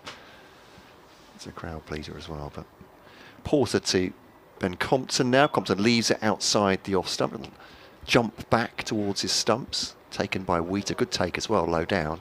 If you're a cricket fan, and we all support our countries and our county, if you're a cricket fan, you want to see the best players. Absolutely, yeah. All the time. That's who you want. You know, people may. We were talking about Shane Warne yesterday, and yes, he used to rip England apart, but you still liked watching him. Because you could appreciate it, and I think cricket supporters in general are like that. They can appreciate good players. It's Porter to Compton. Look for a glance there. Didn't get anything on it. Porter felt it was very close down the leg side, but not a strangle on this occasion. No, I'd agree. I mean, Jimmy Anderson bowled brilliantly against Kent up at Old Trafford last year, and got his 1000th wicket into the bargain. That was the one that ticked over. But I don't think any Kent supporters, I mean, you fear him, obviously, as a Kent supporter, but you want to watch him. People want to watch him at Canterbury next week. The sight of Jimmy Anderson coming down the slope from the Nackington Road or up the hill from the Pavilion, whichever, defended this one into the up to mid-off. It's no run. The other thing about Jimmy Anderson as well is how many more chances are you going to get to see him? Well, that's true. He's 39 now, so you want to make the absolute most of it. And if he's tearing your team apart, and then in a few years' time, when you can tell all and sundry at the bar or wherever you happen to be, do you know what I saw him do one day? Fantastic. That's true. I'm not sure the same holds true for football supporters, but certainly for cricket. And there's something about it, isn't there? How many? More on that in a second. Here's a Porter to Compton, flicks it down. It's a little bit glovey, that was. Off the bat, though, single taken, 93 for 1. It might have been Nick Hornby, obviously famous Arsenal fan and author, talking about, I think, Paul Gascoigne's goal for Tottenham. Mm-hmm. Was that an FA Cup semi-final? Yes. Is that right? Yeah, I mean, a fantastic goal, but him saying, "I'm sorry, but I can't look at that. I can't appreciate the skill at all. I can't look at it without a feeling of deep despair, even now." But yeah, perhaps different in cricket terms. But yeah, I mean, how many England footballers do you see booed by opposition fans when they're playing for their clubs? How many people boo Jimmy Anderson when he's running in for Lancashire? Well, that's true. That's true. Not many. By the way, I just want to pay respect to Don Topley, because Don Topley was going about, Dom Sibley's out to his first ball of the day, and Surrey have got their first wicket. It was Reece Topley who took the wicket, bowling Dom Sibley. I've just watched it on social media. But he was understated enough not to say, "Oh, by the way, it's my son that's taken the wicket." He's let us all find that out on the quiet. Change of bowling. Fair play. At the River End. And Mark Steckerty's going to have a go up the slope here at Chelmsford, having struggled, I think, a little bit with his run-up down the hill from, slope, from the Hayes close end. So he's going to come in from the River End now, the Australian, around the wicket to the left-handed Compton, bowling to 2 slips is Steckerty. He's looking to dig that one in a little bit, and it's pushed out defensively for no run. Just pausing there a moment, because our programmes, and quite rightly so. Want to know if we'll be doing a 6:30 update. I don't think the light's going anywhere, is it? No. I think we'll be all right. It's considerably better than it was all day yesterday, and for some many days last season as well. So I'm going to say yes. Yes. Very hopefully. Here's Steketee once again. Down the leg side, and Compton has a little waft at it. Waiter takes, and there's no run again. Just going to have a little look at this wicket from Reece Topley once again as well. Into Dom Sibley, of course. Sibley. Good scalp that, isn't it? Yeah. What's he got one? Oh, it's an inside edge. Inside edge from Sibley. I think a little inside edge. Or do you think that swung back, Don? Inside edge. Poor shot, he says. Oh, well. Good ball from your son. No, he's put it out there, and it's, yeah, and Sibley's bat's well away from his body. He's got a big inside edge on it. But they're in the book, that's what he'll say. Here's this next one from Steketee, which dies as it goes down the leg side, and Wheater falls on it and dribbles away from it. He has to scamper away. And if you're a bowler, you get, how many Jaffas do you bowl where the batsman is just not good enough to hit it? There you go. You see, you got to take the poles, haven't you? Yeah, it is a poor shot. He's shuffling across, and he's got a big old inside edge on it. Oh, he's piling it on now. Yeah, I just had another look. Ball, just had another look at it. Not a great shot, really. Yeah. He's been in great form. Here is Steketee again, round the wicket to Compton, pushes defensively for no run. Reece on Twitter says, do you think Essex will win this game? And do you think they'll get another wicket today? Well, if they don't get another wicket today, I don't think they'll win the game, Reece, because that's such are the conditions. Because of the way things have been going for both batting sides in this game and for both bowling sides. Essex have got more variety in their attack, but they haven't used the variety that they have in terms of Critchley, or indeed Dan Lawrence and Tom Wesley.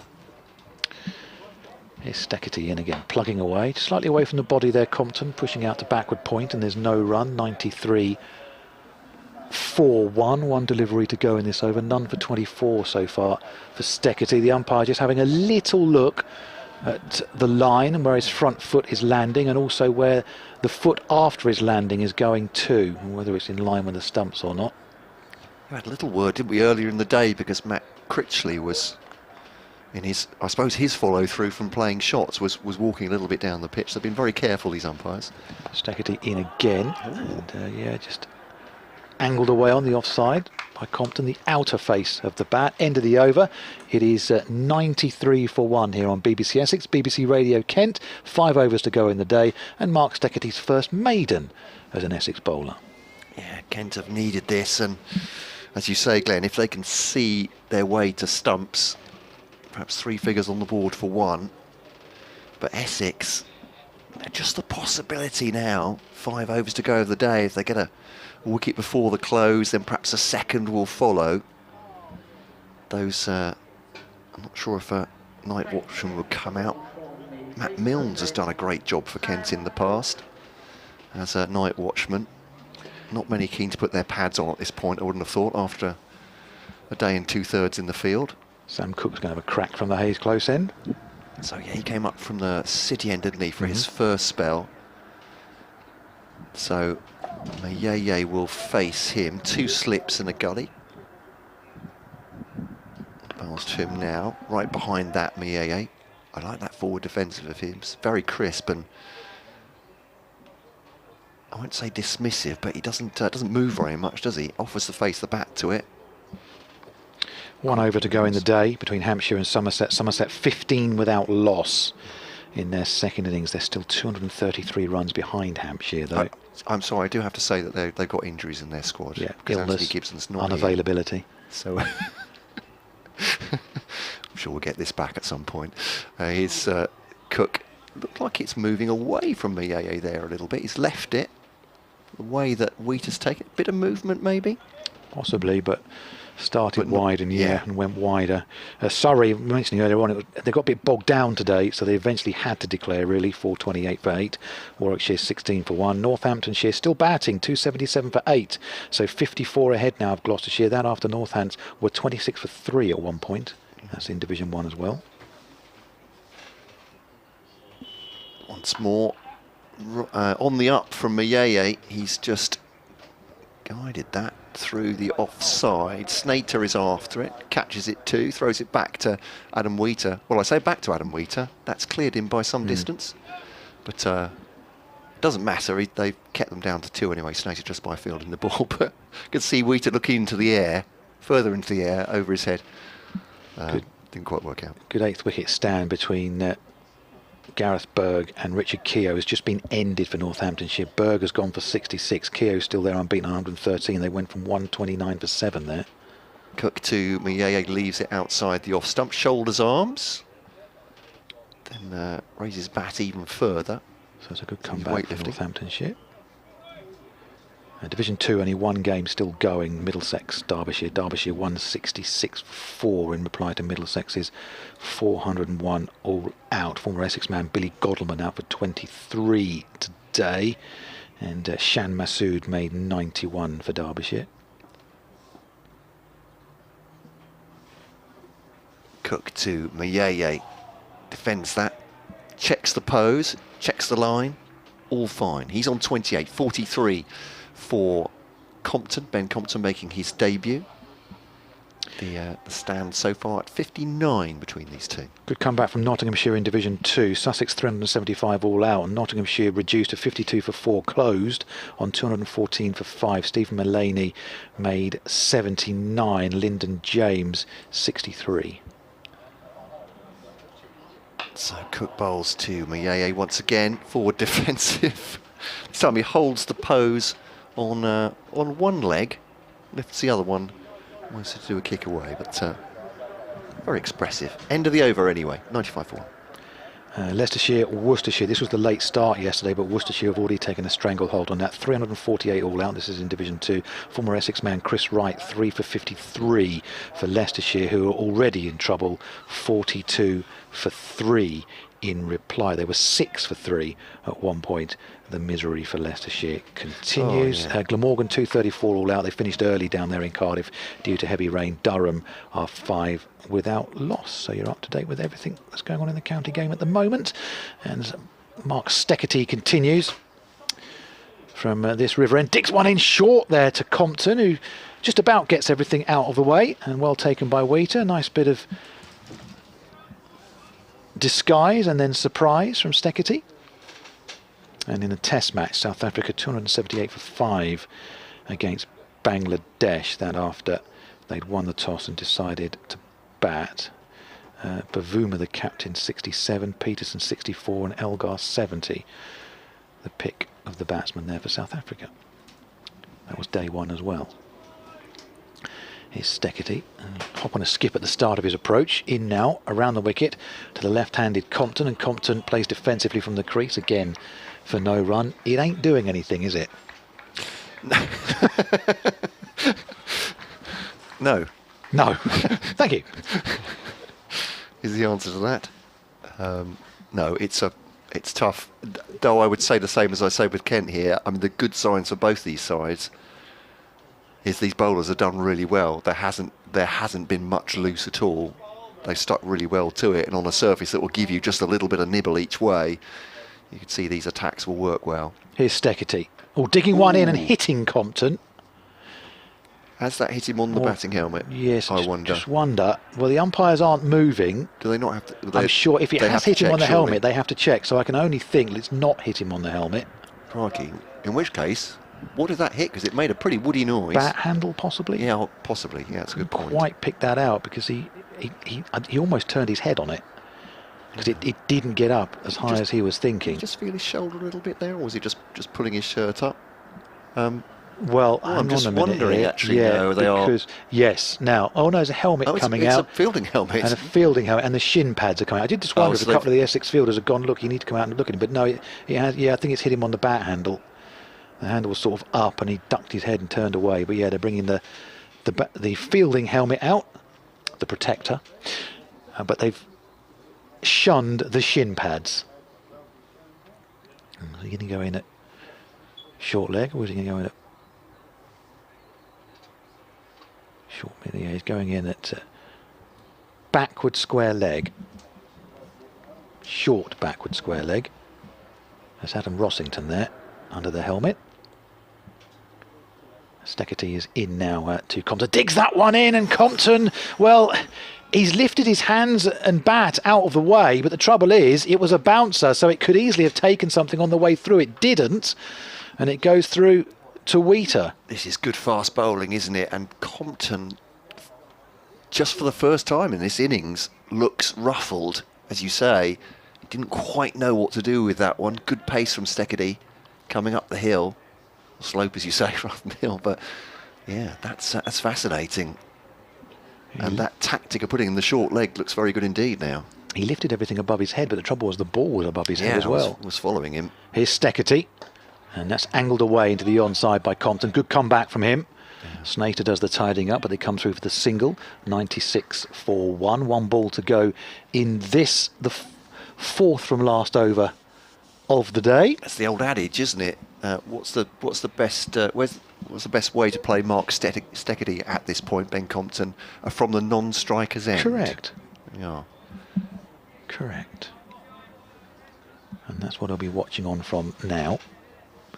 Change in the field. Rossington goes across for the right-handed Miyeye. Yeah, so maybe they'll persist with this. They've not tried out Miyeye with any short stuff, and he's proved with anything that's dropped even slightly short, he's like to hook away. They've set the man back as well at deep back of square leg, and Miyeye ducks out of the way of that. Now it's a no ball from Steckity, and it's 4 runs, so it's hit something. It's hit glove or bat, but Miyeye was not comfortable in playing that at all. He ducked but didn't get anything out of the way of it. It's hit bat or glove, gone past the slips, down to the boundary for 4 runs, but at the end of all that was a no ball. Well, there we go. Well, suddenly this last part, this over, this venom from Mark Steckity has ruffled these Kent batsmen. The 100 is up, there's a smattering of applause, but yeah, Messrs Compton and Miyeye will be very happy to go back to the pavilion right now if they could. And he'll surely dig this one in as well. Steckity does, it's pulled by Miyeye, and it's not got hold of it at all off the toe end of the bat, and the man at deep backward square leg comes across and collects and throws the ball in. And Mark Steckity just offering a little bit of advice to Tawanda Miyeye as he passed him there. Just saying, I think I've still got 1 more over to go today. Yeah. You might want to be at this end, mate.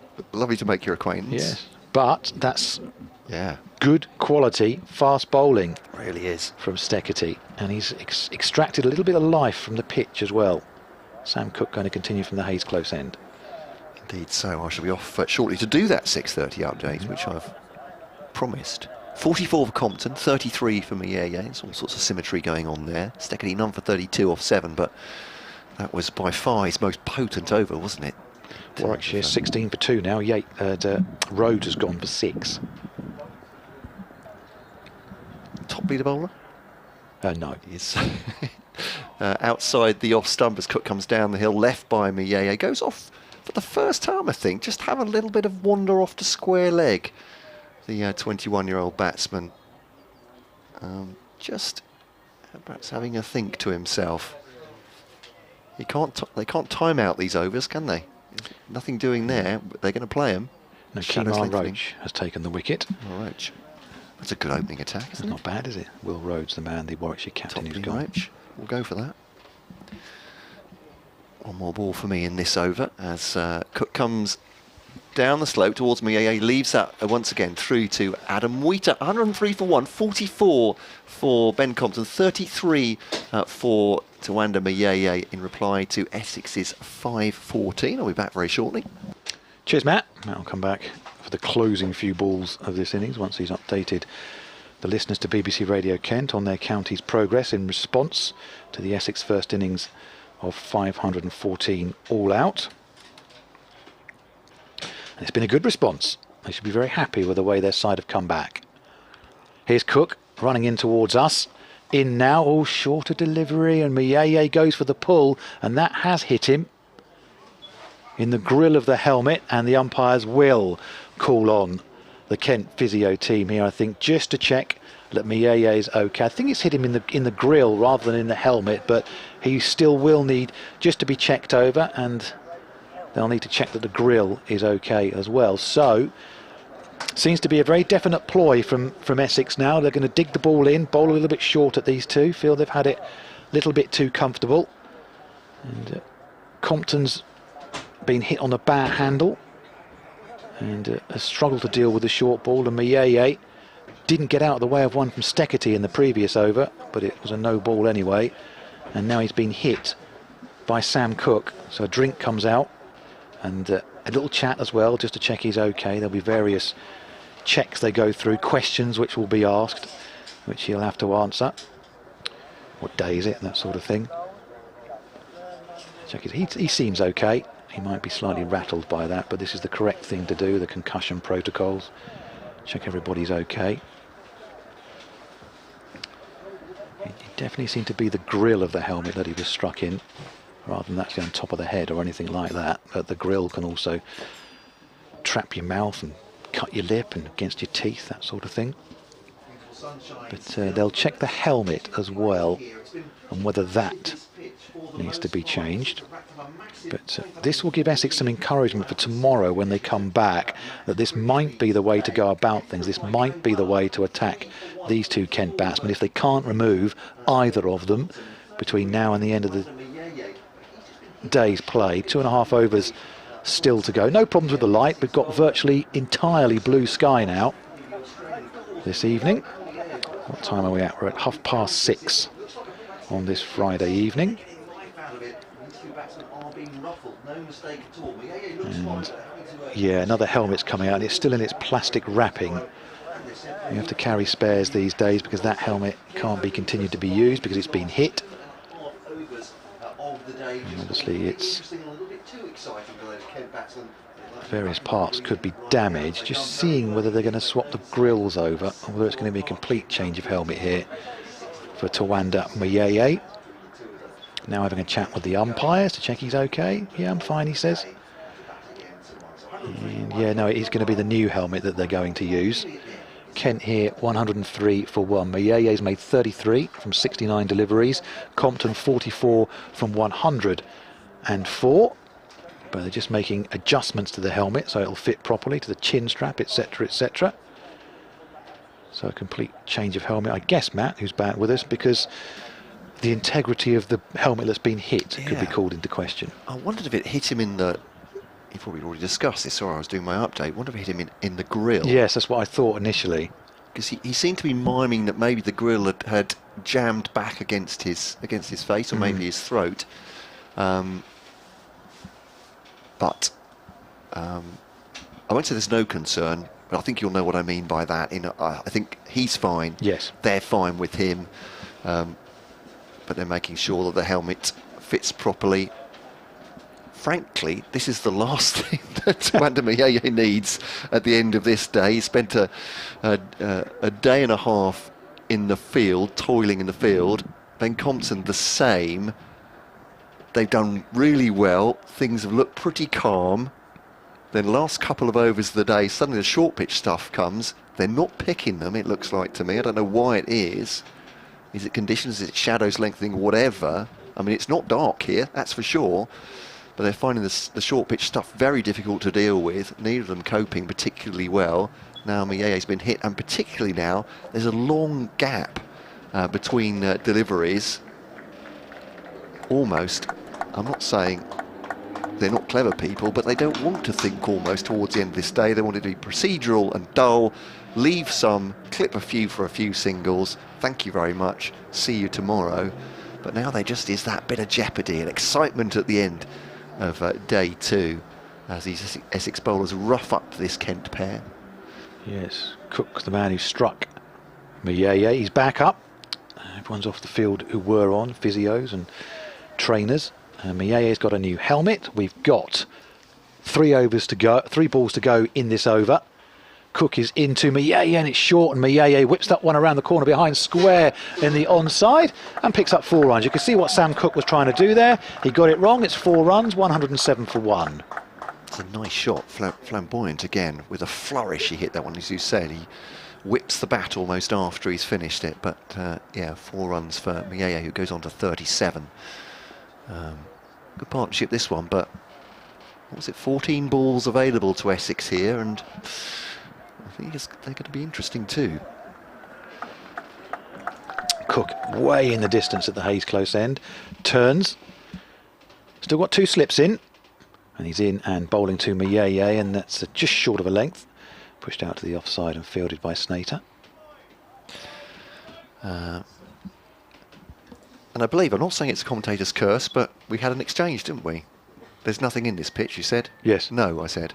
Right. Next over. Yep. Well, it was a deliberate ploy from Essex, wasn't it? Saying, look, let's just bowl. Let's just see if we can get something out of it and bowl short. Absolutely, yeah. I know Don Topley will fully approve, and he was saying that before.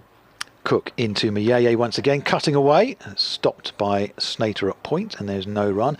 End of an eventful over. Kent 107 for 1. 12 legal deliveries of the day to go.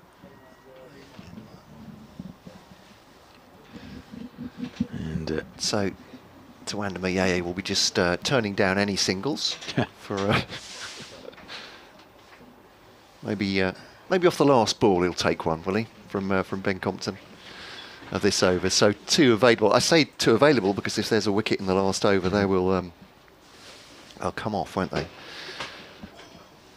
107 for 1. 1 for 22 for Cook, who's bowled really well. Taking the 1 wicket to fall, that was Daniel Bell-Drummond, who went for 11 at 36 for 1. LBW. I did wonder if Kent might start to fall about then with that scoreboard pressure. 5-14 on the board for Essex. Heavy weight of runs. Steckedy then will bowl to Compton. He's got that short leg in. Adam Rossington. 2 slips and a gully as well. And just played off his hip there. Compton. He'll come back for a second. Went towards the boundary. Fielder's gone out to get it though. Throw into Adam Wheater. 2 added to the total. And they're on to 107 for 1. 109 for 1 rather. 46 Compton now. And closing on a half century on debut for Kent. Be very happy with that indeed. Round the wicket comes Steckedy, and he's pulled that one away low, gently, and that will be a single. Yaya will be on the non-striker's end. Steckedy just exchanges the word with Compton. I think all pretty genial. Didn't see any sledging there. No. I don't think. I didn't quite get that one right. Passing the time of day, yeah. I think that's Compton will know that as well. Just straying a little bit down the leg side. Tom Westley just has an exchange with Mark Steckedy. He just offered him a piece of raw meat or something, I'm not quite sure. Go at Mayeye, he'll be saying. 3 off the first 2 balls of the over. Steckedy over the wicket to Mayeye. Full length delivery. Oh, goes for a single. He's going to have to scramble back. He's fine. He's fine. He wasn't quite halfway down, a third of the way down though. And Snater was pouncing on that. There was not a run there by any shape of the imagination. If he'd gone much further, he would have been stranded, but a couple of paces down and quickly made his way back. Yeah, I'm not sure that Tawanda Mayeye should be showing that to Mark Steckety. I want a quick single, I want to get off strike. And also, I don't think these 2 really need to be rotating the strike this late in the day. No, just, yeah. Couldn't help but agree. 3 balls left of this over, then 1 to come in the day. Steckedy to Mayeye. Oof. He's edged that away. It's a thickish edge. It's a no ball as well. They won't care about the runs, particularly Essex. But again, he's shown a little bit of fallibility right at the end of the day here. We hadn't seen that, to be fair, have we, really, from him before these last couple of overs. It feels like he's a little bit rattled out there. You can understand why. He's had his grill rattled by Sam Cook in the previous over. But it's 116 for 1. Mayeye moves on to 41, 47 for Ben Compton. Hope this no ball business isn't going to become a pattern for Mark Steckety doing his 6 games here with Essex.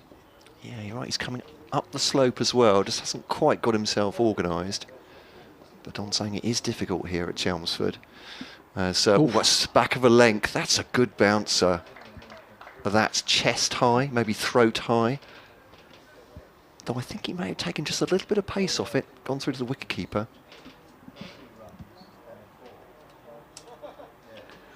Yeah, again, Mieye wasn't 100% comfortable with the way he played it. I think almost Sam Cook's one caught him more by surprise because Steketee was working up ahead of steam in the previous over, and Cook bowled a few full-length deliveries before he pinged one. And that one, oh, it's gone for the hook there. It's flashed at it. It's gone through to the wicket-keeper. It's a good take by Wheater because it's flashed past Mieye, who's gone for it. That's one ball left of this over, one over to come. Well, I hope you enjoy the cricket today. I'm really enjoying the denouement of day 2. We thought, I think Glenn and I, that this was going to be, well, we'll more or less, everyone's shutting up shop with 5-6 overs to go. We've seen enough from the day. Let's see it out, come back tomorrow. But this has got some real jeopardy in it. Last ball of Steketee's day today to a Mieye who works off his hip. That's a crisp shot, actually, and that'll be a single. And guess what? It'll take strike for the last over of the day. Ben Compton probably won't mind that entirely. 117 for 1. Mieye has 42. What's going on now? It is 42, isn't it? Compton 47. 117 for 1 anyway, in reply for 514 for Essex. Yes, it is. Again, the scoreboards have juxtaposed things just to fool us for one final time today. So 6 legal deliveries to go, unless there's a no ball or a wide, unless Essex take a wicket, which they would dearly like. Yeah, that really would end a very good couple of days for Essex, wouldn't it? Yep. If they could we can call one of these 2 out, or blast them out, I suppose. And we're not going to see spin either, at all. Tom Wesley electing to continue with his seam attack. Porter, Cook, Steketee and Snater have all had a go, and it is Cook to continue from the Hayes close end. He's in and bowling to Mieye, angles that one into the onside. They'll come through for the single as mid-on scrambles around. The score moves up to 118 for 1. And 5 more deliveries for these two to negotiate. And they've done a very, very good job as well after the loss of Daniel Bell-Drummond relatively early in the innings. LBW pinned by Sam Cook. They've done a really good job of just steadying the ship. As Cook comes around the wicket now to the left-handed Compton. A third slip goes in here, and he leaves that one alone. Keeps a little bit low as it goes through. Wheater takes it. No addition to the score again. And the sun disappears away, just beginning to drop down below the pavilion, away to our right-hand side here at Chelmsford. 4 more balls of the day to go. A good day's cricket we've seen again and again, unhindered by the weather. Here's Cook into Compton, flicking away down the leg side, and it goes away. It beats Wheater, but it's going as byes.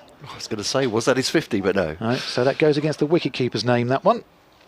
Difficult one for him to deal with. It flies along the ground as well, down the leg side. They pick up 4 more, do Kent. 122 for 1. So 118 is the scoreboard, slightly behind. 118 for 1. It continues to say, so it must have been 4 added on to 114 for 1. Actually, no, I don't think they put it up yet. Right, okay, fine. I think your instinct was right first. Cook into Compton. Compton playing outside the off stump. It's dropped by Wheater, but I don't think he got something on it. The reaction tells you that he didn't get something on it. Wheater's disappointed he didn't take it cleanly, but there's no head in hands and there's nothing from Sam Cook, apart from maybe a couple of words to Ben Compton. And 2 balls to go. What time are we at? 6:45. Scuttle off downstairs, get a little bit of reaction for you, which you'll be able to follow on bbc.co.uk/BBC Essex from the Essex perspective a bit later on this evening and tomorrow. Look out for it on BBC Essex Sport Twitter. Here's Cook in, penultimate ball of the day into Compton, and Compton pulling away. And again, it's an unsure kind of shot from Compton, and Wheater again is scrambling and making sure he gets some part of his anatomy in the way of it to stop it, which he's done. Looking very jittery suddenly, aren't they, at the end of this day, Kent? Almost if they're not seeing the ball properly. Well, he's a couple of pulls now, Compton. He's on 47. And you just wonder whether that's playing on his mind a little bit. On debut for Kent, trying to build a first-class career. Yeah, perhaps wants to get the 50 done tonight. Here we are then. Final ball of what's been a long day, but a good day. Cook is into Compton. He lets that one go through. That was better from him. And that is the end of the day's play. And I think everyone's got their value for money. Kent will close on 122 for 1 in reply to Essex's 514 all out, Matt Cole. Yeah, great day. We've seen a lot of fantastic performances. Matt Critchley, 132 on debut for Essex. Absolutely brilliant. Sam Cook striking first as well in that Kent innings. Daniel Bell-Drummond gone for 11, but good partnership between these two. He's saying they've been jittery in the last couple of overs, but 43 from young Tawanda Mayeye, 21 years old, and Ben Compton at 28, playing just his 11th first-class match on 47 not out. They resume tomorrow. The partnership at, where are we? I'm going to have to do it in my head here. 86 between the two of them for the second wicket. They've done very well, and particularly to see off a very spirited finish by Cook and Steckedy with the ball at the end of the day. So we finish with Kent 122 for 1 in reply to Essex's 514 all out. You'll hear from us tomorrow. Alex Hode will be with Paul Newton and Nick Gledhill. Is that right, Glenn? So for now, good night from all of us.